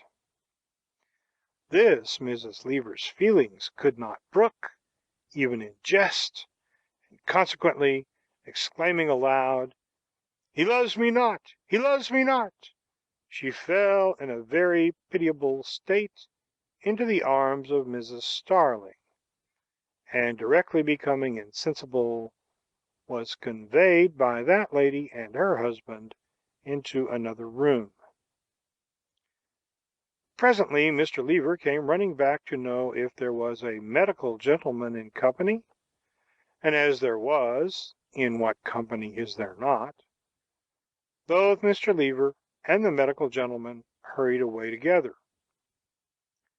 The medical gentleman was the first who returned, and among his intimate friends he was observed to laugh and wink, and look as unmedical as might be.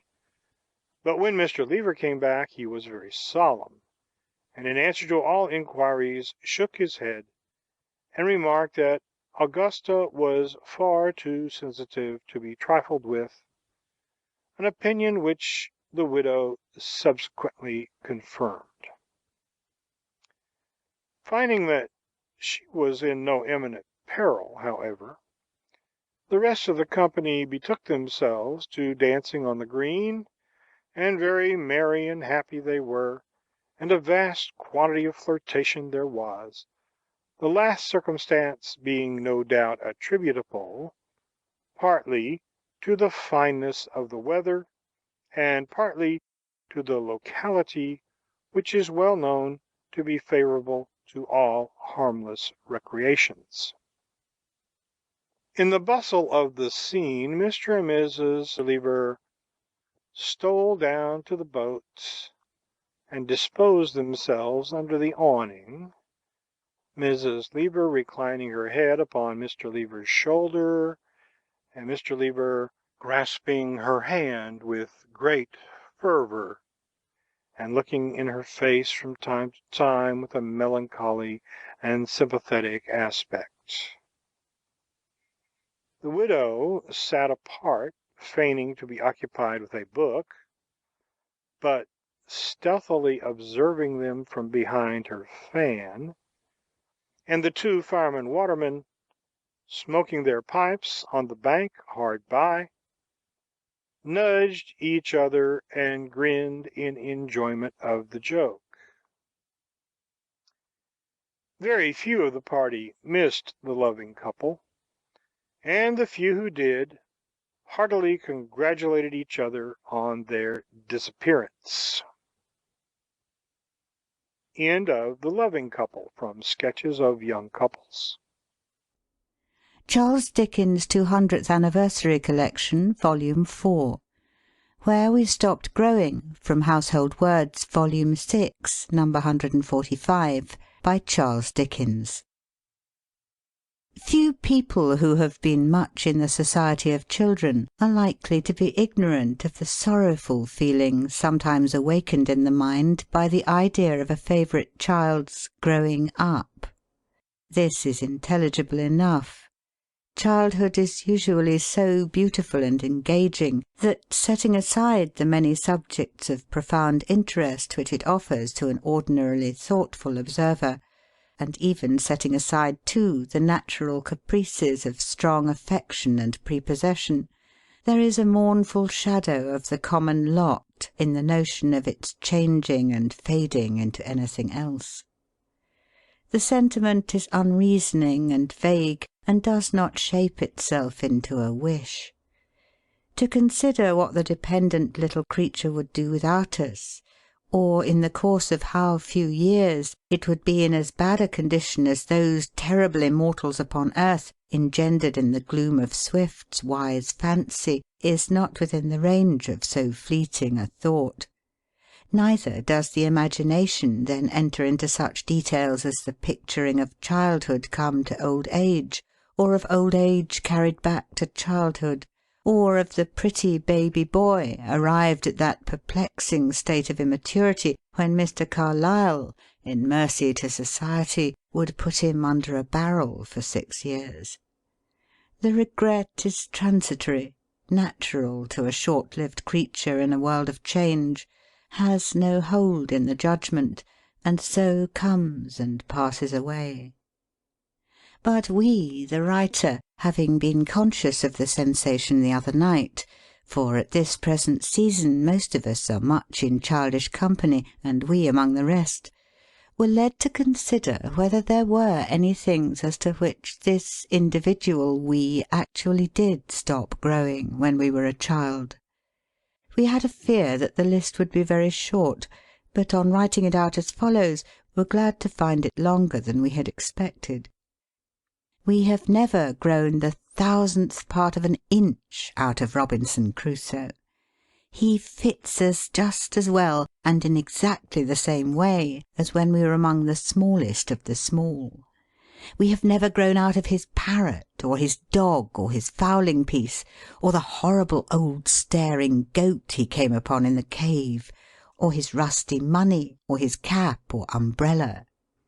There has been no change in the manufacture of telescopes since that blessed ship's spy-glass was made, through which, lying on his breast at the top of his fortification, with the ladder drawn up after him and all made safe, he saw the black figures of those cannibals moving round the fire on the sea-sand as the monsters danced themselves into an appetite for dinner. We have never grown out of Friday, or the excellent old father he was so glad to see, or the grave and gentlemanly Spaniard, or the reprobate Will Atkins, or the knowing way in which he and those other mutineers were lured up into the island when they came ashore there, and their boat was stove.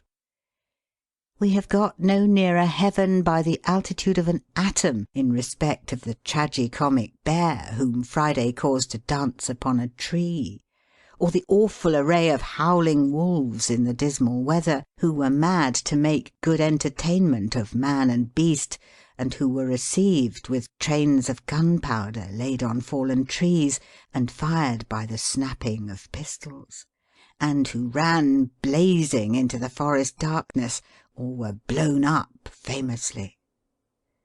Never sail we idle in a little boat, and hear the rippling water at the prow, and look upon the land, but we know that our boat growth stopped for ever when Robinson Crusoe sailed round the island, and having been nearly lost, was so affectionately awakened out of his sleep at home again by that immortal parrot, great progenitor of all the parrots we have ever known.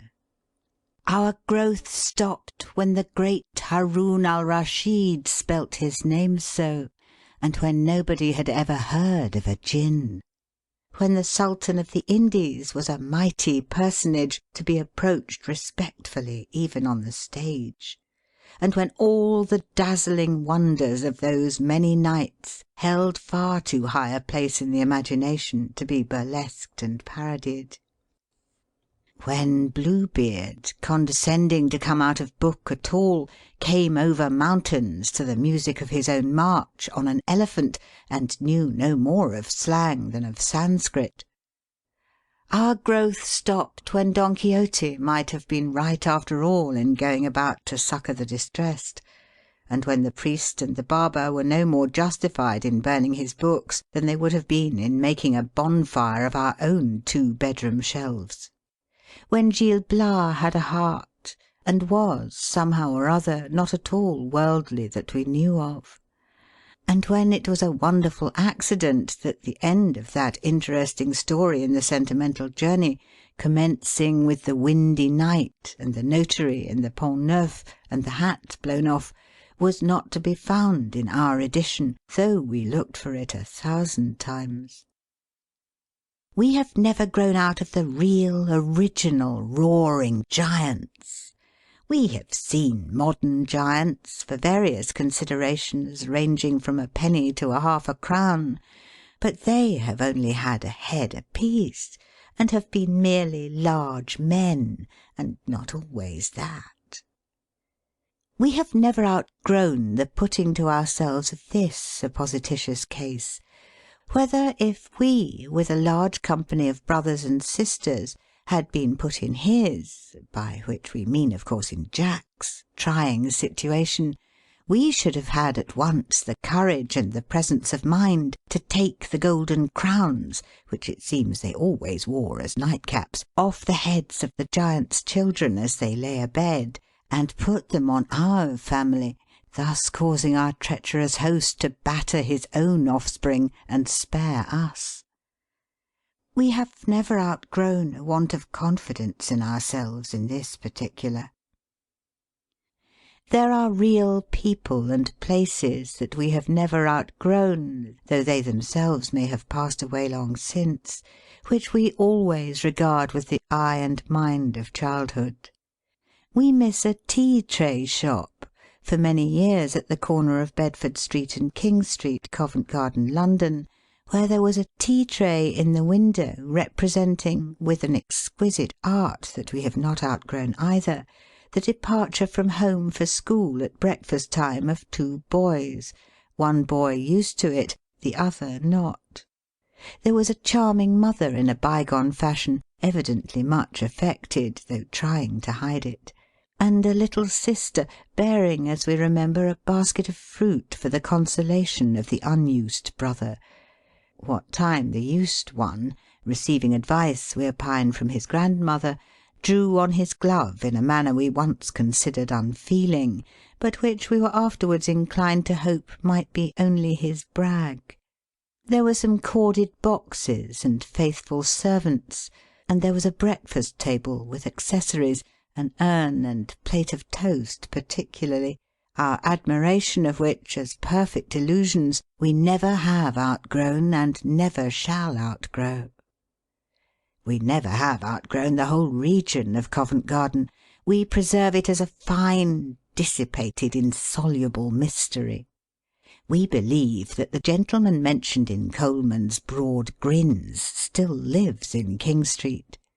We have a general idea that the passages at the Old Hummums lead to groves of gorgeous bedrooms eating out the whole of the adjacent houses, where chamberlains who have never been in bed themselves for 50 years show any country gentleman who rings the bell at any hour of the night to luxurious repose in palatial apartments fitted up after the Eastern manner. We have slept there in our time, but that makes no difference. There is a fine secrecy and mystery about the Piazza. How you get up to those rooms above it, and what reckless deeds are done there. We know some of those apartments very well, but that does not signify in the least. We have not outgrown the two great theatres. Ghosts of great names are always getting up the most extraordinary pantomimes in them, with scenery and machinery on a tremendous scale. We have no doubt that the critics sit in the pit of both houses every night. Even as we write in our commonplace office, we behold from the window 4 young ladies with peculiarly limp bonnets, and of a yellow or drab style of beauty, making for the stage door of the Lyceum Theatre in the dirty little fog-choked street over the way. Grown-up wisdom whispers that these are beautiful fairies by night, and that they will find fairyland dirty even to their splashed skirts, and rather cold and dull, notwithstanding its mixed gas and daylight, this easterly morning. But we don't believe it. There was a poor demented woman who used to roam about the city dressed all in black, with cheeks staringly painted, and thence popularly known as rouge et noir, whom we have never outgrown by the height of a grain of mustard seed. The story went that her only brother, a bank clerk, was left for death for forgery, and that she, broken-hearted creature, lost her wits on the morning of his execution, and ever afterwards, while her confused dream of life lasted, flitted thus among the busy money-changers. A story, alas, all likely enough, but likely or unlikely, true or untrue, never to take other shape in our mind. Evermore she wanders, as to our stopped growth, among the crowd, and takes her daily loaf out of the shop window of the same charitable baker, and between whiles sits in the old Bank office awaiting her brother. Is he come yet? Not yet, poor soul. I will go walk for an hour and come back. It is then she passes our boyish figure in the street, with that strange air of vanity upon her, in which the comfortable self-sustainment of sane vanity, God help us all, is wanting, and with her wildly seeking, never resting eyes. So she returns to his old Bank office, asking, Is he come yet? Not yet, poor soul. So she goes home, leaving words that indeed she wonders he has been away from her so long, and that he must come to her however late at night he may arrive. He will come to thee, O stricken sister, with thy best friend, foe to the prosperous and happy, not to such as thou. Another very different person who stopped our growth we associate with Berners Street, Oxford Street. Whether she was constantly on parade in that street only, or was ever to be seen elsewhere, we are unable to say. The White Woman is her name. She is dressed entirely in white, with a ghastly white plaiting round her head and face, inside her white bonnet. She even carries, we hope, a white umbrella. With white boots we know she picks her way through the winter dirt. She is a conceited old creature, cold and formal in manner, and evidently went simpering mad on personal grounds alone, no doubt because a wealthy Quaker wouldn't marry her. This is her bridal dress. She is always walking up here, on her way to church to marry the false Quaker. We observe in her mincing step and fishy eye that she intends to lead him a sharp life. We stopped growing when we got at the conclusion that the Quaker had had a happy escape of the White Woman. We have never outgrown the rugged walls of Newgate, or any other prison on the outside. All within is still the same blank of remorse and misery. We have never outgrown Baron Trenck. Among foreign fortifications, trenches, counterscarps, bastions, sentries, and what not, we always have him, filing at his chains down in some arched darkness far below, or taming the spiders to keep him company. We have never outgrown the wicked old Bastille.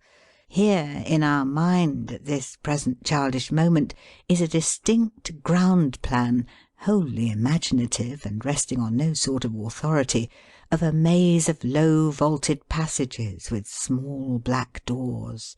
And here, inside of this remote door on the left, where the black cobwebs hang like a veil from the arch, and the gaoler's lamp will scarcely burn, was shut up in black silence through so many years, that old man of the affecting anecdote who was at last set free, but who brought his white face and his white hair and his phantom figure back again, to tell them what they had made him, how he had no wife, no child, no friend, no recognition of the light and air, and prayed to be shut up in his old dungeon till he died.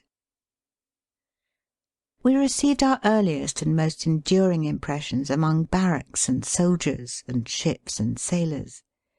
We have outgrown no story of voyage and travel, no love of adventure, no ardent interest in voyagers and travellers.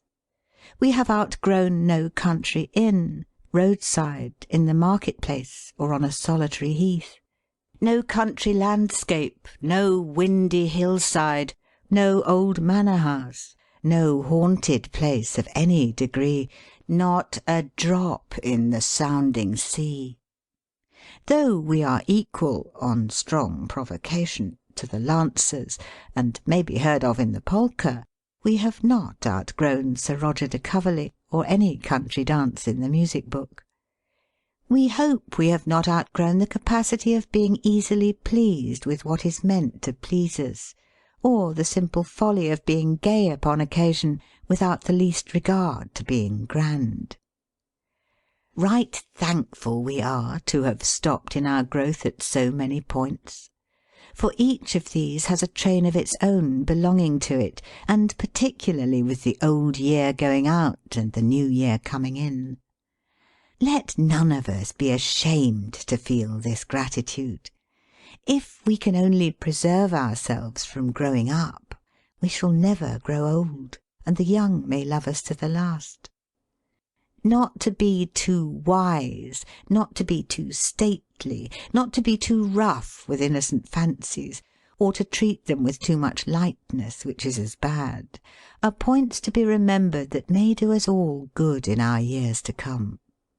And the good they do us may even stretch forth into the vast expanse beyond those years. For this is the spirit inculcated by one on whose knees children sat confidingly, and from whom all our years dated. End of where we stopped growing. Charles Dickens' 200th Anniversary Collection, Volume 4, Mrs. Lirriper's Lodgings, by Charles Dickens, Part 1. Chapter 1. How Mrs. Lirriper carried on the business. Whoever would begin to be worried with letting lodgings that wasn't a lone woman with a living to get is a thing inconceivable to me, my dear. Excuse the familiarity, but it comes natural to me in my own little room, when wishing to open my mind to those that I can trust, and I should be truly thankful if they were all mankind, but such is not so, for have but a furnished bill in the window, and your watch on the mantelpiece, and farewell to it if you turn your back for but a second, however gentlemanly the manners, nor is being of your own sex any safeguard, as I have reason, in the form of sugar-tongs, to know, for that lady, and a fine woman she was, got me to run for a glass of water on the plea of going to be confined, which certainly turned out true, but it was in the station-house. Number 81 Norfolk Street, Strand, situated midway between the City and St. James, and within 5 minutes' walk of the principal places of public amusement, is my address. I have rented this house many years, as the parish rate books will testify, and I wish my landlord was as alive to the fact as I am myself, but no, bless you, not half a pound of paint to save his life, nor so much, my dear, as a tile upon the roof, though on your bended knees. My dear, you never have found number 81 Norfolk Street, Strand, advertised in Bradshaw's Railway Guide, and, with the blessing of Heaven, you never will or shall so find it. Some there are who do not think it lowering themselves to make their names that cheap, and even going the length of a portrait of the house not like it, with a blot in every window, and a coach and four at the door. But what will suit Wozenham's lower down on the other side of the way will not suit me, Miss Wozenham having her opinions, and me having mine. Though when it comes to systematic underbidding capable of being proved on oath in a court of justice, and taking the form of, if Mrs. Lirriper names 18 shillings a week, I name 15 and 6, it then comes to a settlement between yourself and your conscience, supposing, for the sake of argument, your name to be Wozenham, which I am well aware it is not, or my opinion of you would be greatly lowered. And as to airy bedrooms and a night porter in constant attendance, the less said the better, the bedrooms being stuffy and the porter stuff. It is 40 years ago since me and my poor Lirriper got married at St. Clement's Danes, where I now have a sitting in a very pleasant pew with genteel company and my own hassock, and being partial to evening service not too crowded. My poor Lirriper was a handsome figure of a man, with a beaming eye and a voice as mellow as a musical instrument made of honey and steel. But he had ever been a free liver, being in the commercial travelling line, and travelling what he called a lime-kiln road.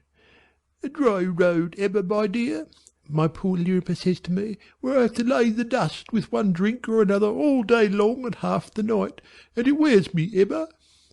And this led to his running through a good deal, and might have been through the turnpike too, when that dreadful horse that never would stand still for a single instant set off, but for its being night and the gate shut, and consequently took his wheel.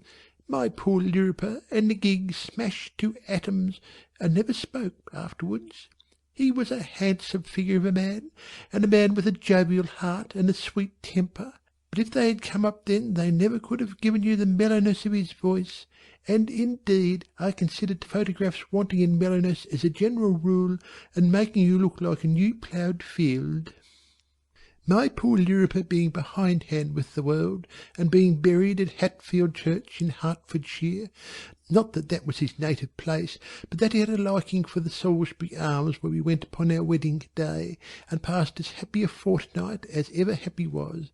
I went round to the creditors, and I says, Gentlemen, I am acquainted with the fact that I am not answerable for my late husband's debts, but I wish to pay them, for I am his lawful wife, and his good name is dear to me. I am going into the lodgings, gentlemen, as a business, and if I prosper, every farthing that my late husband owed shall be paid for the sake of the love I bore him, by this right hand.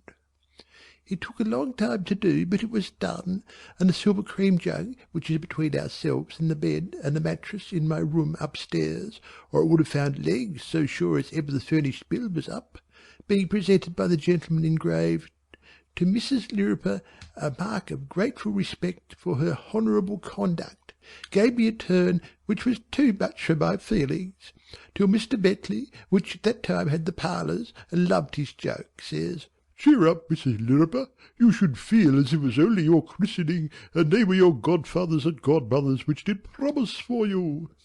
And it brought me round, and I don't mind confessing to you, my dear, that I then put up a sandwich and a drop of sherry in a little basket, and went down to Hatfield churchyard outside the coach, and kissed my hand, and laid it with a kind of proud and swelling love on my husband's grave, though, bless you, it had taken me so long to clear his name, that my wedding ring was worn quite fine and smooth when I laid it on the green, green, waving grass. I am an old woman now, and my good looks are gone, but that's me, my dear, over the plate warmer, and considered like in the times when you used to pay 2 guineas on ivory, and took your chance pretty much how you came out, which made you very careful how you left it about afterwards, because people were turned so red and uncomfortable by mostly guessing it was somebody else quite different, and there was once a certain person that had put his money in a hop business that came in one morning to pay his rent and his respects, being the second floor, that would have taken it down from its hook and put it in his breast pocket. You understand, my dear, for the L, he says of the original, only there was no mellowness in his voice, and I wouldn't let him. But his opinion of it you may gather from his saying to it, Speak to me, Emma. Which was far from a rational observation, no doubt, but still a tribute to its being a likeness, and I think myself it was like me when I was young and wore that sort of stays. But it was about the lodgings that I was intending to hold forth, and certainly I ought to know something of the business, having been in it so long, for it was early in the 2nd year of my married life that I lost my poor Lirriper, and I set up at Islington directly afterwards, and afterwards came here, being 2 houses and 8 and 30 years, and some losses, and a deal of experience. Girls are your first trial after fixtures, and they try you even worse than what I call the wandering Christians, though why they should roam the earth looking for bills, and then coming in and viewing the apartments, and stickling about terms, and never at all wanting them or dreaming of taking them being so already provided, is a mystery I should be thankful to have explained, if by any miracle it could be. It's wonderful they live so long and thrive so on it. But I suppose the exercise makes it healthy, knocking so much, and going from house to house, and up and down stairs all day, and then their pretending to be so particular and punctual is a most astonishing thing, looking at their watches and saying, Could you give me the refusal of the rooms till 20 minutes past 11 the day after to-morrow in the forenoon?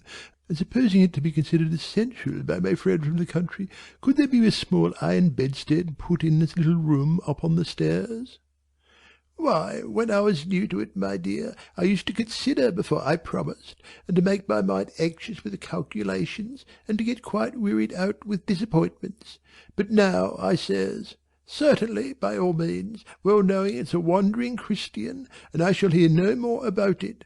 Indeed, by this time I know most of the wandering Christians by sight as well as they know me, it being the habit of each individual revolving round London in that capacity to come back about twice a year. And it's very remarkable that it runs in families, and the children go up to it. But even were it otherwise, I should no sooner hear of the friend from the country, which is a certain sign, than I should nod and say to myself, You're a wandering Christian, though whether they are, as I have heard, persons of small property with a taste for regular employment and frequent change of scene, I cannot undertake to tell you. Girls, as I was beginning to remark, are one of your first and your lasting troubles, being like your teeth, which begin with convulsions and never cease tormenting you from the time you cut them till they cut you, and then you don't want to part with them, which seems hard, but we must all succumb, or by artificial, and even where you get a will 9 times out of 10 you'll get a dirty face with it, and naturally lodgers do not like good society to be shown in with a smear of black across the nose, or a smudgy eyebrow. Where they pick up the black is a mystery I cannot solve, as in the case of the willingest girl that ever came into a house half-starved, poor thing, a girl so willing that I called her Willing Sophy, down upon her knees, scrubbing early and late, and ever cheerful, but always smiling, with a black face. And I says to Sophy, Sophy, my good girl, have a regular day for your stoves, and keep the width of the area between yourself and the blacking, and do not brush your hair with the bottoms of the saucepans, and do not meddle with the snuffs of the candles, and it stands to reason that it could no longer be, yet there it was, and always on her nose, which, turning up and being broad at the end, seemed to boast of it, and caused warning from a steady gentleman, an excellent lodger, with breakfast by the week, but a little irritable, and used of a sitting room when required, his words being, Mrs. Lirriper, I have arrived at the point of admitting that the black is a man and a brother, but only in a natural form, and when it can't be got off. Well, consequently I put poor Sophy on to other work, and forbid her answering the door or answering a bell on any account, but she was so unfortunately willing that nothing would stop her flying up the kitchen stairs whenever a bell was heard to tingle. I put it to her, Oh, Sophy, Sophy, for goodness' sake, where does it come from? To which that poor unlucky mortal, bursting out crying to see me so vexed, replied, I took a deal of black into me, ma'am, when I was a small child, being much neglected, and I think it must be that it works out. So, it continuing to work out of that poor thing, and not having another fault to find with her, I says, Sophy, what do you seriously expect of my helping your way to New South Wales, where it might not be noticed? Nor did I ever repent of the money, which was well spent, for she married the ship's cook on the voyage, himself a muleter, and did well and lived happy, and so far as ever I heard it was not noticed in a new state of society to her dying day. In what way Miss Wozenham, lower down on the other side of the way, reconciled it to her feelings as a lady, which she is not, to entice Mary Ann Perkinsop from my service, is best known to herself. I do not know, and I do not wish to know how opinions are formed at Wozenham's on any point. But Mary Ann Perkinsop, although I behaved handsomely to her, and she behaved unhandsomely to me, was worth her weight in gold as overawing lodgers, without driving them away, for lodgers would be far more sparing of their bells with Mary Ann than I ever knew them to be with maid or mistress, which is a great triumph, especially when accompanied with a cast in the eye and a bag of bones. But it was the steadiness of her way with them through her father's having failed in pork.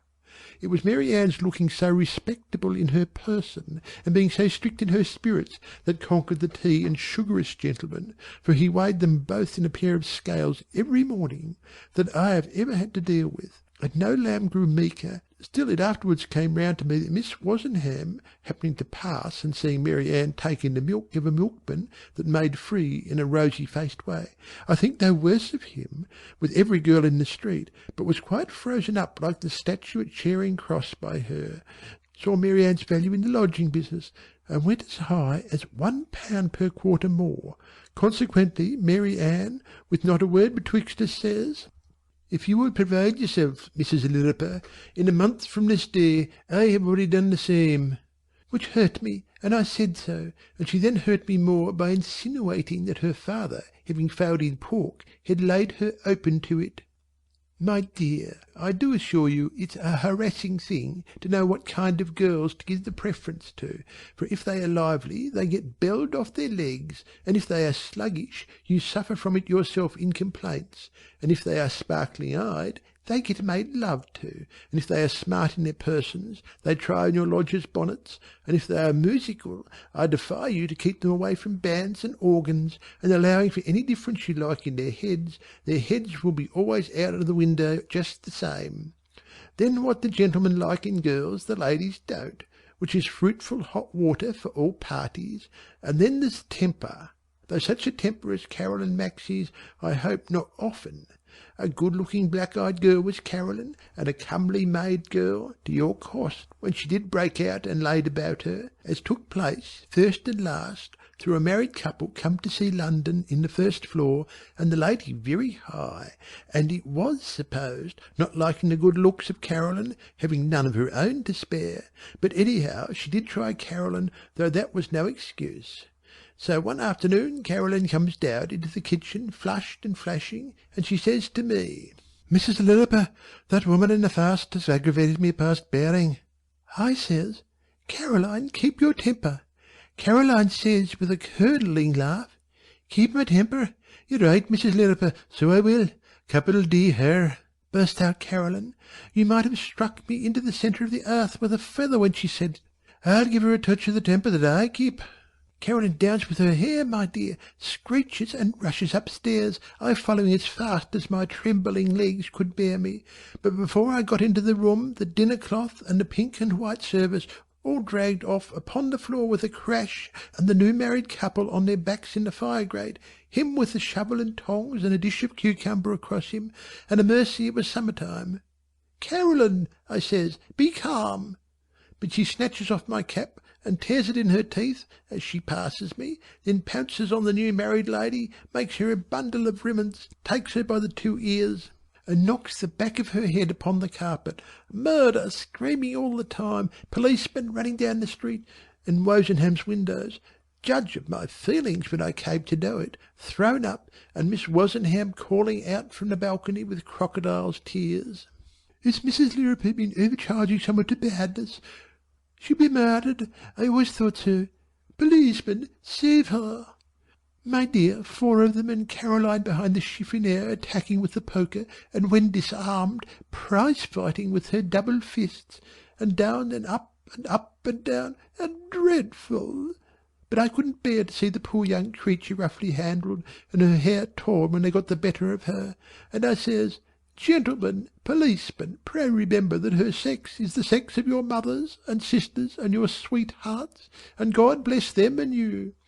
And there she was sitting down on the ground, handcuffed, taking breath against the skirting board, and them cool with their coats in strips, and all she says was, "Mrs. Lirriper, I'm sorry as ever I touched you, for you're a kind motherly old thing." And it made me think that I had often wished I had been a mother indeed, and how would my heart have felt if I had been the mother of that girl. Well, you know, it turned out at the police office that she had done it before, and she had her clothes away and was sent to prison, and when she was to come out I trotted off to the gate in the evening with just a morsel of jelly in that little basket of mine to give her a mite of strength to face the world again, and there I met with a very decent mother waiting for her son through bad company, and a stubborn one he was, with his half-boots not laced. So out came Caroline, and I says, "Caroline, come along with me and sit down under the wall where it's retired, and eat a little trifle that I have brought with me to do you good." And she throws her arms round my neck and says sobbing, "Oh, why were you never a mother when there are such mothers as there are?" she says, and in half a minute more she begins to laugh and says, "Did I really tear your cup to shreds?" And when I told her, "You certainly did so, Caroline," she laughed again and said while she patted my face, "Then why do you wear such queer old caps, you dear old thing? If you hadn't worn such queer old caps, I don't think I could have done it even then." Fancy the girl! Nothing could get out of her what she was going to do, except, oh, she would do well enough, and we parted, she being very thankful and kissing my hands, and I never more saw or heard of that girl, except that I shall always believe that a very genteel cap which was brought anonymous to me one Saturday night in an oilskin basket, by a most impertinent young sparrow of a monkey whistling with dirty shoes on the clean steps, and playing the harp on the airy railings with a hoop-stick that came from Caroline. What you lay yourself open to, my dear, in the way of being the object of uncharitable suspicions when you go into the lodging business, I have not the words to tell you, but never was I so dishonourable as to have 2 keys, nor would I willingly think it even of Miss Wozenham, lower down on the other side of the way, sincerely hoping that it may not be, though doubtless at the same time money cannot come from nowhere, and it is not reason to suppose that Bradshaw has put it in for love, be it blotty as it may. It is a hardship, hurting to the feelings that lodgers open their minds so wide to the idea that you are trying to get the better of them, and shut their minds so close to the idea that they are trying to get the better of you. But as Major Jackman says to me, I know the ways of this circular world, Mrs. Lirriper, and that's one of them all round it. And many is the little ruffle in my mind that the Major has smoothed, for he is a clever man who has seen much. Dear, dear, 13 years have passed, though it seems but yesterday since I was sitting with my glasses on at the open front parlour window one evening in August, the parlours then being vacant, reading yesterday's paper, my eyes for print being poor, though I still am thankful to say, a long sight at a distance, when I hear a gentleman come posting across the road and up the street in a dreadful rage, talking to himself in a fury, and d'ing and seeing somebody. By George, says he out loud, and clutching his walking-stick, I'll go to Mrs. Lirriper's. Which is Mrs. Lirriper's? Then looking round and seeing me, he flourishes his hat right off his head as if I had been the Queen, and he says, Excuse the intrusion, madam, but pray, madam, can you tell me what number in this street there resides a well-known and much-respected lady by the name of Lirriper? A little flustered, though I must say gratified, I took off my glasses and curtsied and said, Sir, Mrs. Lirriper is your humble servant. Astonishing, says he. 1,000,000 pardons, madam. May I ask you to have the kindness to direct one of your domestics to open the door to a gentleman in search of apartments by the name of Jackman? I had never heard the name, but a politer gentleman I never hoped to see, for says he, Madam, I am shocked at your opening the door yourself to no worthier a fellow than Jemmy Jackman. After you, madam, I never precede a lady. Then he comes into the parlours, and he sniffs, and he says, Ah, these are parlours, not musty cupboards, he says, but parlours, and no smell of coal-sacks. Now, my dear, it having been remarked by some inimical to the whole neighbourhood that it always smells of coal-sacks, which might prove a drawback to lodgers if encouraged, I says to the Major, gently though firmly, that I think he is referring to Arundel or Surrey or Howard, but not Norfolk. Madam, says he, I refer to Wozenham's lower down over the way. Madam, you can form no notion what Wozenham's is. Madam, it is a vast coal-sack, and Miss Wozenham has the principles and manners of a female heaver. Madam, from the manner in which I have heard her mention you, she has no appreciation of a lady, and from the manner in which she has conducted herself towards me, I know she has no appreciation of a gentleman. Madam, my name is Jackman. Should you require of any other reference than what I have already said, I name the Bank of England. Perhaps you know it. Such was the beginning of the Major's occupying the parlours, and from that hour to this the same, and a most obliging lodger, and punctual in all respects, except one irregular, which I need not particularly specify, but made up for by his being a protection, and at all times ready to fill in the papers of the assessed taxes and juries and that, and once collared a young man with a drawing-room clock under his coat, and once on the parapets with his own hands and blankets, put out the kitchen chimney, and afterwards, attending the summons, made a most eloquent speech against the parish before the magistrates, and saved the engine, and ever quite the gentleman, though passionate. And certainly Miss Wozenham's detaining the trunks and umbrella was not in a liberal spirit, though it may have been according to her rights in law, or an act I would myself have stooped to.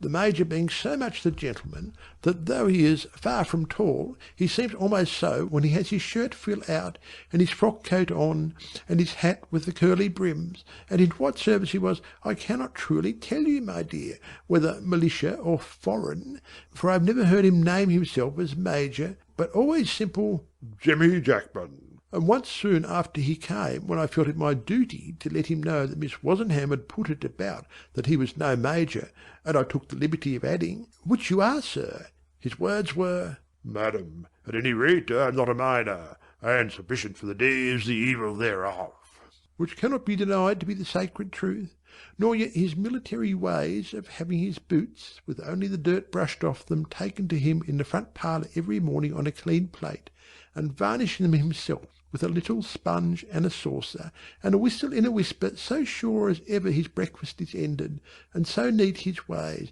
that I never saw his linen which is scrupulous, though more in quality than quantity, seeing that neither that nor his mustachios, which to the best of my belief are done at the same time, and which are as black and shining as his boots, his head of hair being a lovely white. It was the third year nearly up of the Major's being in the parlours, that early one morning in the month of February, when Parliament was coming on, and you may therefore suppose a number of impostors were about ready to take hold of anything they could get, a gentleman and a lady from the country came in to view the second, and I well remember that I had been looking out of window and had watched them and the heavy sleet driving down the street together looking for bills. I did not quite take to the face of the gentleman, though he was good looking too, but the lady was a very pretty young thing and delicate, and it seemed too rough for her to be out at all, though she had only come from the Adelphi Hotel, which would not have been much above 1/4 of a mile if the weather had been less severe. Now it did so happen, my dear, that I had been forced to put 5 shillings a weekly additional on the second, in consequence of a loss from running away full dressed, as if going out to a dinner party, which was very artful, and made me rather suspicious taking it along with Parliament. So when the gentleman proposed 3 months certain, and the money in advance, and leave then reserved to renew on the same terms for 6 months or more, I says I was not quite certain, but I might have engaged myself to another party, but would step downstairs and look into it if they would take a seat. They took a seat, and I went down to the handle of the Major's door that I had already begun to consult, finding it a great blessing, and I knew by his whistling in a whisper that he was varnishing his boots, which was generally considered private. However, he kindly calls out, "If it's you, madam, come in." And I went in, and I told him. "Well, madam," says the Major, rubbing his nose, as I did fear at the moment with the black sponge, but it was only his knuckle, he being always neat and dexterous with his fingers. "Well, madam, I suppose you'd be glad of the money." I was delicate of saying yes, 2 out, for a little extra colour rose into the Major's cheeks, and there was irregularity, of which I will not specifically specify in a quarter which I will not name. "I am of opinion, madam," says the Major, "that when money is ready for you, when it is ready for you, Mrs. Lirriper, you ought to take it. What is there against it, madam, in this case upstairs?" "I really cannot say there is anything against it, sir. Still I thought I would consult you." "You said a newly married couple, I think, madam," says the Major. I says yes, evidently, and indeed the young lady mentioned to me in a casual way that she had not been married many months. The Major rubbed his nose again, and stirred the varnish round and round in his little saucer with his piece of sponge, and took to his whistling in a whisper for a few moments.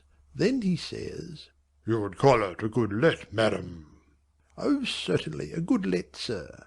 "See they renew for the additional 6 months. Would it put you about very much, madam, if the worst was to come to the worst?" says the Major. "Well, I hardly know," I says to the Major. "It depends upon circumstances. Would you object, sir, for instance?" "I?" says the Major. "Object? Jimmy Jackman? Mrs. Lirriper, close with the proposal."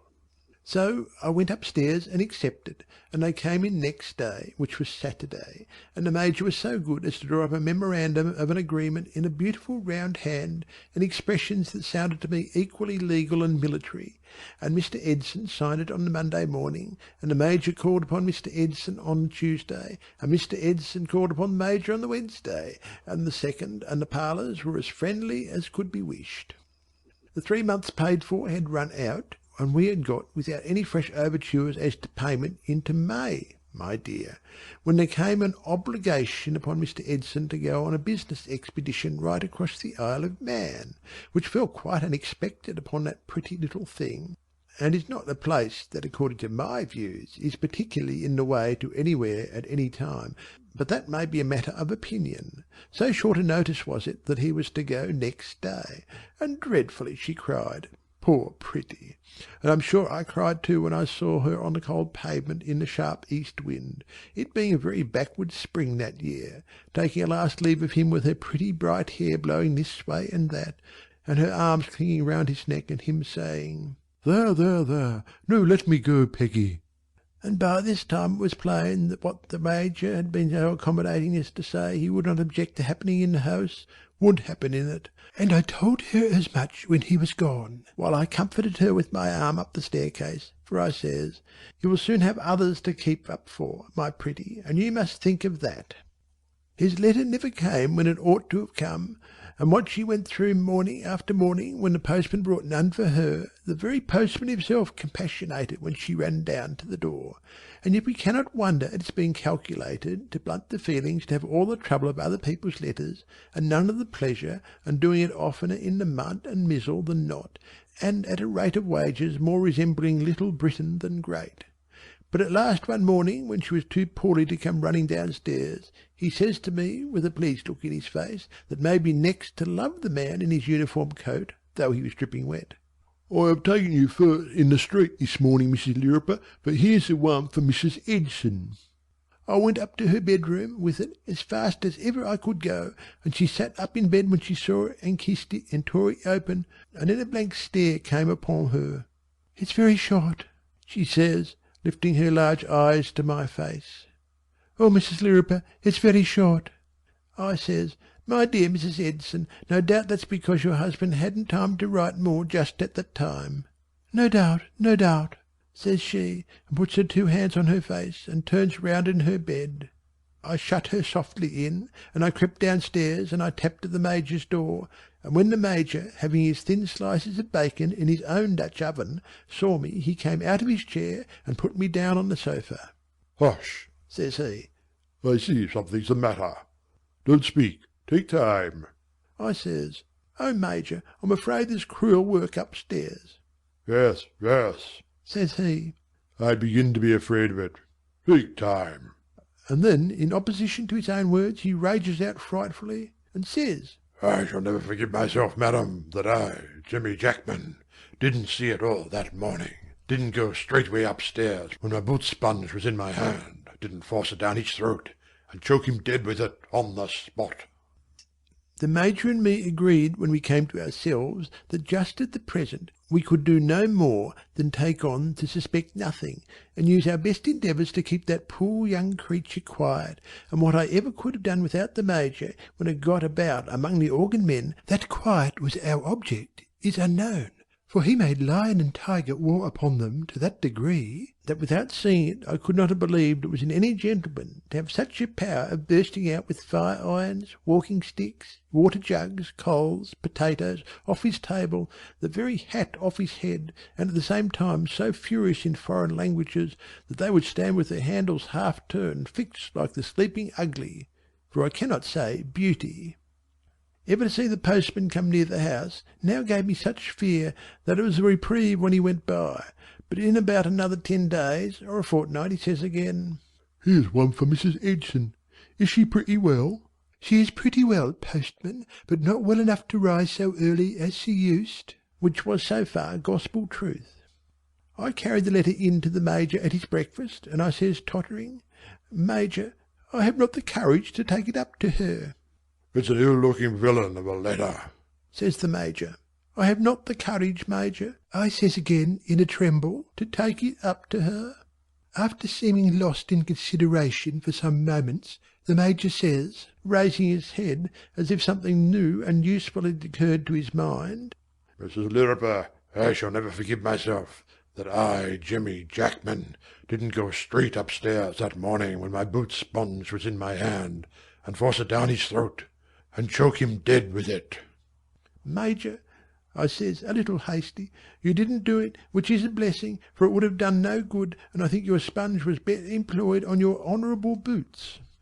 So we got to be rational, and planned that I should tap at her bedroom door and lay the letter on the mat outside, and wait on the upper landing for what might happen. And never was gunpowder, cannon balls, or shells, or rockets more dreaded than that dreadful letter was by me as I took it to the second floor. A terrible loud scream sounded through the house the minute after she had opened it, and I found her on the floor lying as if her life was gone. My dear, I never looked at the face of the letter which was lying open by her, for there was no occasion.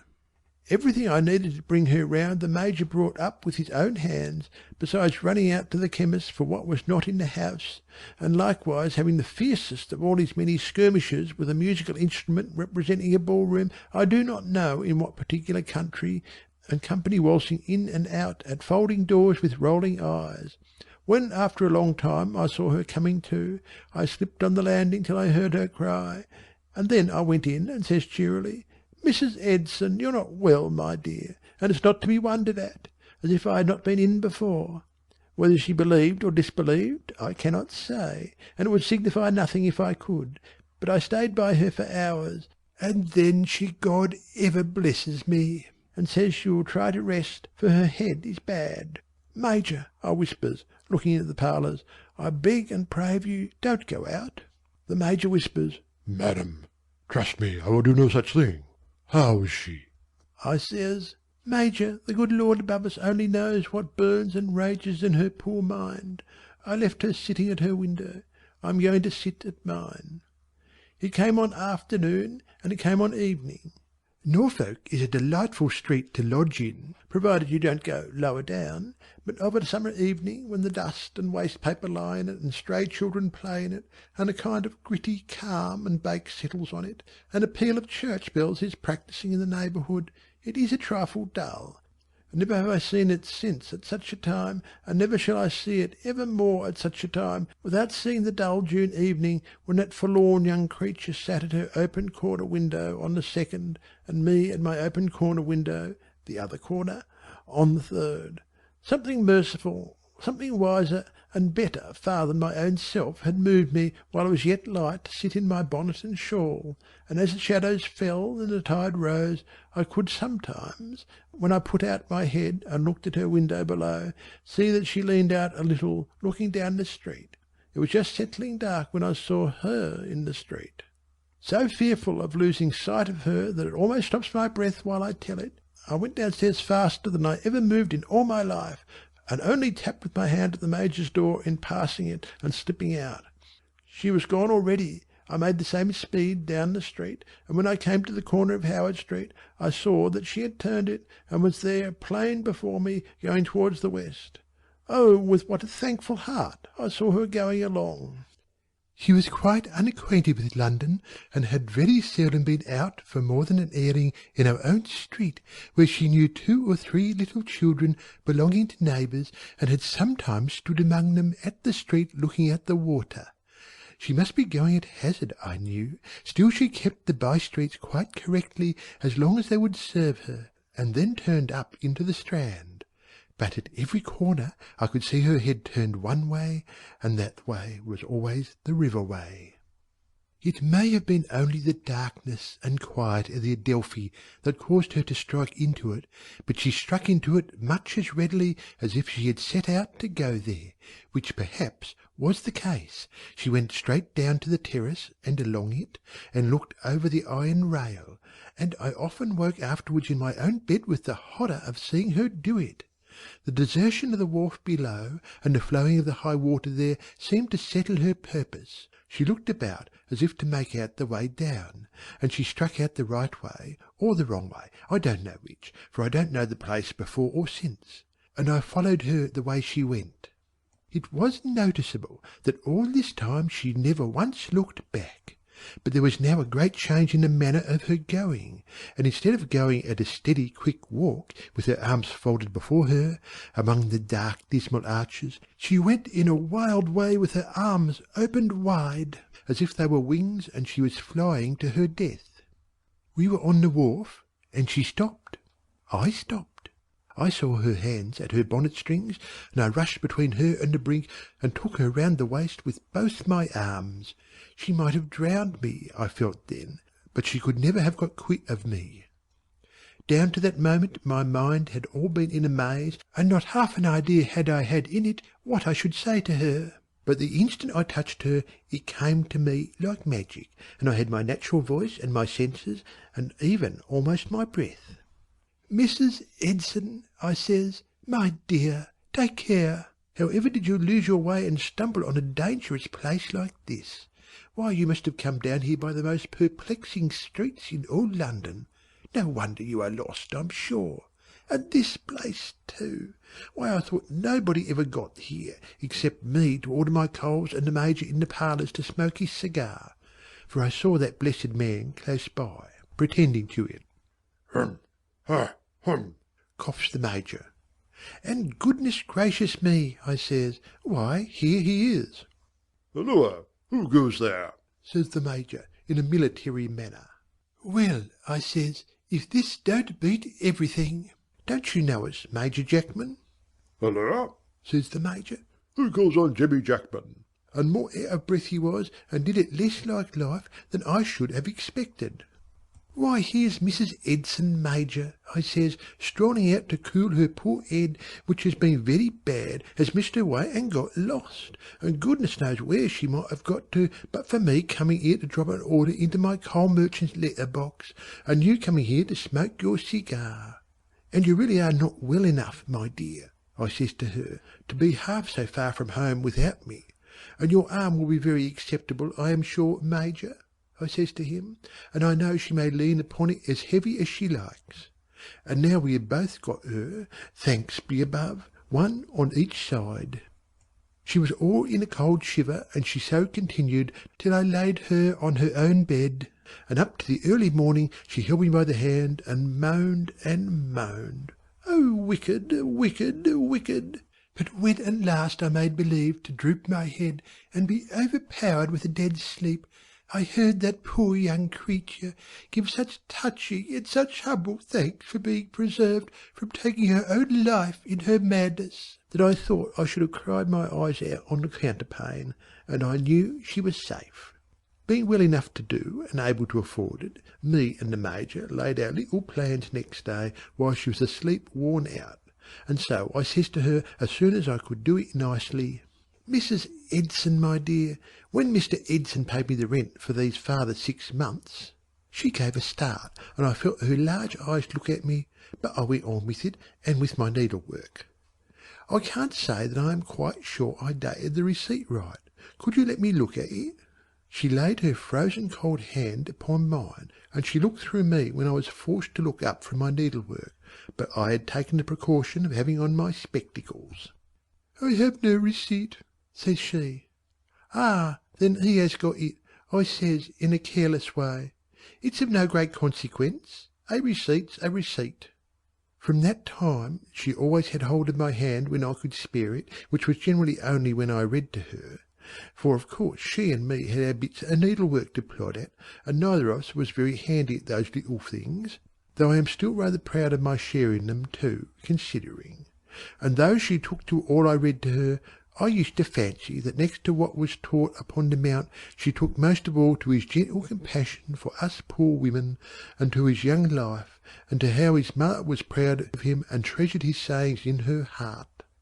She had a grateful look in her eyes that never, never, never will be out of mine till they are closed in my last sleep, and when I chanced to look at her without thinking of it, I would always meet that look, and she would often offer me her trembling lip to kiss, much more like a little affectionate half-broken-hearted child than ever I can imagine any grown person. One time the trembling of this poor lip was so strong, and her tears ran down so fast, that I thought she was going to tell me all her woe, so I takes her 2 hands in mine, and I says, "No, my dear, not now. You had best not try to do it now. Wait for better times when you have got over this and are strong, and then you shall tell me whatever you will. Shall it be agreed?" With our hands still joined she nodded her head many times, and she lifted my hands and put them to her lips and to her bosom. "Only one word now, my dear," I says. "Is there any one?" She looked at inquiringly. "Any one that I can go to?" She shook her head. "No one that I can bring?" She shook her head. "No one is wanted by me, my dear, now that may be considered past and gone." Not much more than a week afterwards, for this was far on in the time of our being so together, I was bending over at her bedside with my ear down to her lips, by turns listening for her breath and looking for a sign of life in her face. At last it came in a solemn way, not in a flash, but like a kind of pale faint light brought very slow to the face. She said something to me that had no sound in it, but I saw she asked me, "Is this death?" And then I says, poor dear, I think it is." Knowing somehow that she wanted me to move her weak right hand, I took it and laid it on her breast, and then folded her other hand upon it, and she prayed a good prayer, and I joined in it, poor me, though there were no words spoke. Then I brought the baby in its wrappers from where it lay, and I says, "My dear, this is sent to a childless old woman. This is for me to take care of." The trembling lip was put towards my face for the last time, and I dearly kissed it. "Yes, my dear," I says, "please God, me and the Major." I don't know how to tell it right, but I saw her soul brighten and leap up and get free and fly away in the grateful look. End of Part 1 of Mrs. Lirriper's Lodgings by Charles Dickens. Charles Dickens' 200th Anniversary Collection, Volume 4, Mrs. Lirriper's Lodgings by Charles Dickens, Part 2.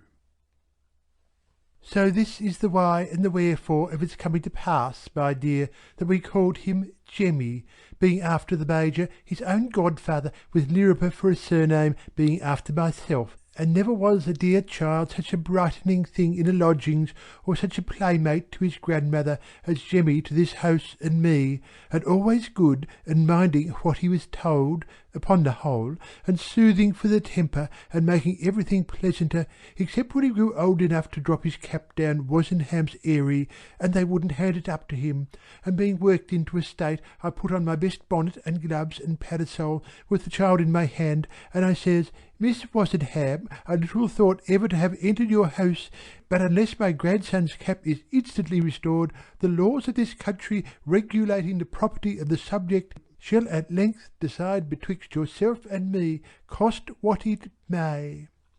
With a sneer upon her face, which did strike me, I must say, as being expressive of 2 keys, but it may have been a mistake, and if there is any doubt, let Miss Wozenham have the full benefit of it, as is but right. She rang the bell, and she says, "Jane, is there a street child's old cap down our Airy?" I says, "Miss Wozenham, before your housemaid answers that question, you must allow me to inform you to your face that my grandson is not a street child, and is not in the habit of wearing old caps. In fact," I says, "Miss Wozenham, I am far from sure that my grandson's cap may not be newer than your own." Which was perfectly savage in me, her lace being the commonest machine-make washed and torn besides, but I had been put into a state to begin with, fomented by impertinence. Miss Wozenham says, red in the face, "Jane, have you heard my question? Is there any child's cap down our area?" "Yes, ma'am," says Jane. "I think I did see some such rubbish a-lying there." "Then," says Miss Wozenham, "let these visitors out, then throw up that worthless article out of my premises." But here the child who had been staring at Miss Wozenham with all his eyes and more, frowns his little eyebrows, purses up his little mouth, puts his chubby legs far apart, turns his little dimpled fists round and round slowly over one another like a little coffee mill, and says to her, "Oo impton to my gran, me tut oo high." "Ew!" says Miss Wozenham, looking down scornfully at the mite. "This is not a street child, is it not? Really!" I burst out laughing, and I says, "Miss Wozenham, if this ain't a pretty sight to you, I don't envy your feelings, and I wish you good day. Jemmy, come along with Gran." and I was still in the best of humours, though his cap came flying up into the street as if it had been just turned out of the water plug, and I went home laughing all the way, all owing to that dear boy. The miles and miles that me and the Major have travelled with Jemmy in the dusk between the lights are not to be calculated. Jemmy driving on the coach box, which is the Major's brass-bound writing desk on the table, me inside in the easy chair, and the Major guard up behind with the brown paper horn, doing it really wonderful. I do assure you, my dear, that sometimes when I have taken a few winks in my place inside the coach, and have come half awake by the flashing light of the fire, and have heard that precious pet driving, and the Major blowing up behind to have the change of horses ready when we got to the inn, I have half believed we were on the old North Road that my poor Lirriper knew so well. Then to see that child and the Major both wrapped up, getting down to warm their feet, and going stamping about, and having glasses of ale out of the paper matchboxes on the chimney-piece, is to see the Major enjoying it fully as much as the child, I am very sure, and is equal to any play when Coachee opens the coach door to look in at me and say, "Wery past that stage, frightened old lady?" But what my inexpressible feelings were when we lost that child can only be compared to the Major's, which were not a shade better, though he's straying out at 5 years old and 11 o'clock in the forenoon, and never heard of by word or sign or deed till 9:30 at night, when the Major had gone to the editor of the Times newspaper to put in an advertisement, which came out next day 24 hours after he was found, and which I mean always carefully to keep in my lavender drawer as the first printed account of him. The more the day got on, the more I got distracted, and the Major too, and both of us made worse by the composed ways of the police, though very civil and obliging, and I must call their obstinacy in not entertaining the idea that he was stolen. "We mostly find, Mum," says the sergeant, who came round to comfort me, which he didn't at all, and he had been one of the private constables in Caroline's time, to which he referred in his opening words when he said, "Don't give way to uneasiness in your mind, Mum. It'll all come as right as my nose did when I got the seam barked by that young woman in your second floor," says this sergeant. "We mostly find, Mum, as people ain't over anxious to have what they may call second-hand children. You'll get him back, Mum." "Oh, but my dear good sir," I says, clasping my hands and wringing them and clasping them again, "he is such an uncommon child." "Yes, Mum," says the sergeant, "we mostly find that too, Mum. The question is what his clothes were worth." "His clothes," I says, "were not worth much, sir, for he had only got his playing dress on. But the dear child—" "All right, Mum," says the sergeant. "You'll get him back, Mum, and even if he had his best clothes on, it wouldn't come to worse than his being found wrapped up in a cabbage leaf, a-shivering in a lane." His words pierced my heart like daggers, and me and the Major ran in and out like wild things all day long, until the Major, returning from his interview with the editor of the Times at night, rushes into my little room hysterical, and squeezes my hand and wipes his eyes and says, "Joy, joy! Officer in plain clothes came up the steps as I was letting myself in. Compose your feelings. Jemmy's found." Consequently I fainted away, and when I came to, embraced the legs of the officer in plain clothes, who seemed to be taking a kind of quiet inventory in his mind of the property in my little room, with brown whiskers, and I says, "Blessings on you, sir, where is the darling?" And he says, "In Kennington Station House." I was dropping at his feet, stoned at the image of that innocence in cells with murderers, when he adds, "He followed the monkey," I says, deeming it slang language. "Oh, sir, explain for a loving grandmother what monkey." He says, "Him in the spangled cap with the strap under the chin, as won't keep on, him as sweeps the crossings on a round table and don't want to draw his sabre more than he can help." Then I understood it all, and most thankfully thanked him, and me and the Major and him drove over to Kennington, and there we found our boy lying quite comfortable before a blazing fire, having sweetly played himself to sleep on a small accordion, nothing like so big as a flat iron, which they had been so kind as to lend him for the purpose, and which it appeared had been stopped upon by a very young person.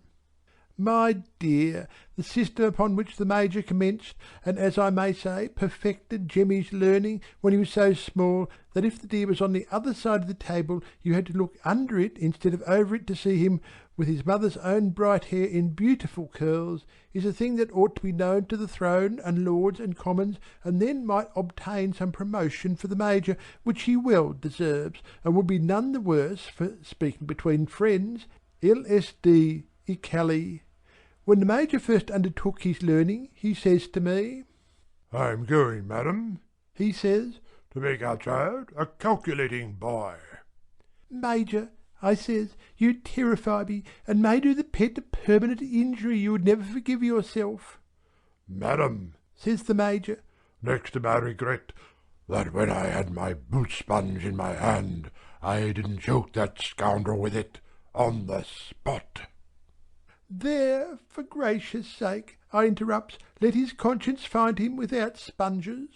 "I say next to that regret, madam," says the Major, "would be the regret with which my breast," which he tapped, "would be surcharged if this fine mind was not early cultivated. But mark me, madam," says the Major, holding up his forefinger, "cultivated on a principle will make it a delight." "Major," I says, "I will be candid with you and tell you openly that if ever I find the dear child fall off his appetite I shall know it is his calculations and shall put a stop to them 2 minutes' notice, or if I find them mounting to his head," I says, "or striking anyways cold to his stomach, or leading to anything approaching flabbiness in his legs, the result will be the same. But, Major, you are a clever man, and have seen much, and you love the child, and are his own godfather, and if you feel a confidence in trying, try." "Spoken, madam," says the Major, "like Emma Lirriper. All I have to ask, madam, is that you leave my godson and myself to make a week or two's preparations for surprising you, and that you will give me leave to have up and down any small articles not actually in use that I may require from the kitchen." "From the kitchen, Major?" I says, half feeling as if he had a mind to cook the child.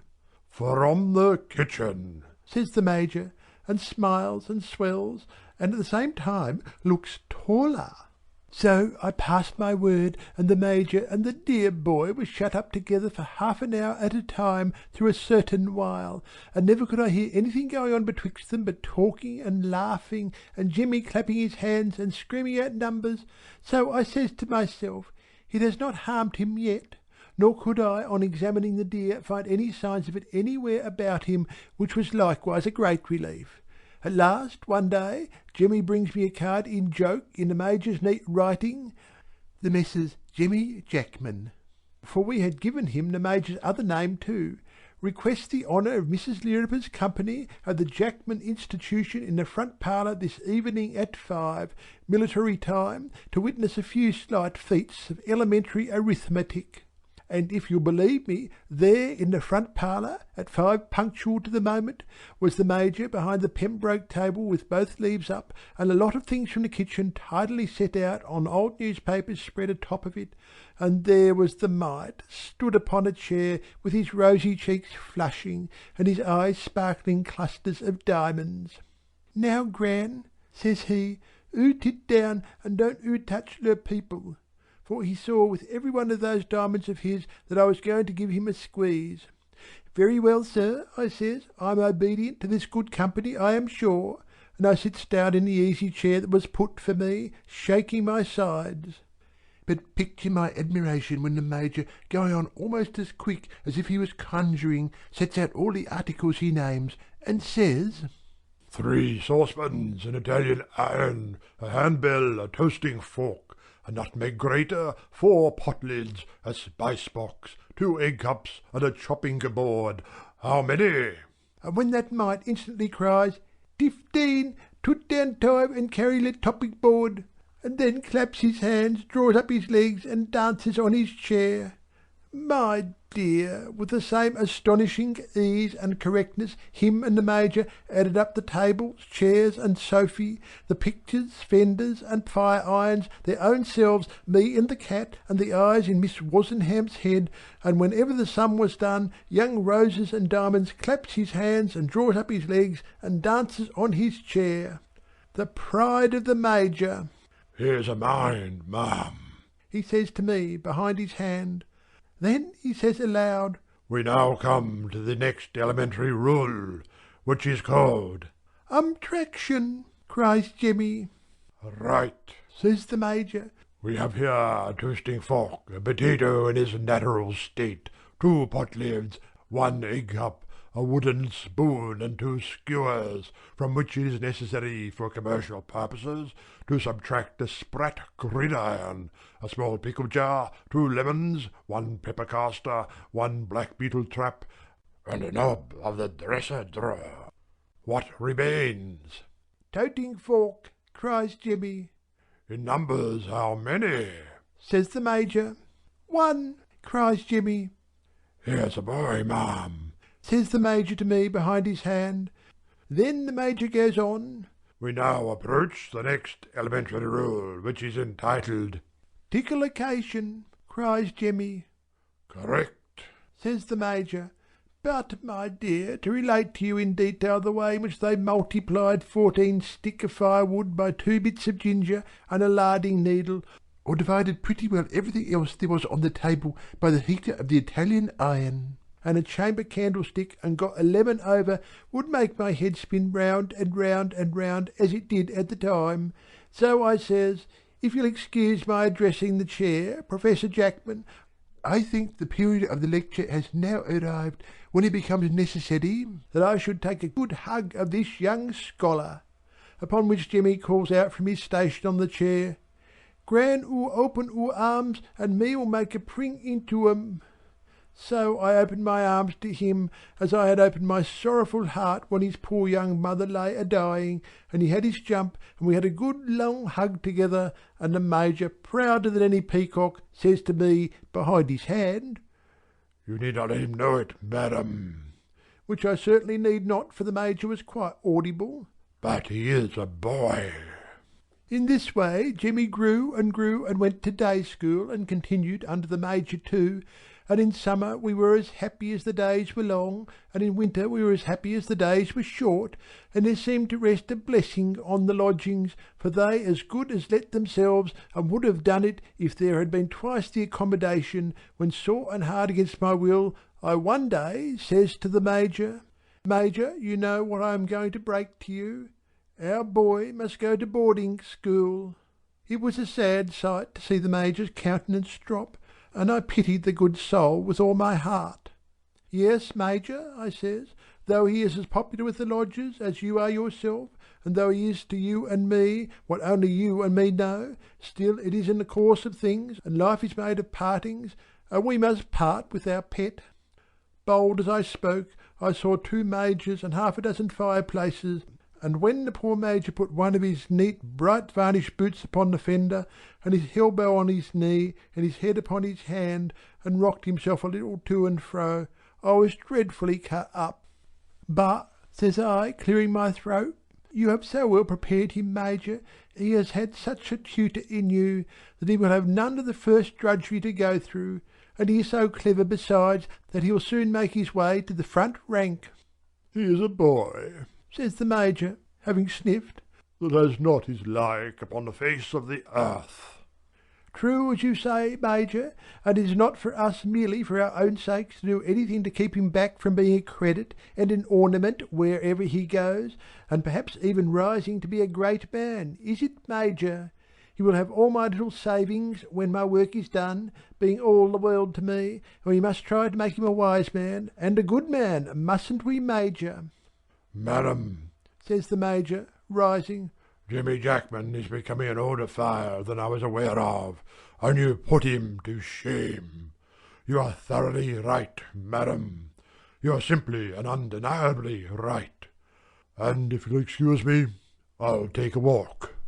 So the Major being gone out and Jemmy being at home, I got the child into my little room here, and I stood him by my chair, and I took his mother's own curls in my hand, and I spoke to him loving and serious. And when I reminded the darling how he was now in his 10th year, and when I had said to him about his getting on in life pretty much what I had said to the Major, I broke to him how that we must have this same parting, and there I was forced to stop, for there I saw all of a sudden the well-remembered lip with its tremble, and it so brought back that time. But with the spirit that was in him he controlled it soon, and he says, gravely nodding through his tears, I understand, Gran. I know it must be, Gran. Go on, Gran. Don't be afraid to be. And when I had said all that ever I could think of, he turned his bright, steady face to mine, and he says, just a little broken here and there, You shall see, Gran, that I can be a man, and that I can do anything that is grateful and loving to you, and if I don't grow up what you would like to have me, I hope it will be because I shall die. And with that he sat down by me, and I went on to tell him of the school, of which I had excellent recommendations, and where it was, and how many scholars, and what games they played, as I had heard, and what length of holidays, to all of which he listened bright and clear. And so it came that at last he says, And now, dear Gran, let me kneel down here where I've been used to say my prayers, and let me fold my face for just a minute in your gown, and let me cry, for you have been more than father, more than mother, more than brothers, sisters, friends to me. And so he did cry, and I too, and we were both much the better for it. From that time forth he was true to his word, and ever blithe and ready, and even when me and the Major took him down into Lincolnshire he was far the gayest of the party, though for sure and certain he might have easily been that, but he really was, and put life into us only when it came to the last good-bye, he says with a wistful look, You wouldn't have me not really sorry, would you, Gran? And when I says, No, dear, Lord forbid, he says, I'm glad of that, and ran in out of sight. But now that the child was gone out of the lodgings, the Major fell into a regularly moping state. He was taken notice of by all the lodgers, that the Major moped. He hadn't even the same air of being rather tall that he used to have, and if he varnished his boots with a single gleam of interest, it was as much as he did. One evening the Major came into my little room to take a cup of tea and a morsel of buttered toast, and to read Jemmy's newest letter, which had arrived that afternoon, by the very same postman, more than middle-aged upon the beat now, and the letter raising him up a little, I says to the Major, Major, you mustn't get into a moping way. The Major shook his head. Jemmy Jackman, madam, he says, with a deep sigh, is an older fire than I thought him. Moping is not the way to grow younger, Major. My dear madam, says the Major, is there any way of growing younger? Feeling that the Major was getting rather the best at that point, I made a diversion to another. 13 years, many lodgers have come and gone in the 13 years that you have lived in the parlours, Major. Ah, says the Major, warming. Many, madam, many. And I should say you have been familiar with them all? As a rule, with all its exceptions, like all rules, my dear madam, says the Major. They have honoured me with their acquaintance, and not unfrequently with their confidence. Watching the Major as he drooped his white head and stroked his black mustachios and moped again, a thought which I think must have been going about looking for an owner somewhere dropped into my old noddle, if you'll excuse the expression. The walls of my lodgings, I says, in a casual way, for my dear it is of no use going straight at a man who mopes, might have had something to tell if they could tell it. The Major neither moved nor said anything, but I saw he was attending with his shoulders, my dear, attending with his shoulders to what I said. In fact, I saw that his shoulders were struck by it. The dear boy was always fond of story-books, I went on, like as if I was talking to myself. I'm sure this house, his own home, might write a story or two for his reading one day or another. The Major's shoulders gave a dip and a curve, and his head came up in his shirt-collar. The Major's head came up in his shirt-collar as I hadn't seen it come up since Jemmy went to school.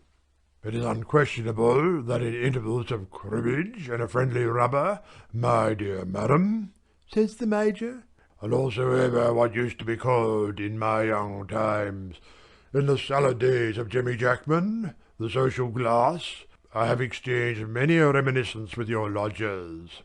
My remark was, I confess I made it with the deepest and artfullest of intentions. I wish our dear boy had heard them. Are you serious, madam? Asked the Major, starting and turning full round. Why not, Major? Madam, says the Major, turning up one of his cuffs. They shall be written for him. Ah, now you speak, I says, giving my hands a pleased clap. Now you are in a way out of moping, Major. Between this and my holidays, I mean the dear boys, says the Major, turning up his other cuff, a good deal may be done towards it. Major, you are a clever man, and you have seen much, and not a doubt of it. I'll begin, says the Major, looking as tall as ever he did, tomorrow. My dear, the Major was another man in 3 days, and he was himself again in a week, and he wrote, and wrote, and wrote, with his pen scratching like rats behind the wainscot, and whether he had many grounds to go upon, or whether he did all romance, I cannot tell you, but what he has written is in the left-hand glass closet of the little bookcase close behind you. Chapter 2. How the Parlours added a few words. I have the honour of presenting myself by the name of Jackman. I esteem it a proud privilege to go down to posterity through the instrumentality of the most remarkable boy that ever lived, by the name of Jemmy Jackman Lirriper, and of my most worthy and most highly respected friend, Mrs. Emma Lirriper, of 81 Norfolk Street, Strand, in the county of Middlesex, in the United Kingdom of Great Britain and Ireland. It is not for me to express the rapture with which we received that dear and eminently remarkable boy on the occurrence of his first Christmas holidays. Suffice it to observe that when he came flying into the house with 2 splendid prizes, arithmetic and exemplary conduct, Mrs. Lirriper and myself embraced with emotion, and instantly took him to the play, where we were all 3 admirably entertained. Nor is it to render homage to the virtues of her good and honoured sex, whom, in deference to her unassuming worth, I will only here designate by the initials E.L., that I add this record to the bundle of papers with which our, in a most distinguished degree, remarkable boy has expressed himself delighted, before reconciling the same to the left-hand glass closet of Mrs. Lirriper's little bookcase. Neither is it to obtrude the name of the old original superannuated obscure Jemmy Jackman, once to his degradation of Wozenham's, long to his elevation of Lirriper's, if I could be consciously guilty of that piece of bad taste. It would indeed be a work of supererogation, now that the name is borne by Jemmy Jackman Lirriper. No, I take up my humble pen to register a little record of our strikingly remarkable boy, which my poor capacity regards as presenting a pleasant little picture of the dear boy's mind. The picture may be interesting to himself when he is a man. Our first reunited Christmas Day was the most delightful one we have ever passed together. Jemmy was never silent for 5 minutes, except in church time. He talked as we sat by the fire. He talked when we were out walking. He talked as we sat by the fire again. He talked incessantly at dinner, though he made a dinner almost as remarkable as himself.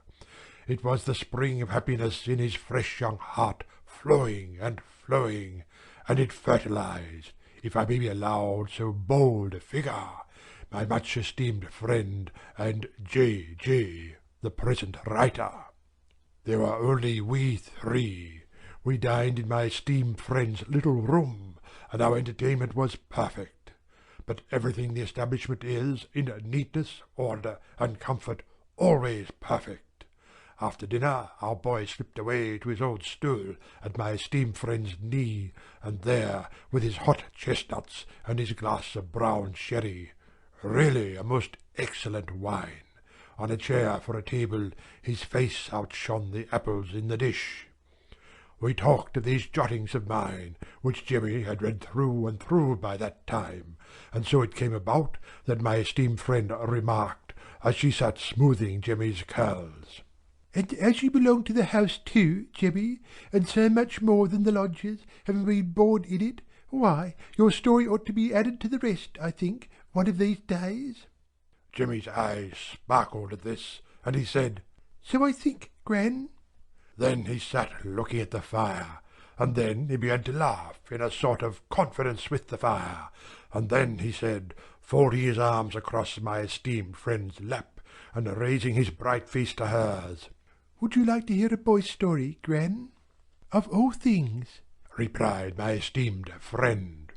"Would you too, godfather?" "Of all things," I too replied. "Well then," said Jemmy, "I'll tell you one." Here our indisputably remarkable boy gave himself a hug, and laughed again, musically, at the idea of his coming out in that new line. Then he once more took the fire into the same sort of confidence as before, and began. "Once upon a time, when pigs drank wine, and monkeys chewed tobacco, 'twas neither in your time nor mine, but that's no matter." "Bless the child!" cried my esteemed friend. "What's amiss with his brain?"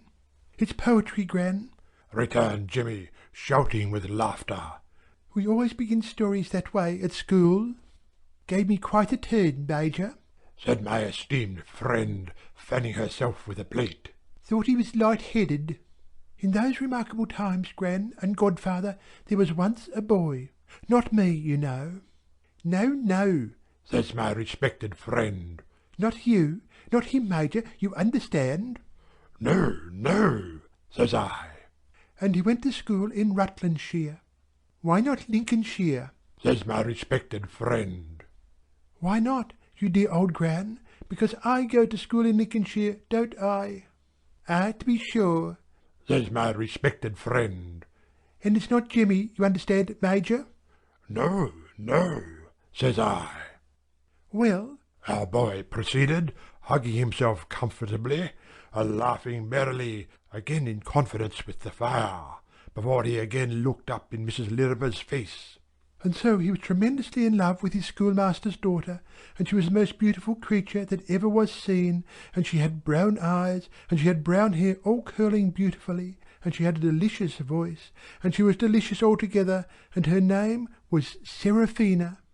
"What's the name of your schoolmaster's daughter, Jemmy?" asked my respected friend. "Polly," replied Jemmy, pointing his forefinger at her. "There now, caught you, ha ha ha!" When he and my respected friend had had a laugh and a hug together, our admittedly remarkable boy resumed with a great relish. "Well, and so he loved her, and so he thought about her, and dreamed about her, and made her presents of oranges and nuts, and would have made her presents of pearls and diamonds if he could have afforded it out of his pocket money, but he couldn't.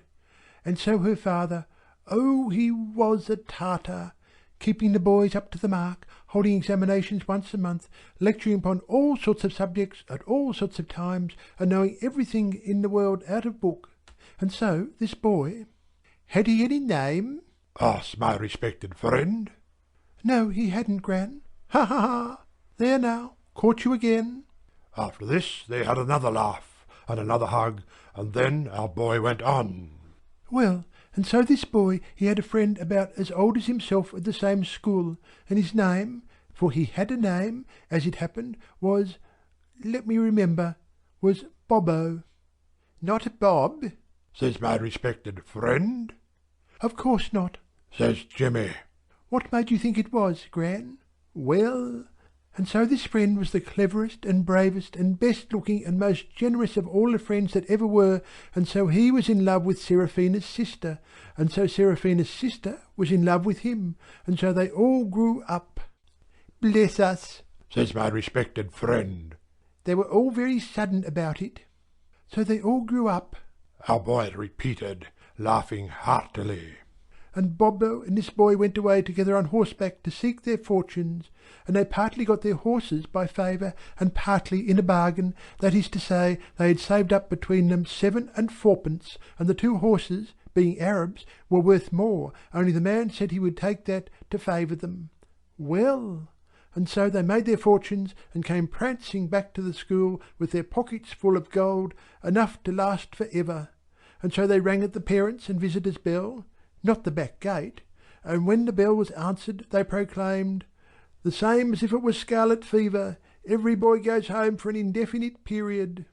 And then there was great hurrahing, and then they kissed Seraphina and her sister, each his own love, and not the others on any account, and then they ordered the Tartar into instant confinement. "Poor man," said my respected friend. "Into instant confinement, Gran," repeated Jimmy, trying to look severe and roaring with laughter. "And he was to have nothing to eat but the boys' dinners, and was to drink half a cask of their beer every day. And so then the preparations were made for the 2 weddings, and there were hampers, and potted things, and sweet things, and nuts, and postage stamps, and all manner of things, and so they were so jolly that they let the Tartar out, and he was jolly too." "I'm glad they let him out," says my respected friend, "because he had only done his duty." "Oh, but hadn't he overdone it though?" cried Jimmy. "Well, and so then this boy mounted his horse, with his bride in his arms, and cantered away, and cantered on, till he came to a certain place, where he had a certain gran, and a certain godfather. Not you 2, you know." "No, no," we both said. "And there he was received with great rejoicings, and he filled the cupboard and the bookcase with gold, and he showered it out on his gran and his godfather, because they were the 2 kindest and dearest people that ever lived in this world. And so while they were sitting up to their knees in gold, a knocking was heard at the street door, and who should it be but Bobbo, also on horseback with his bride in his arms, and what had he come to say but that he would take at double rent all the lodgings for ever that were not wanted by this boy and this gran and this godfather, and that they would all live together and all be happy. And so they were, and so it never ended." "And was there no quarrelling?" asked my respected friend, as Jimmy sat in her lap and hugged her. "No, nobody ever quarrelled." "And did the money never melt away?"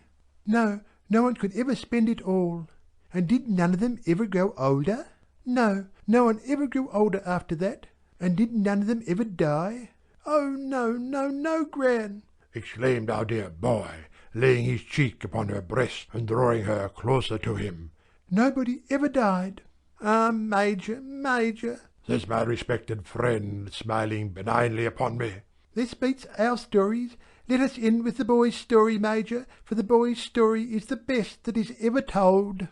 In submission to which request on the part of the best of women, I have here noted it down as faithfully as my best abilities, coupled with my best intentions, would admit, subscribing it with my name, J. Jackman, The Parlours, Mrs. Lirriper's Lodgings. End of Mrs. Lirriper's Lodgings by Charles Dickens. Charles Dickens' 200th Anniversary Collection, Volume 4, Down with the Tide, by Charles Dickens. A very dark night it was, and bitter cold, the east wind blowing bleak, and bringing with it stinging particles from marsh and moor and fen, from the great desert and old Egypt, maybe. Some of the component parts of the sharp-edged vapour that came flying up the Thames at London might be mummy dust, dry atoms from the temple at Jerusalem, camels' footprints, crocodiles' hatching places, loosened grains of expression from the visages of blunt-nosed sphinxes, waifs and strays from caravans of turbaned merchants, vegetation from jungles, frozen snow from the Himalayas. Oh, it was very, very dark upon the Thames, and it was bitter, bitter cold. "And yet," said the voice within the great pea-coat at my side, "you'll have seen a good many rivers too, I dare say." "Truly," said I, "when I come to think of it, not a few, from the Niagara downward to the mountain rivers of Italy, which are like the national spirit, very tame or chafing suddenly and bursting bounds, only to dwindle away again. The Moselle, and the Rhine, and the Rhone, and the Seine, and the Saône, and the St. Lawrence, Mississippi, and Ohio, the Tiber, the Po, and the Arno, and the... Peacoat coughing, as if he had had enough of that, I said no more. I could have carried the catalogue on to a teasing length, though, if I had been in the cruel mind. "And after all," says he, "this looks so dismal?" "So awful," I returned, "at night. The Seine at Paris is very gloomy too, at such time, and is probably the scene of far more crime and greater wickedness. But this river looks so broad and vast, so murky and silent, seems such an image of death in the midst of the great city's life, that Peacoat coughed again. He could not stand my holding forth. We were in a 4-oared Thames police galley, lying on our oars in the deep shadow of Southwark Bridge, under the corner arch on the Surrey side, having come down with the tide from Vauxhall. We were fain to hold on pretty tight, though close inshore, for the river was swollen and the tide running down very strong. We were watching certain water rats of human growth, and lay in the deep shade as quiet as mice, our light hidden and our scraps of conversation carried on in whispers. Above us the massive iron girders of the arch were faintly visible, and below us its ponderous shadow seemed to sink down to the bottom of the stream. We had been lying here some half an hour, with our backs to the wind, it is true, but the wind, being in a determined temper, blew straight through us, and would not take the trouble to go round.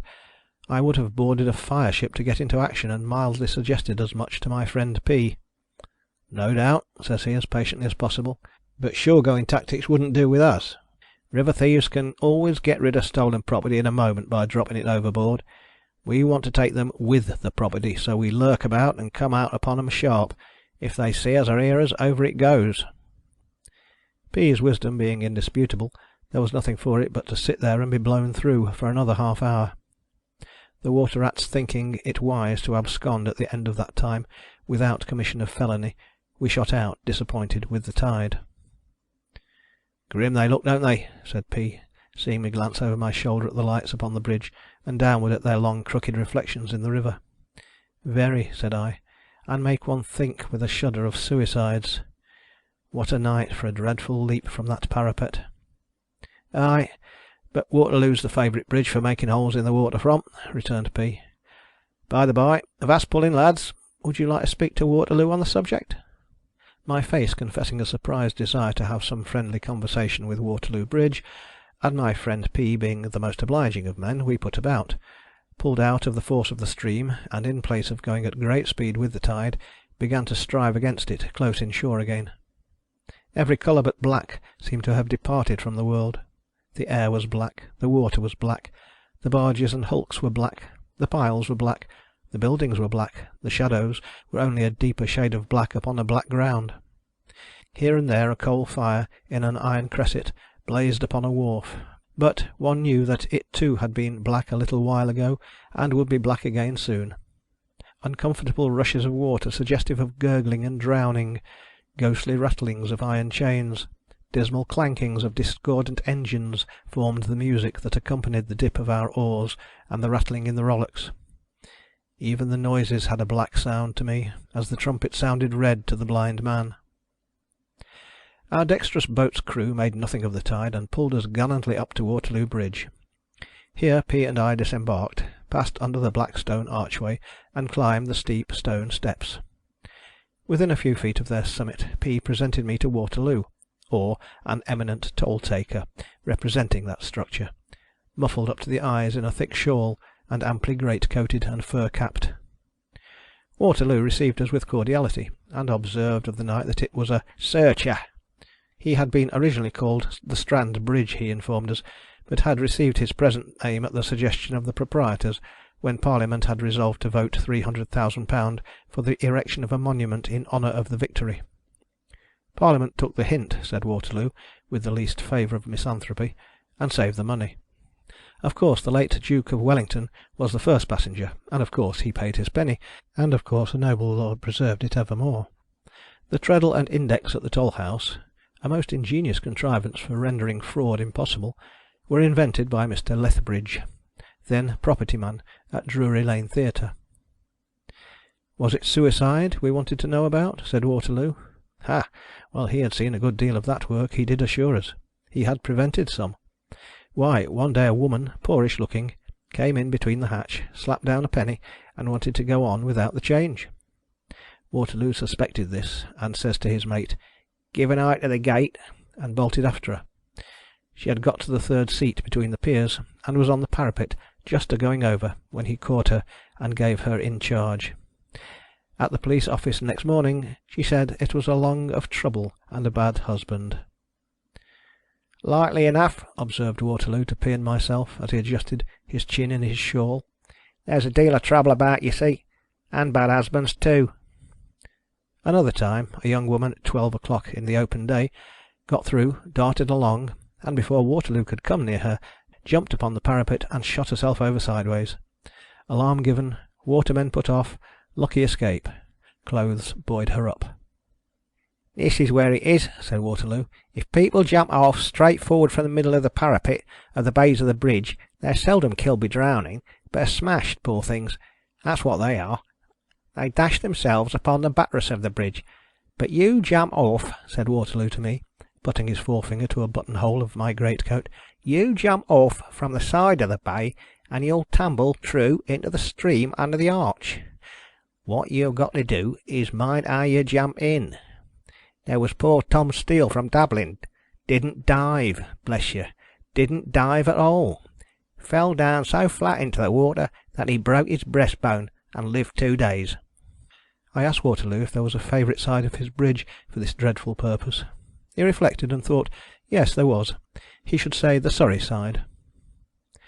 3 decent-looking men went through one day, soberly and quietly, and went on abreast for about a dozen yards, when the middle one, he sung out all of a sudden, "Here goes, Jack!" and was over in a minute.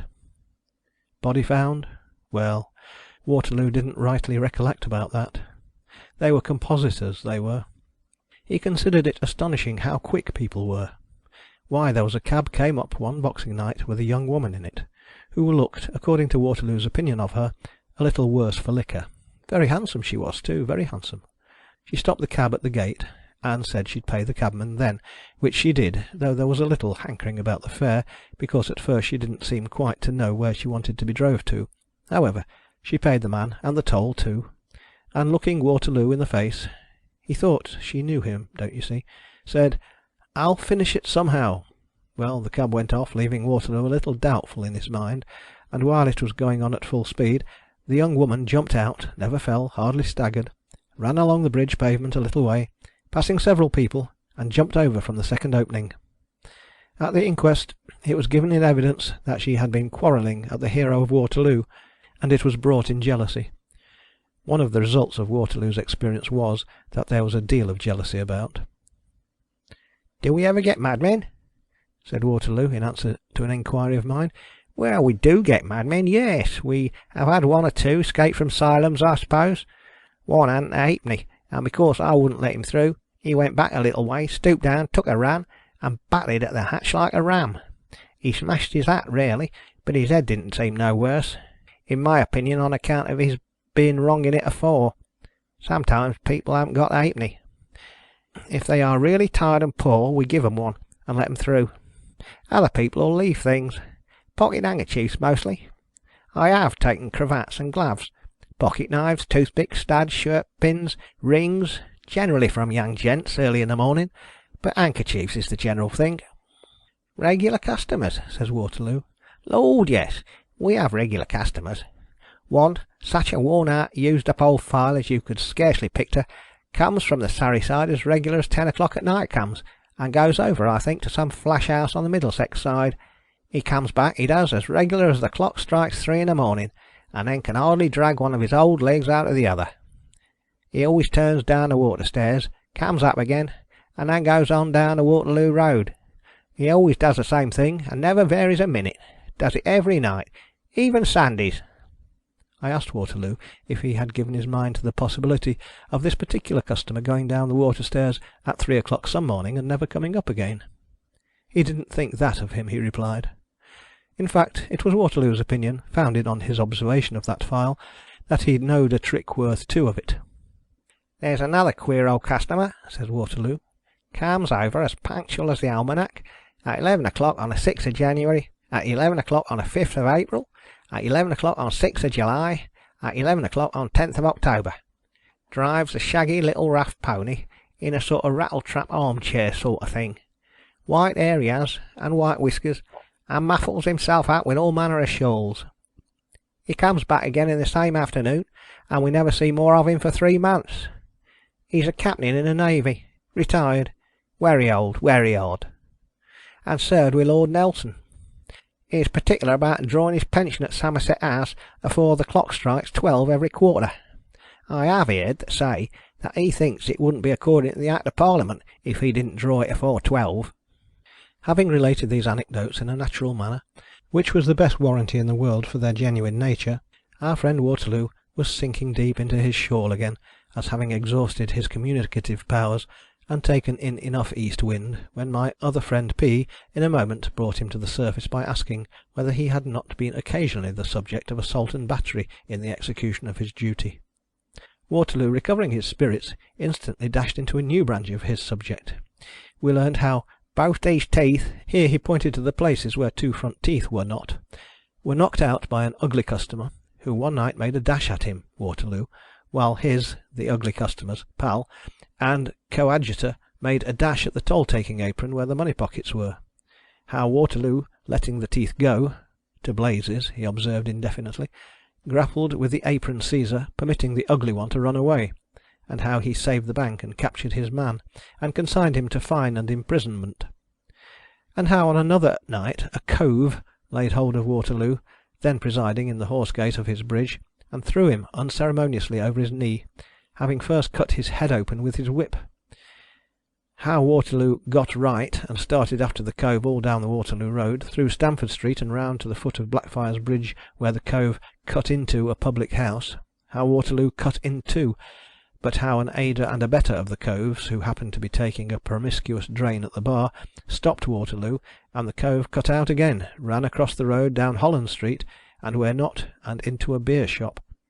How Waterloo, breaking away from his detainer, was close upon the cove's heels, attended by no end of people, who, seeing him running with the blood streaming down his face, thought something worse was up, and roared fire and murder on the hopeful chance of the matter in hand being one or both.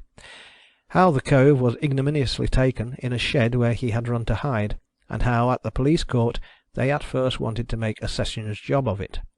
But eventually Waterloo was allowed to be spoke to, and the cove made it square with Waterloo by paying his doctor's bill. W was laid up for a week, and giving him 3.10. Likewise we learnt what we had faintly suspected before, that your sporting amateur on the Derby Day, albeit a captain, can be, if he be, as Captain Bobadil observes, so generously minded, anything but a man of honour and gentleman, not sufficiently gratifying his nice sense of humour by the witty scattering of flour and rotten eggs on obtuse civilians, but requiring the further excitement of bilking the toll, and pitching into Waterloo, and cutting him about the head with his whip, finally being, when called upon to answer for the assault, what Waterloo described as minus, or, as I humbly conceived it, not to be found. Likewise did Waterloo inform us, in reply to my inquiries, admiringly and deferentially preferred through my friend P, that the takings at the bridge had more than doubled in amount since the reduction of the toll 1/2. And being asked if the aforesaid takings included much bad money, Waterloo responded with a look far deeper than the deepest part of the river. He should think not, and so retired into his shawl for the rest of the night. Then did P and I once more embark in our 4-oared galley, and glide swiftly down the river with the tide.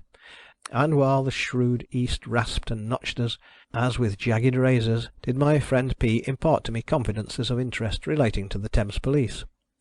We, between whiles, finding duty boats hanging in dark corners under banks like weeds, our own was a supervision boat, and they, as they reported all right, flashing their hidden light on us, and we flashing ours on them. These duty boats had one sitter in each, an inspector, and were rowed randan, which, for the information of those who never graduated, as I was once proud to do, under the fireman waterman and winner of Keane's prize wherry, who, in the course of his tuition, took hundreds of gallons of rum and egg, at my expense, at the various houses of note above and below bridge, not by any means because he liked it, but to cure a weakness in his liver, for which the faculty had particularly recommended it, may be explained as rowed by 3 men, 2 pulling an oar each, and 1 a pair of sculls. Thus, floating down our black highway, sullenly frowned upon by the knitted brows of Blackfriars, Southwark, and London, each in his lowering turn, I was shown by my friend P. that there are, in the Thames Police Force, whose district extends from Battersea to Barking Creek, 98 men, 8 duty boats, and 2 supervision boats, and that these go about so silently, and lie in wait in such dark places, and so seem to be nowhere, and so may be anywhere, that they have gradually become a police of prevention, keeping the river almost clear of any great crimes, even while the increased vigilance on shore has made it much harder than of yore to live by thieving in the streets. And as to the various kinds of water thieves, said my friend P., there were the tier rangers, who silently dropped alongside the tiers of shipping in the Pool by night, and who, going to the companion head, listened for 2 snores, snore number 1 the skipper's, snore number 2 the mate's, mates and skippers always snoring great guns, and being dead sure to be hard at it if they had turned in and were asleep. Hearing the double fire, down went the rangers into the skippers' cabins, groped for the skipper's inexpressibles, which it was the custom of those gentlemen to shake off, watch, money, braces, boots, and all together on the floor, and therewith made off as silently as might be. Then there were the lumpers, or labourers, employed to unload vessels. They wore loose canvas jackets with a broad hem at the bottom turned inside, so as to form a large circular pocket, in which they could conceal, like clowns in pantomimes, packages of surprising sizes. A great deal of property was stolen in this manner, P. confided to me, from steamers. First, because steamers carry a larger number of small packages than other ships. Next, because of the extreme rapidity with which they are obliged to be unladen for their return voyages. The lumpers dispose of their booty easily to marine store dealers, and the only remedy to be suggested is that marine store shops should be licensed, and thus brought under the eye of the police as rigidly as public houses. Lumpers also smuggle goods ashore for the crews of vessels. The smuggling of tobacco is so considerable that it is well worth the while of the sellers of smuggled tobacco to use hydraulic presses to squeeze a single pound into a package small enough to be contained in an ordinary pocket. Next, said my friend P., there were the truckers, less thieves than smugglers, whose business it was to land more considerable parcels of goods than the lumpers could manage. They sometimes sold articles of grocery and so forth to the crews, in order to cloak their real calling, and get aboard without suspicion. Many of them had boats of their own, and made money. Besides these, there were the dredger men, who, under pretence of dredging up coals and such like from the bottom of the river, hung about barges and other undecked craft, and when they saw an opportunity threw any property they could lay their hands on overboard, in order to slyly dredge it up when the vessel was gone. Sometimes they dexterously used their dredges to whip away anything that might lie within reach. Some of them were mighty neat at this, and the accomplishment was called dry dredging. Then there was a vast deal of property, such as copper nails, sheathing, hardwood, etc., habitually bought away by shipwrights and other workmen from their employers' yards, and disposed of to marine store dealers, many of whom escaped detection through hard swearing, and their extraordinary artful ways of accounting for the possession of stolen property. Likewise there were special pleading practitioners, for whom barges drifted away on their own selves, they having no hand in it, except first cutting them loose, and afterwards plundering them, innocents meaning no harm, who had the misfortune to observe those foundlings wandering about the Thames. We were now going in and out, with little noise and great nicety, among the tiers of shipping, whose many hulls, lying close together, rose out of the water like black streets. Here and there a Scotch, an Irish, or a foreign steamer, getting up her steam as the tide made, looked, with her great chimney and high sides, like a quiet factory among the common buildings.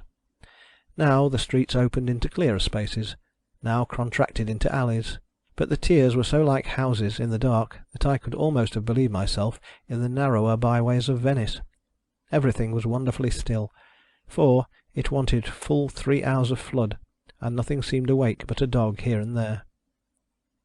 So we took no tier rangers captive, nor any lumpers, nor truckers, nor dredgermen, nor other evil-disposed person or persons, but went ashore at Wapping, where the old Thames Police Office is now a station house, and where the old court, with its cabin windows looking on the river, is a quaint charge room, with nothing worse in it usually than a stuffed cat in a glass case, and a portrait, pleasant to behold, of a rare old Thames police officer, Mr. Superintendent Evans, now succeeded by his son.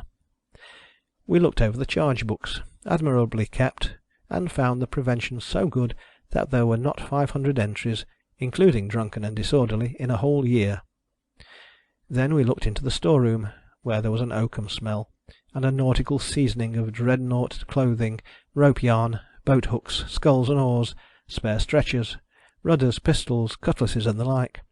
Then into the cell, aired high up in the wooden wall through an opening like a kitchen plate rack, wherein there was a drunken man, not at all warm, and very wishful to know if it were morning yet. Then into a better sort of watch and ward room, where there was a squadron of stone bottles drawn up, ready to be filled with hot water, and applied to any unfortunate creature who might be brought in apparently drowned. Finally we shook hands with our worthy friend P, and ran all the way to Tower Hill, under strong police suspicion occasionally, before we got warm. End of Down with the Tide. Charles Dickens' 200th Anniversary Collection, Volume 4.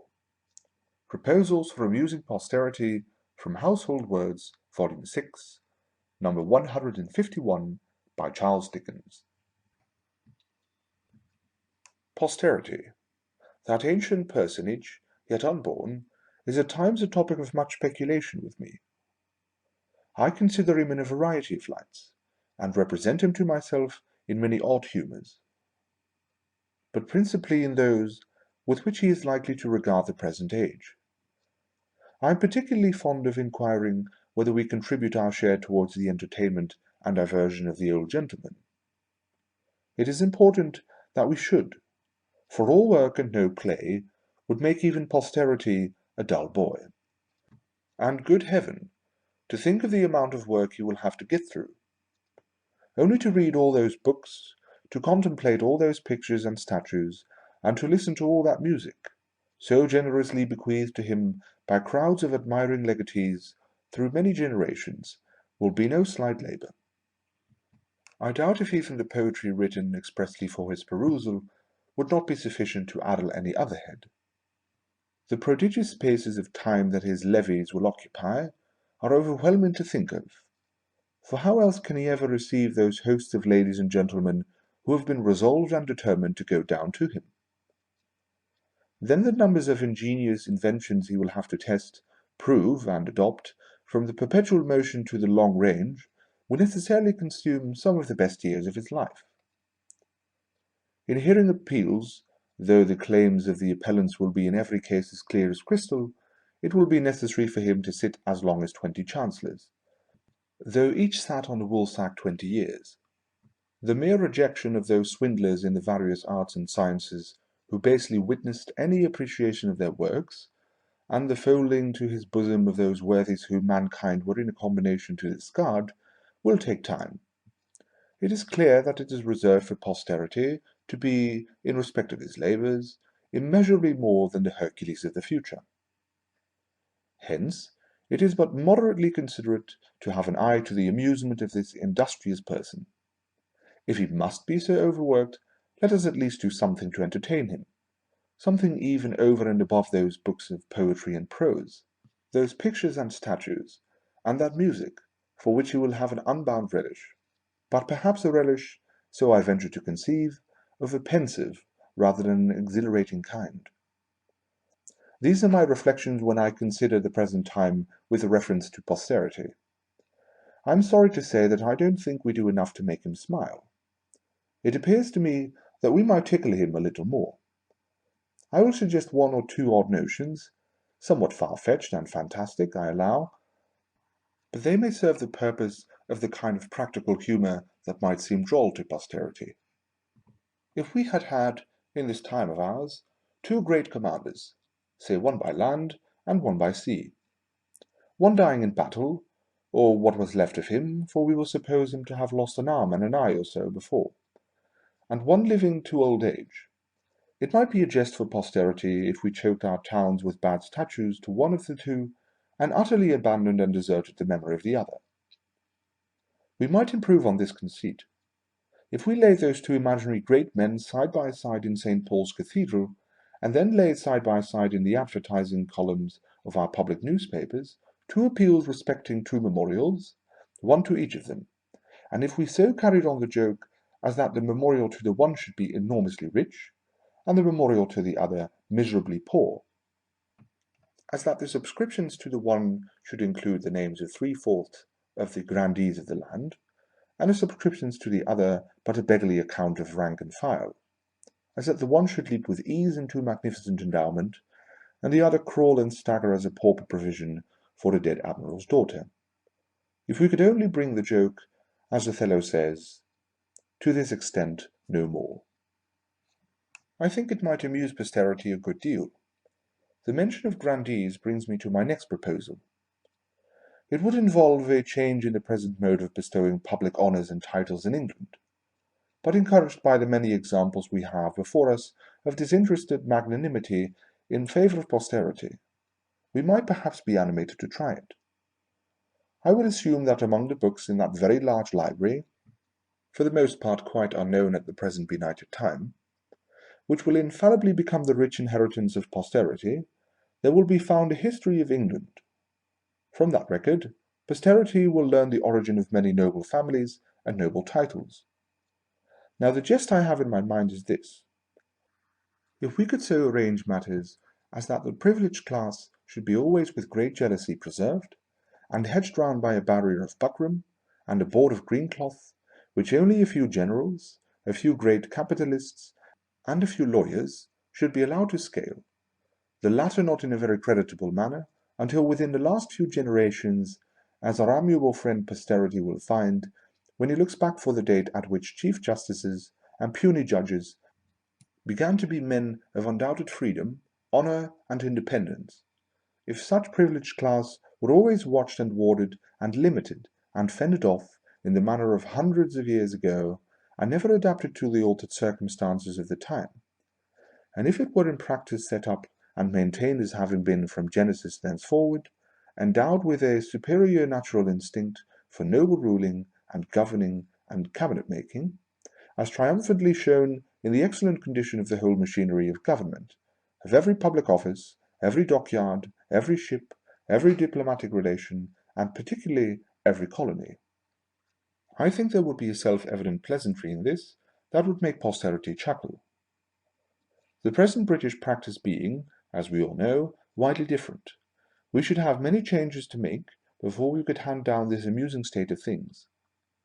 For example, it would be necessary to limit the great general vaccination dukedom and endowment, at present so worthily represented in the House of Lords, by the noble and scientific Duke, who will no doubt be called upon, some day or another, to advise Her Majesty in the formation of a ministry. The Watt or steam engine peerage would also require to be gradually abolished. So would the Iron Road earldom, the Tubular Bridge baronetcy, the Faraday Order of Merit, the Electric Telegraph Garter, the titles at present held by distinguished writers on literary grounds alone, and the similar titles held by painters, though it might point the joke to make a few academicians equal in rank to an alderman. But the great practical joke once played off, of entirely separating the ennobled class from the various orders of men who attain to social distinction by making their country happier, better, and more illustrious among nations, we might be comfortably sure, as it seems to me, and as I now humbly submit, of having done something to amuse posterity. Another thing strikes me.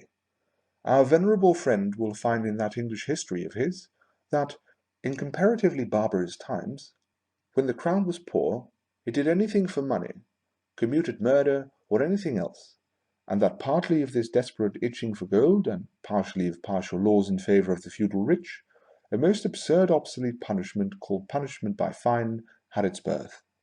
Now it appears to me, always having an eye on the entertainment of posterity, that if while we proclaimed the law to be equal against all offenders, we would only preserve this obsolete punishment by fine, of course no punishment whatever to those who have money, say in a very bad class of cases such as gross assaults, we should certainly put posterity on the broad grin. Why, we might then even come to this. A captain might be brought up to a police office, charged with caning a young woman for an absolutely diabolical reason. And the offence being proved, the captain might, as a great example of the equality of law, but by no fault in the magistrate, he having no alternative, be fined 50 shillings, and might take a full purse from his pocket, and offer, if that were all, to make it pounds. And what a joke that would be for posterity! To be done in the face of day, in the first city upon earth, in the year 1853. Or we might have our laws regarding this same offensive assault in such a facetious state as to empower a workhouse nurse within 2 hours' walk of the capital, slowly to torture a child with fire, and afterwards to walk off from the law's presence scot-free of all pains and penalties, but a fortnight's imprisonment. And we might so carry out this joke to the uttermost, as that the forlorn child should happily die in rot, and the barbarous nurse be then committed for trial, her horrible offence being legally measured by that one result or its absence, and not by the agony it caused, and the awful cruelty it showed. And all this time, to make the pleasantry the greater, we might have all manner of watchtowers, in measurements as near as possible of the altitude of the Tower of Babel when it was overthrown, erected in all parts of the kingdom, with all sorts and conditions of men and women perched on platforms thereupon, looking out for any grievance afar off, east, west, north, and south, night and day. So should that tender nurse return, gin solaced, to her ministration upon babies. Imagine the dear matron's antecedents, all ye mothers. And so should posterity be made to laugh, though bitterly. Indeed, I think posterity would have such an indifferent appreciation of this last joke, on account of its intensely practical character, that it might require another to relieve it.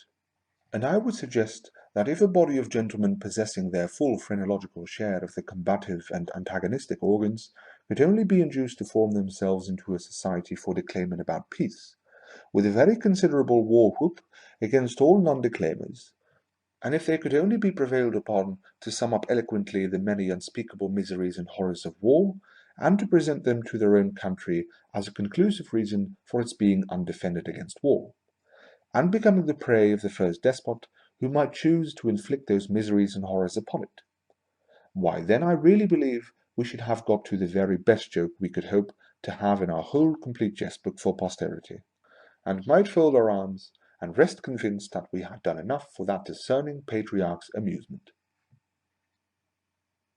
End of Proposals for Amusing Posterity, from Household Words, Volume 6, number 151. Child's Hymn by Charles Dickens. Hear my prayer, O Heavenly Father, ere I lay me down to sleep. Bid thy angels pure and holy round my bed their vigil keep. My sins are heavy, but thy mercy far outweighs them every one. Down before thy cross I cast them, trusting in thy help alone. Keep me through this night of peril, underneath its boundless shade. Take me to thy rest, I pray thee, when my pilgrimage is made. None shall measure out thy patience by the span of human thought.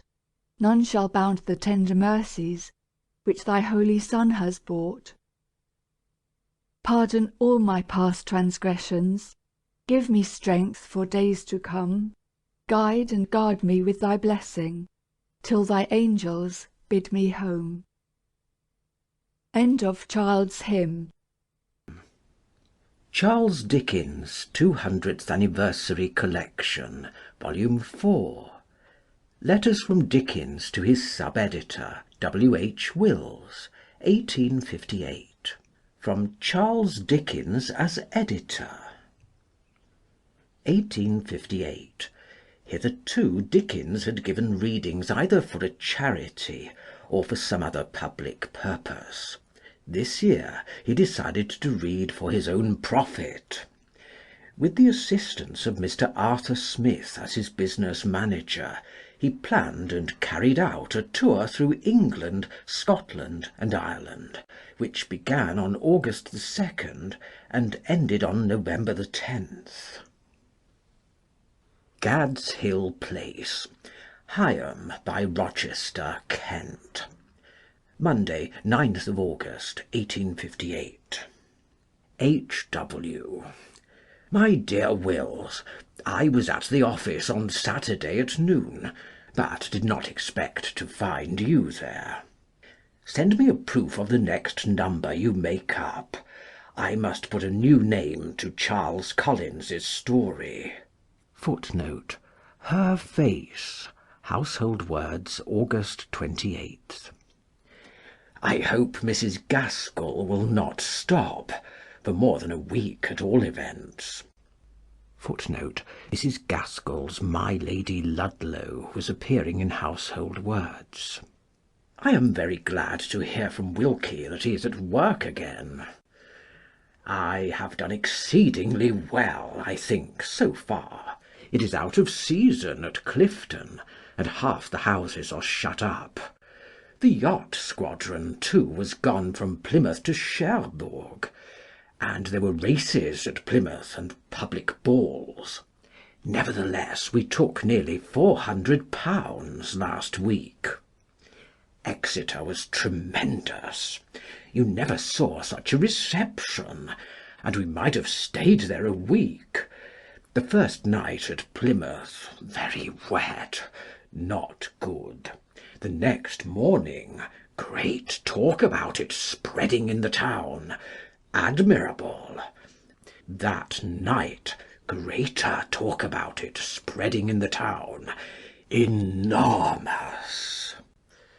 Similarly at Clifton, there was a very great increase of numbers on the second night, and the local magnate said, "Now they know what it is, Mr. Dickens might stay a month and always have a cram." Contrary to my impression of these Western people, I have never seen a finer or more subtly apprehensive audience than at Exeter. Nor did I ever know the minutest touches in Little Dombey go better in London than at Plymouth. As to the boots at Plymouth, the people gave themselves up altogether. Generals, mayors, and shillings equally, to a perfect transport of enjoyment of him and the two children. Arthur shall have the packet to-morrow morning, when we start for Worcester, that I received from you this morning. I have no printed lists of my tour here, but will send Miss Coutts one straight. I think that's all at present. Ever faithfully, C.D. Adelphi Hotel, Liverpool, Saturday, 21st August, 1858. My dear Wills, I sent this to Sheffield at a flying venture. The Liverpool audience has been altogether different from our theatrical experience of it. Quite as good as St. Martin's Hall. A great call every night, every point taken. The nicest and finest bits in Little Dombey, hitting like chain shot. Last night we had the greatest house, both in numbers and money, we have ever had, London included. There were 2,300 and 200 guineas. The turn-away from the shilling part was very large. On each of the two previous nights we had 100 guineas, and if the day should keep moderately fine, we expect a very good afternoon to-day at 3. The crossing to Ireland to-night is not likely to be very agreeable, for it has been exceedingly squally these last 2 days. I observe in H.W. that running the gauntlet, an article with good stuff in it, has been very badly looked over. That is constantly put for who, which is a great vulgarity. Such an expression, too, as vowed him revenge, is extremely bad. The last victim of the gauntlet, by von Goetznitz, Household Words, August the 21st. Wilkie's paper very funny, just what we want. Footnote: The Unknown Public. Household Words, August the 21st. With kind regards to Mrs. Wills, and all kinds of remembrances from Arthur. Ever faithfully, C.D. P.S. As new places are constantly proposing themselves to be brought into the tour, I have arranged with Arthur that it shall now be wound up, so that I may be able to get to work in London on the 15th of November, with a view to the Christmas number. I will talk over my idea with Wilkie, and ascertain if he feels up to it. If he should not, when I expound it to him, then perhaps it might be best to have a round of stories. But nous verrons. Footnote: A House to Let, containing 1 contribution by Dickens, 2 by Collins, and 1 by Dickens and Collins jointly. Royal Hotel, Limerick, Thursday, 2nd September 1858. My dear Wills, I purpose being at the office next Tuesday afternoon, before starting again. I hope to be at Tavistock House at noon on Saturday, and to start for Gad's Hill on Sunday forenoon. Belfast and Cork as great successes as Dublin. Fancy, at Cork, by no means a large place, more than 1,000 stalls being engaged for the 3 readings. I made last week clear profit £340, and have made in the month of August a profit of 1,000 guineas. This after paying our expenses back to London and half-way to Huddersfield. Pretty well, I think. This is the oddest place, of which nobody in any other part of Ireland seems to know anything. Nobody could answer a single question we asked about it. There is no large room, and I read in the theatre. A charming theatre, the best I ever saw to see and hear in. Arthur says that when he opened the doors last night there was a rush of 3 ducks. We expect a pig to-night. We had only £40, but they seemed to think that amazing. If the 2 nights bring £100, it will be as much as we expected. I am bound to say that they are an admirable audience, as hearty and demonstrative as it is possible to be.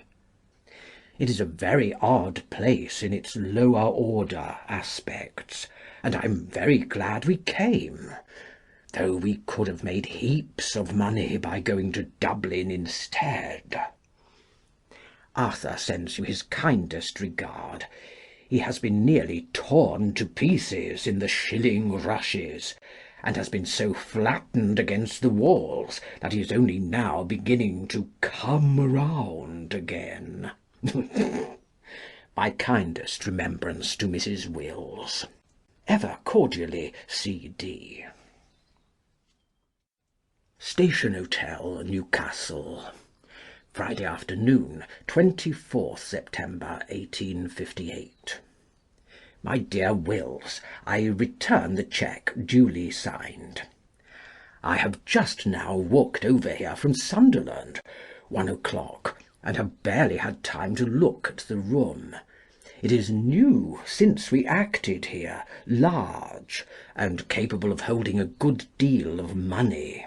I hope it will have a good deal to hold to-night and to-morrow. The let is a very good one, and we expect a large take in payment at the doors. You will be amazed to hear that we reaped very little profit at Sunderland last night. I read in a very beautiful new theatre, and it looked a fine house, but it was not fine enough to pay well. 500,000 of money belonging to Sunderland alone was lost in the last bank smash there, and the town has never held up its head since, they say. I suppose the people who were there had either not lost any money or had found it again. I never beheld such a rapturous audience, and they and the stage together, which I never can resist, made me do such a vast number of new things in the carol, that Arthur and our men stood in amazement at the wing, and roared and stamped as if it were an entirely new book, topping all the others. You must come to some good place and hear the carol. I think you will hardly know it again. Little Darlington, in a mouldy old assembly room without a lamp, abutting on the street, so that I passed it a dozen times and looked for it when I went down to read, covered itself with glory. All sorts of people came in from outlying places, and the town was drunk with the carol far into the night. At Durham we had a capital audience too, led by the Dean and Chapter, and humbly followed up by Mayor and local bores. But the hall not large enough, and the city not large enough for such a purpose as your friends. So we are working our way further north. I walked from Durham to Sunderland, and made a little fanciful photograph in my mind of Pit country, which will come well into H.W. one day. I couldn't help looking upon my mind as I was doing it as a sort of capitally prepared and highly sensitive plate, and I said, without the least conceit, as Watkins might have said of a plate of his, "It really is a pleasure to work with you. You receive the impression so nicely." I mark this note immediate, because I forgot to mention that I particularly wish you to look well to Wilkie's article about the Wigan schoolmaster, and not to leave anything in it that may be sweeping and unnecessarily offensive to the middle class. He has always a tendency to overdo that, and such a subject gives him a fresh temptation. Don't be afraid of the truth in the least, but don't be unjust. Footnote: highly proper. Household Words, October 2nd, 1858. The article protested against the conduct of a schoolmaster who had refused to keep Mr. Alfred Wigan's son at his school, on the ground that Mr. Wigan was an actor. Arthur sends kindest regards. Give my love to Mrs. Wills. I hope my wholesome influence lasts. Ever faithfully, Charles Dickens. Tavistock House, Tavistock Square, London, W.C. That is to say, Dundee, Saturday, 2nd October, 1858. My dear Wills, pray, pray, pray, don't have poems, unless they are good. We are immeasurably better without them. Beyond is really beyond anything I ever saw in utter badness. You instructed Payne and White that no story-teller must have been a lodger in the house. I don't understand that at all. A lodger may give variety to the thing, and cannot possibly, that I see, weaken the carrying out of the idea. Footnote: an allusion to the Christmas number, A House to Let. Neither Payne nor White, however, contributed to it.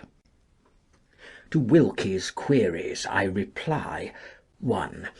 I think I had best write the framework in the first person, unless I should think of any new and odd way of doing it. I will certainly avoid the plain third person, in which the stories will be narrated. 2. I am not clear about following up the old materials and making them doomed and destructive. I think it would end the thing with unseasonable grimness. If I could build them into a good school, or infirmary, or child's hospital, or something of that sort, it might be a more pleasant end, and a working round of the thing to something brighter. 3. If I were Wilkie, unless I got an idea which would not admit of it, I would certainly make the story of some people who kept the house the story. Indeed, I supposed that to have been understood. There was certainly in Edinburgh a coldness beforehand about the readings. I mention it to let you know that I consider the triumph there by far the greatest I have made. The city was taken by storm and carried. The chimes shook it. Little Dombey blew it up. On the last 2 nights the crowd was immense, and the turnaway enormous. Everywhere nothing was heard but praises. Nowhere more than at Blackwood's shop, where there certainly was no predisposition to praise. It was a brilliant victory, and could have been represented in no mere money whatever. My profit there was £200. My profit at Newcastle £170, the room in the latter place very large. My profit in September is £900. No doubt in reason this sum will have passed £1,000 before I begin the next 1,000 in Glasgow. The carol will be read one night at Birmingham and at Nottingham. Those are the places nearest to your hand, I think. My love to Mrs. Wills, in which the girls unite. They were delighted with Edinburgh, and saw it and all about it on beautiful days. Payne went with us to Hawthornden, and we laughed all day. Conceive his telling me that Miss Martineau once told him and a certain Lake doctor, face to face, that the reason why the Times succeeded with their foreign correspondence was because they kept a clairvoyante to do it. You may observe, says she, that the Daily News is rapidly improving in that particular. Why? Because they have lately engaged a clairvoyante too. With which large button of arrogant conceit from the head and front of a strait waistcoat, I beg to subscribe myself, ever anti-politico-economically and anti-demorganically, and the like, C.D. Hen and Chickens Hotel, Birmingham, Monday night, 18th October, 1858. My dear Wills, I forgot 3 things in my hurried note of to-day from London. 1. After the small port Monte Cristo, which is very whimsical and good, I think the great Dunkirk failure may go in. It should be in the next number you make up. Let me see the proof of any other printed paper by him. A very little erasure here and there makes a considerable difference in his case. Footnote by Charles Collins, Household Words, October the 16th and October the 30th. 2. When you come to advertise in H.W. my readings for November, put, and keep as long as the advertisement stands, this line, after Brighton 13th of November, in small caps, in a line by itself, which will terminate the series of readings. 3. The carol is not read here. It is read at Nottingham on Thursday, and at Manchester on Saturday. Oh, a very, very wet night. Ever faithfully, C.D. Royal Hotel, Derby, Friday, 22nd October, 1858. My dear Wills, if you look at the passage in Macready's letter which refers to Mrs. Meredith, you will see what I mean when I ask you if you will write to him and inquire whether he will receive the money for the paper, or what is to be done with it, telling him at the same time how much the sum is. Was she paid for her former paper or papers? That passage in her note looked to me as if she had never been paid. Immense at Nottingham last night. Immense final night at Birmingham. Let very good here. I have a bad cold all over me. Ever faithfully, C.D. Wolverhampton, Wednesday, 3rd November 1858. H.W. My dear Wills, you remember that at one of our audit meetings, I think the last, I suggested to Mr. Evans that we ought to have the vouchers for the payments made and charged as being made by their firm on account of H.W. It arose out of our speaking of paying for the paper in ready money. Mr. Evans replied to that we, the other proprietors in H.W., were not responsible for the paper. He said so with confidence, and I did not urge the point, though I had great doubts of his being legally right. I have now ascertained that we are legally responsible. Will you therefore let Mr. Evans know that at the audit of next week we wish to have produced to us the vouchers for their payments on account of Household Words.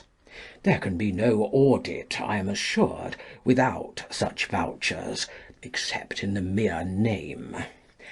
Pray do not fail to see to this. Ever faithfully, Charles Dickens. Swan, Wolverhampton, Wednesday, 3rd November 1858. My dear Wills, I enclose you the note that I think best calculated to be shown or sent by you to B and E on the voucher question. In reference to my own copyrights, you seem to have omitted by accident the most important question of all. It is whether I, being the largest proprietor in the books, can change the printer and publisher of them if I choose. On this the whole question of the extent of our power, and the manner of its exercise, depends. There is no sub-agreement whatever as to printing and publishing. Now, will you again see Ouvry on this vital question, which absolutely governs our proceeding as to Household Words, and communicate his opinion on that point to Forster, along with his opinion on the other points. I cannot consult with Forster to any purpose until we know exactly how we stand on this head. As to Wilkie's paper, I see no necessity whatever for altering Fauntleroy's name, but I wouldn't use it in the title. I would call it A Paradoxical Experience, or A Curiosity of Life, or something like that. I purpose being at the office at 1 on Friday. Little Leamington came out amazingly yesterday. We took £130 and turned away many hundreds of people. We have 200 stalls let here for to-night, which, considering the size of the town, is unusually large. And I think that's all I have to say at present. Ever faithfully, C.D. End of Letters from Dickens to his Sub-Editor, W.H. Wills. 1858. From Charles Dickens as editor. Charles Dickens' 200th Anniversary Collection, Volume 4. Fire and Snow, by Charles Dickens. Can this be the region of cinders and coal dust, which we have traversed before now divers times, both by night and by day, when the dirty wind rattled as it came against us, charged with fine particles of coal, and the natural color of the earth and all its vegetation might have been black for anything our eyes could see to the contrary in a waste of many miles? Indeed, it is the same country, though so altered that on this present day, when the old year is near its last, the northeast wind blows white, and all the ground is white, pure white, insomuch that if our lives depended on our identifying a mound of ashes as we jar along this Birmingham and Wolverhampton railway, we could not find a handful. The sun shines brightly, though it is a cold, cold sun this piercing day. And when the Birmingham tunnel disgorges us into the frosty air, we find the pointsman housed in no mere box, but in a resplendent pavilion all bejewelled with dazzling icicles, the least a yard long. A radiant pointsman he should be, we think, invested by fairies with a dress of rainbow hues, and going round and round, in some gorgeously playful manner, on a gold and silver pivot. But he has changed neither his stout greatcoat, nor his stiff hat, nor his stiff attitude of watch. And as, like the ghostly dagger of Macbeth, he marshals us the way that we were going, we observe him to be a mortal with a red face, red in part from a seasonable joviality of spirit, and in part from frost and wind, with the encrusted snow dropping silently off his outstretched arm. Redder than ever are the very red brick little houses outside Birmingham, all staring at the railway in the snowy weather, like plethoric old men with white heads. Clean linen drying in yards seems ill washed against the intense white of the landscape. Far and near, the tall, tall chimneys look out over one another's shoulders for the swart ashes familiar to them, and can discern nothing but snow. Is this the smoke of other chimneys setting in so heavily from the northeast and overclouding the short brightness of the day? No. By the North Pole it is more snow. Making directly at us, and flying almost horizontally before the wind, it rushes against the train in a dark blast profusely speckled as it were with drifting white feathers. A sharp collision, though a harmless one. No wonder that the engine seems to have a fearful cold in his head. No wonder, with a deal of outdoor work in such a winter, that he is very hoarse and very short of breath, very much blown when we come to the next station, and very much given to weeping, snorting, and spitting all the time he stops. Which is short enough, for these little upstairs stations, at the tops of high arches, whence we almost look down the chimneys of scattered workshops, and quite inhale their smoke as it comes puffing at us, these little upstairs stations rarely seem to do much business anywhere, and just now are like suicidal heights to dive from into depths of snow. So away again over the moor, where the clanking serpents usually writhing above coal pits are dormant and whitened over, this being holiday time, but where those grave monsters, the blast furnaces, which cannot stoop to recreation, are awake and roaring. Now a smoky village, now a chimney, now a dormant serpent who seems to have been benumbed in the act of working his way for shelter into the lonely little engine house by the pit's mouth, now a pond with black specks sliding and skating, now a drift with similar specks half sunken in it throwing snowballs, now a cold white altar of snow with fire blazing on it, now a dreary open space of mound and fell, snowed smoothly over, and closed in at last by sullen cities of chimneys.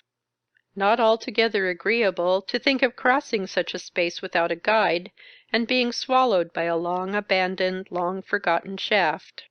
Not even agreeable, in this undermined country, To think of half a dozen railway arches, with the train upon them, suddenly vanishing through the snow into the excavated depths of the coal forest. Snow, wind, ice, and Wolverhampton, all together. No carriage at the station, everything snowed up. So much the better. The Swan will take us under its warm wing, walking or riding. Where is the Swan's nest? In the market-place. So much the better yet, for it is market day, and there will be something to see from the Swan's nest. Up the streets of Wolverhampton, where the doctor's bright door-plate is dimmed as if old winter's breath were on it, and the lawyer's office window is appropriately misty, to the market-place, where we find a cheerful bustle and plenty of people, for the most part pretending not to like the snow, but liking it very much, as people generally do. The Swan is a bird of a good substantial brood, worthy to be a country cousin of the hospitable hen and chickens, whose company we have deserted for only a few hours, and with whom we shall roost again at Birmingham to-night. The Swan has bountiful coal country notions of firing, snug homely rooms, cheerful windows looking down upon the clusters of snowy umbrellas in the market-place, and on the chaffering and chattering which is pleasantly hushed by the thick white down lying so deep and softly falling still. Neat, bright-eyed waitresses do the honors of the Swan. The Swan is confident about its soup, is troubled with no distrust concerning codfish, speaks the word of promise in relation to an enormous chine of roast beef, one of the dishes at the ironmaster's dinner, which will be disengaged at 4. The ironmaster's dinner! It has an imposing sound. We think of the ironmasters joking, drinking to their iron mistresses, clinking their glasses with a metallic ring, and comporting themselves at the festive board with the might of men who have mastered iron. Now for a walk. Not in the direction of the furnaces, which we will see to-night when darkness shall set off the fires, but in the country, with our faces towards Wales. Say, ye hoary finger-posts, whereon the name of picturesque old Shrewsbury is written in characters of frost, ye hedges lately bare that have burst into snowy foliage, ye glittering trees from which the wind blows sparkling dust, ye high drifts by the roadside, which are blue atop, where ye are seen opposed to the bright red and yellow of the horizon. Say, all of ye, is summer the only season for enjoyable walks? Answer, roguish crow, alighting on a sheep's back to pluck his wool off for an extra blanket, and skimming away so black over the white field. Give us your opinion, swinging alehouse signs and cozy little bars. Speak out, farrier shed, with faces all aglow, fountain of sparks, heaving bellows, and ringing music. Tell us, cottage hearths, and sprigs of holly in cottage windows. Be eloquent in praise of wintry walks, you sudden blasts of wind that pass like shiverings of nature, you deep roads, you solid fragments of old hayricks, with your fragrance frozen in. Even you, drivers of toiling carts, coal-laden, keeping company together behind your charges, dog-attended and basket-bearing, even you, though it is no easy work to stop, every now and then, and chip the snow away from the clogged wheels with picks, will have a fair word to say for winter, will you not? Down to the solitary factory, in the dip of the road, deserted of holiday-makers, and where the water-mill is frozen up. Then turn. As we draw nigh to our bright bird again, the early evening is closing in, the cold increases, the snow deadens and darkens, and lights spring up in the shops. A wet walk, ankle-deep in snow the whole way. We must buy some stockings, and borrow the Swan's slippers before dinner. It is a mercy that we step into the toy-shop to buy a pocket-comb, too, or the pretty child customer, as it seems to us, the only other customer the elderly lady of the toy-shop has lately had, might have stood divided between the two puzzles at 1 shilling each, until the putting up of the shutters. But the incursion of our fiery faces and snowy dresses, coupled with our own individual recommendation of the puzzle on the right hand, happily turn the scale. The best of pocket-combs for 1 shilling, and now for the stockings. Dibs, don't keep 'em. though he writes up that he does, and Jibbs is so beleaguered by country people making market day and Christmas week purchases that his shop is choked to the pavement. Mibbs is the man for our money, and Mibbs keeps everything in the stocking line, though he may not exactly know where to find it. However, he finds what we want, in an inaccessible place after going up ladders for it like a lamplighter. And a very good article it is, and a very civil worthy trader Mibbs is, and may Mibbs increase and multiply. Likewise young Mibbs, unacquainted with the price of anything in stock, and young Mibbs's aunt, who attends to the ladies' department. The Swan is rich in slippers, in those good old flip-flap inn slippers, which nobody can keep on, which knock double knocks on every stair as their wearer comes downstairs, and fly away over the banisters before they have brought him to level ground. Rich also is the Swan in wholesome, well-cooked dinner, and in tender chine of beef, so brave in size that the mining of all the powerful ironmasters is but a sufficient outlet for its gravy. Rich in things wholesome and sound and unpretending is the Swan, except that we would recommend the good bird not to dip its beak into its sherry. Under the change from snow and wind to hot soup, drawn red curtains, fire and candle, we observe our demonstrations at first to be very like the engines at the little station, but they subside, and we dine vigorously, another tribute to a winter walk. And finding that the Swan's ideas of something hot to drink are just and laudable, we adopt the same, with emendations, in the matter of lemon chiefly, of which modesty and total abstinence principles forbid the record. Then, thinking drowsily and delightfully of all things that have occurred to us during the last 24 hours, and of most things that have occurred to us during the last 24 years, we sit in armchairs, amiably basking before the fire, playthings for infancy, creatures to be asked a favor of, until aroused by the fragrance of hot tea and muffins. These we have ordered principally as a perfume. The bill of the Swan is to be commended as not out of proportion to its plumage. And now, our walking shoes being dried and baked, we must get them on somehow, for the rosy driver with his carriage and pair, who is to take us among the fires on the blasted heath by Bilston, announces from under a few shawls, and the collars of 3 or 4 coats, that we must be going. Away we go, obedient to the summons, and having taken leave of the lady in the Swan's bar opposite the door, who is almost rustled out of her glass case and blown upstairs whenever the door opens, we are presently in outer darkness grinding the snow. Soon the fires begin to appear. In all this ashy country there is still not a cinder visible. In all this land of smoke, not a stain upon the universal white. A very novel and curious sight is presented by the hundreds of great fires blazing in the midst of the cold dead snow. They illuminate it very little. Sometimes the construction of a furnace, kiln, or chimney admits of a tinge being thrown upon the pale ground near it, but generally the fire burns in its own sullen ferocity, and the snow lies impassive and untouched.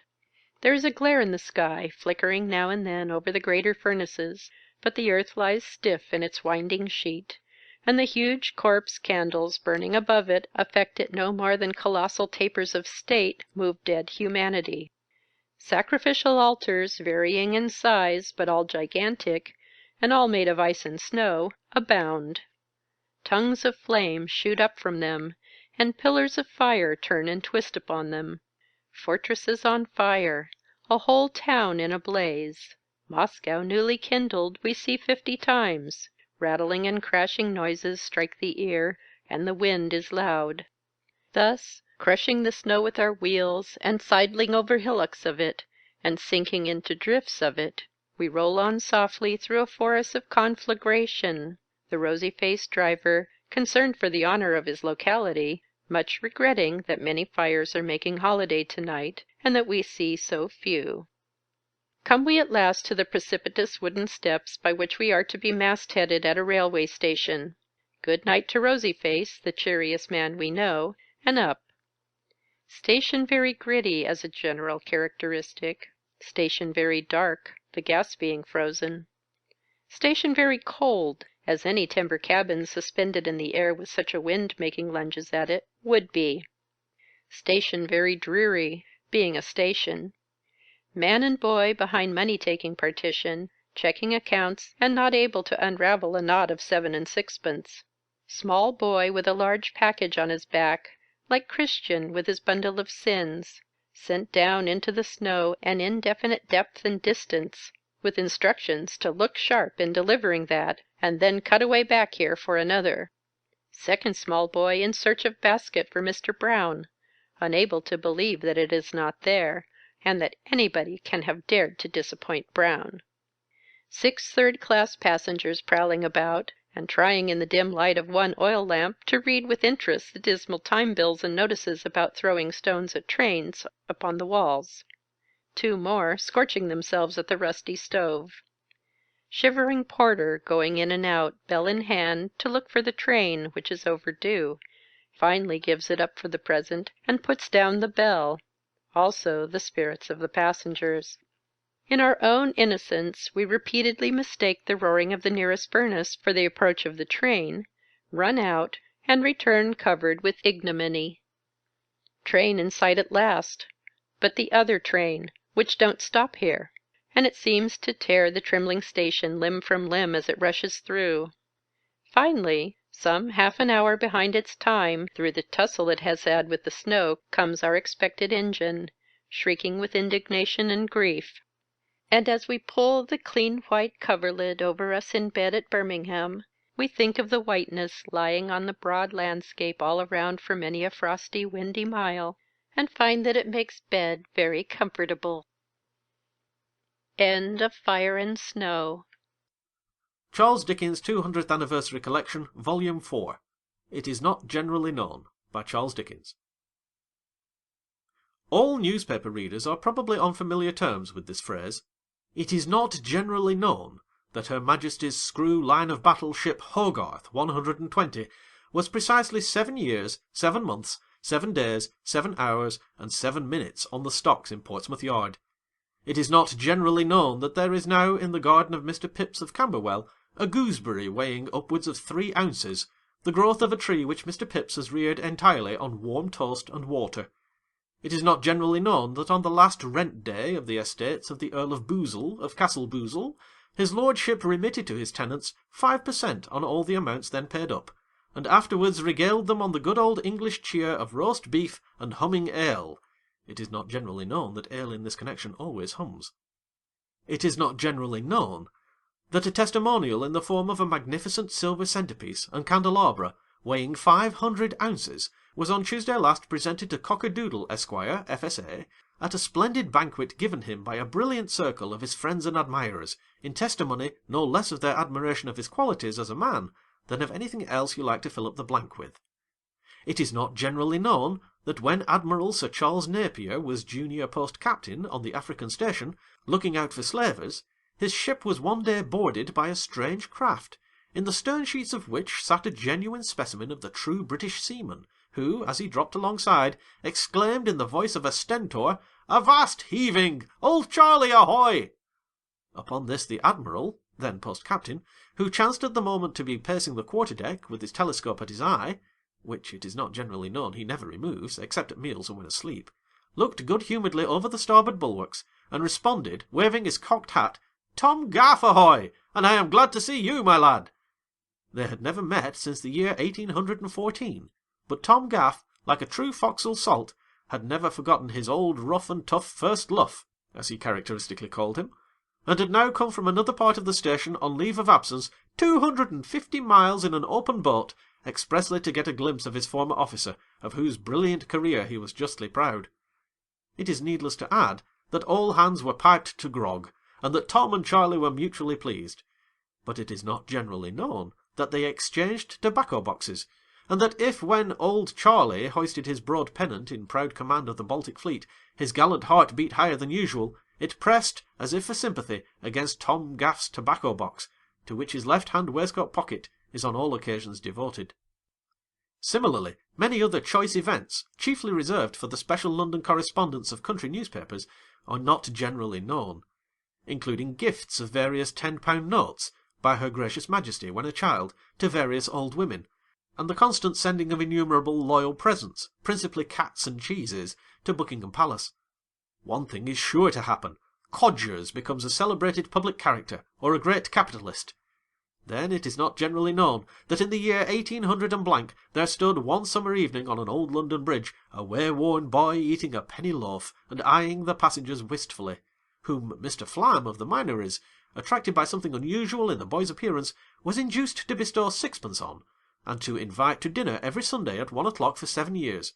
This boy was Codgers, and it is not generally known that the tradition is still preserved with pride in Mr. Flam's family.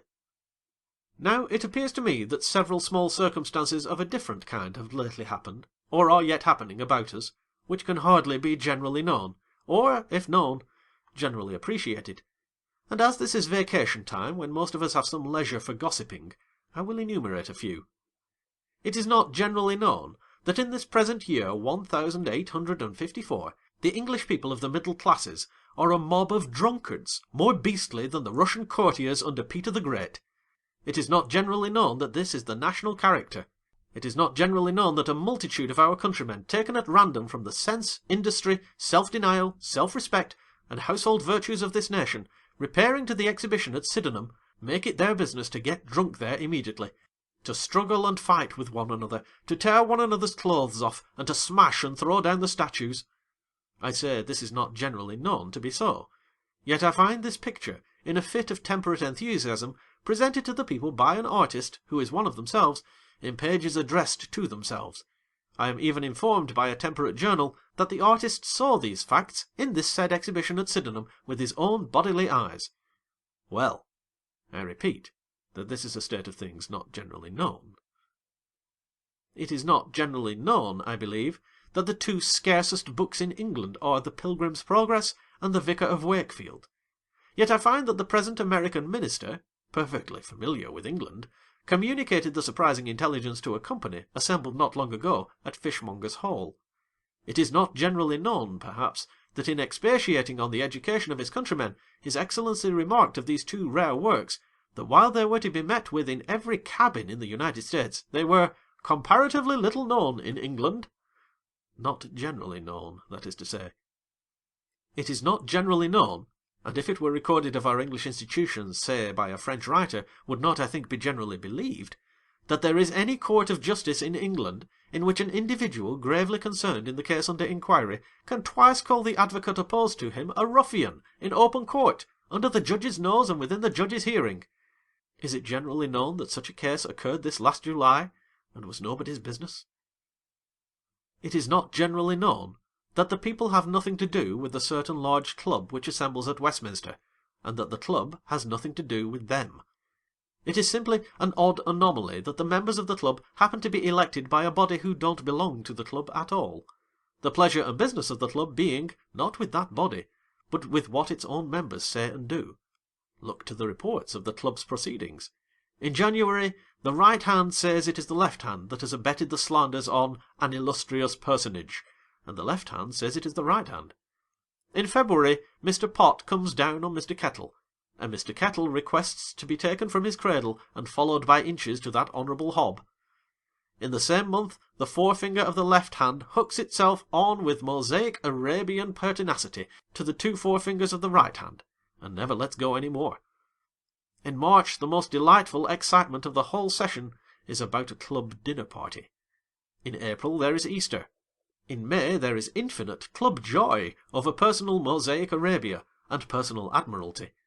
In June, A relieves himself of the mild suggestion that B is an extraordinary bold apostate, when in cuts C, who has nothing to do with it, and the whole alphabet fall together by the ears. In August, Home Office takes up his colleague Under Treasury for talking sheer nonsense. In the same month, prorogation.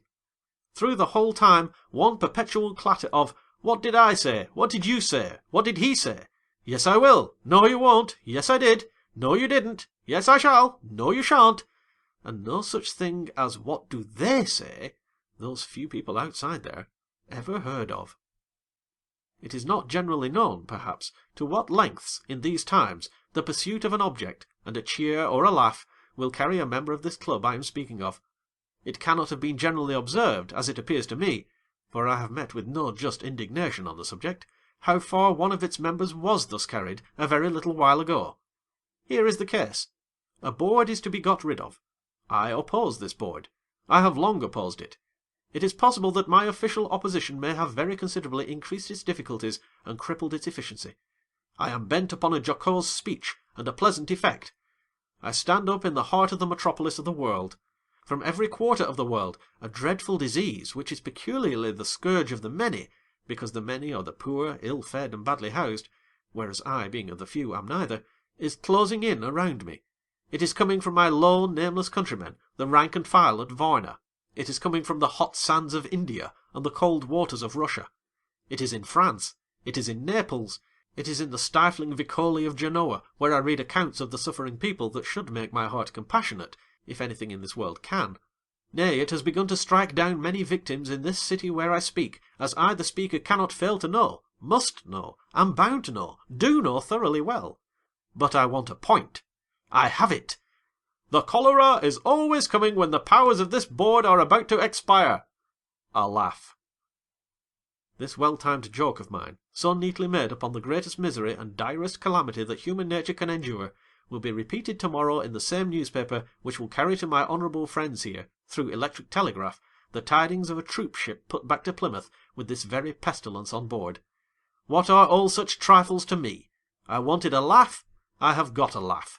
Talk to me of the agony and death of men and brothers. Am I not a lord and a member? Now, is it generally known, I wonder, that this indecency happened? Have the people of such a place as Totnes chanced to hear of it? Or will they ever hear of it? And shall we ever hear of their having heard of it? It is not generally known that an entirely new principle has begun to obtain in legislation, and is gaining wider and broader recognition every day.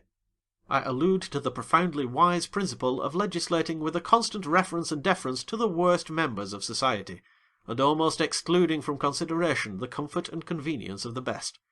The question, what do the decent mechanic and his family want or deserve, always yields, under this enlightened pressure, to the question, what will the vagabond, idler, drunkard, or jailbird turn to bad account?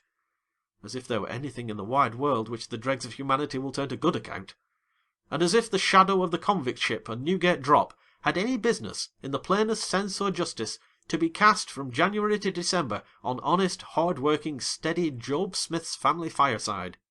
Yet Job Smith suffers heavily at every turn of his life, and at every inch of its straight course too, from the determined ruffianism in which he has no more part than he has in the blood royal. 6 days of Job's week are days of hard, monotonous, exhausting work.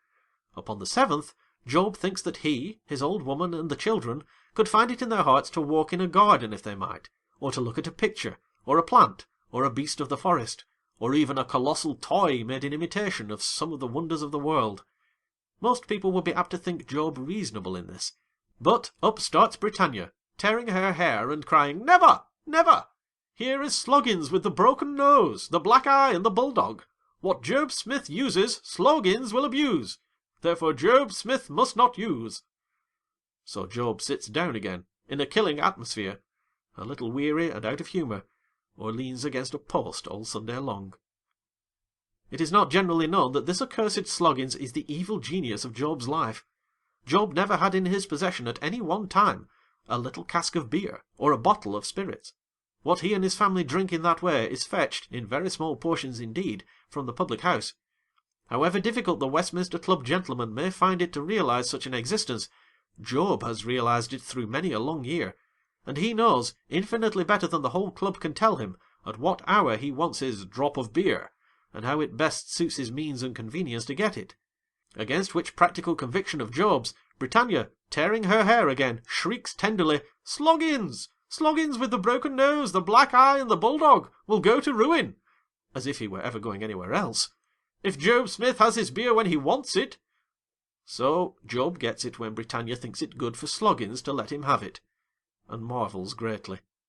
But perhaps he marvels most when, being invited in immense type to go and hear the Evangelist of Eloquence, or the Apostle of Purity, I have noticed in such invitations rather lofty, not to say audacious titles, he strays in at an open door, and finds a personage on a stage crying aloud to him, "Behold me! I too am Sloggins.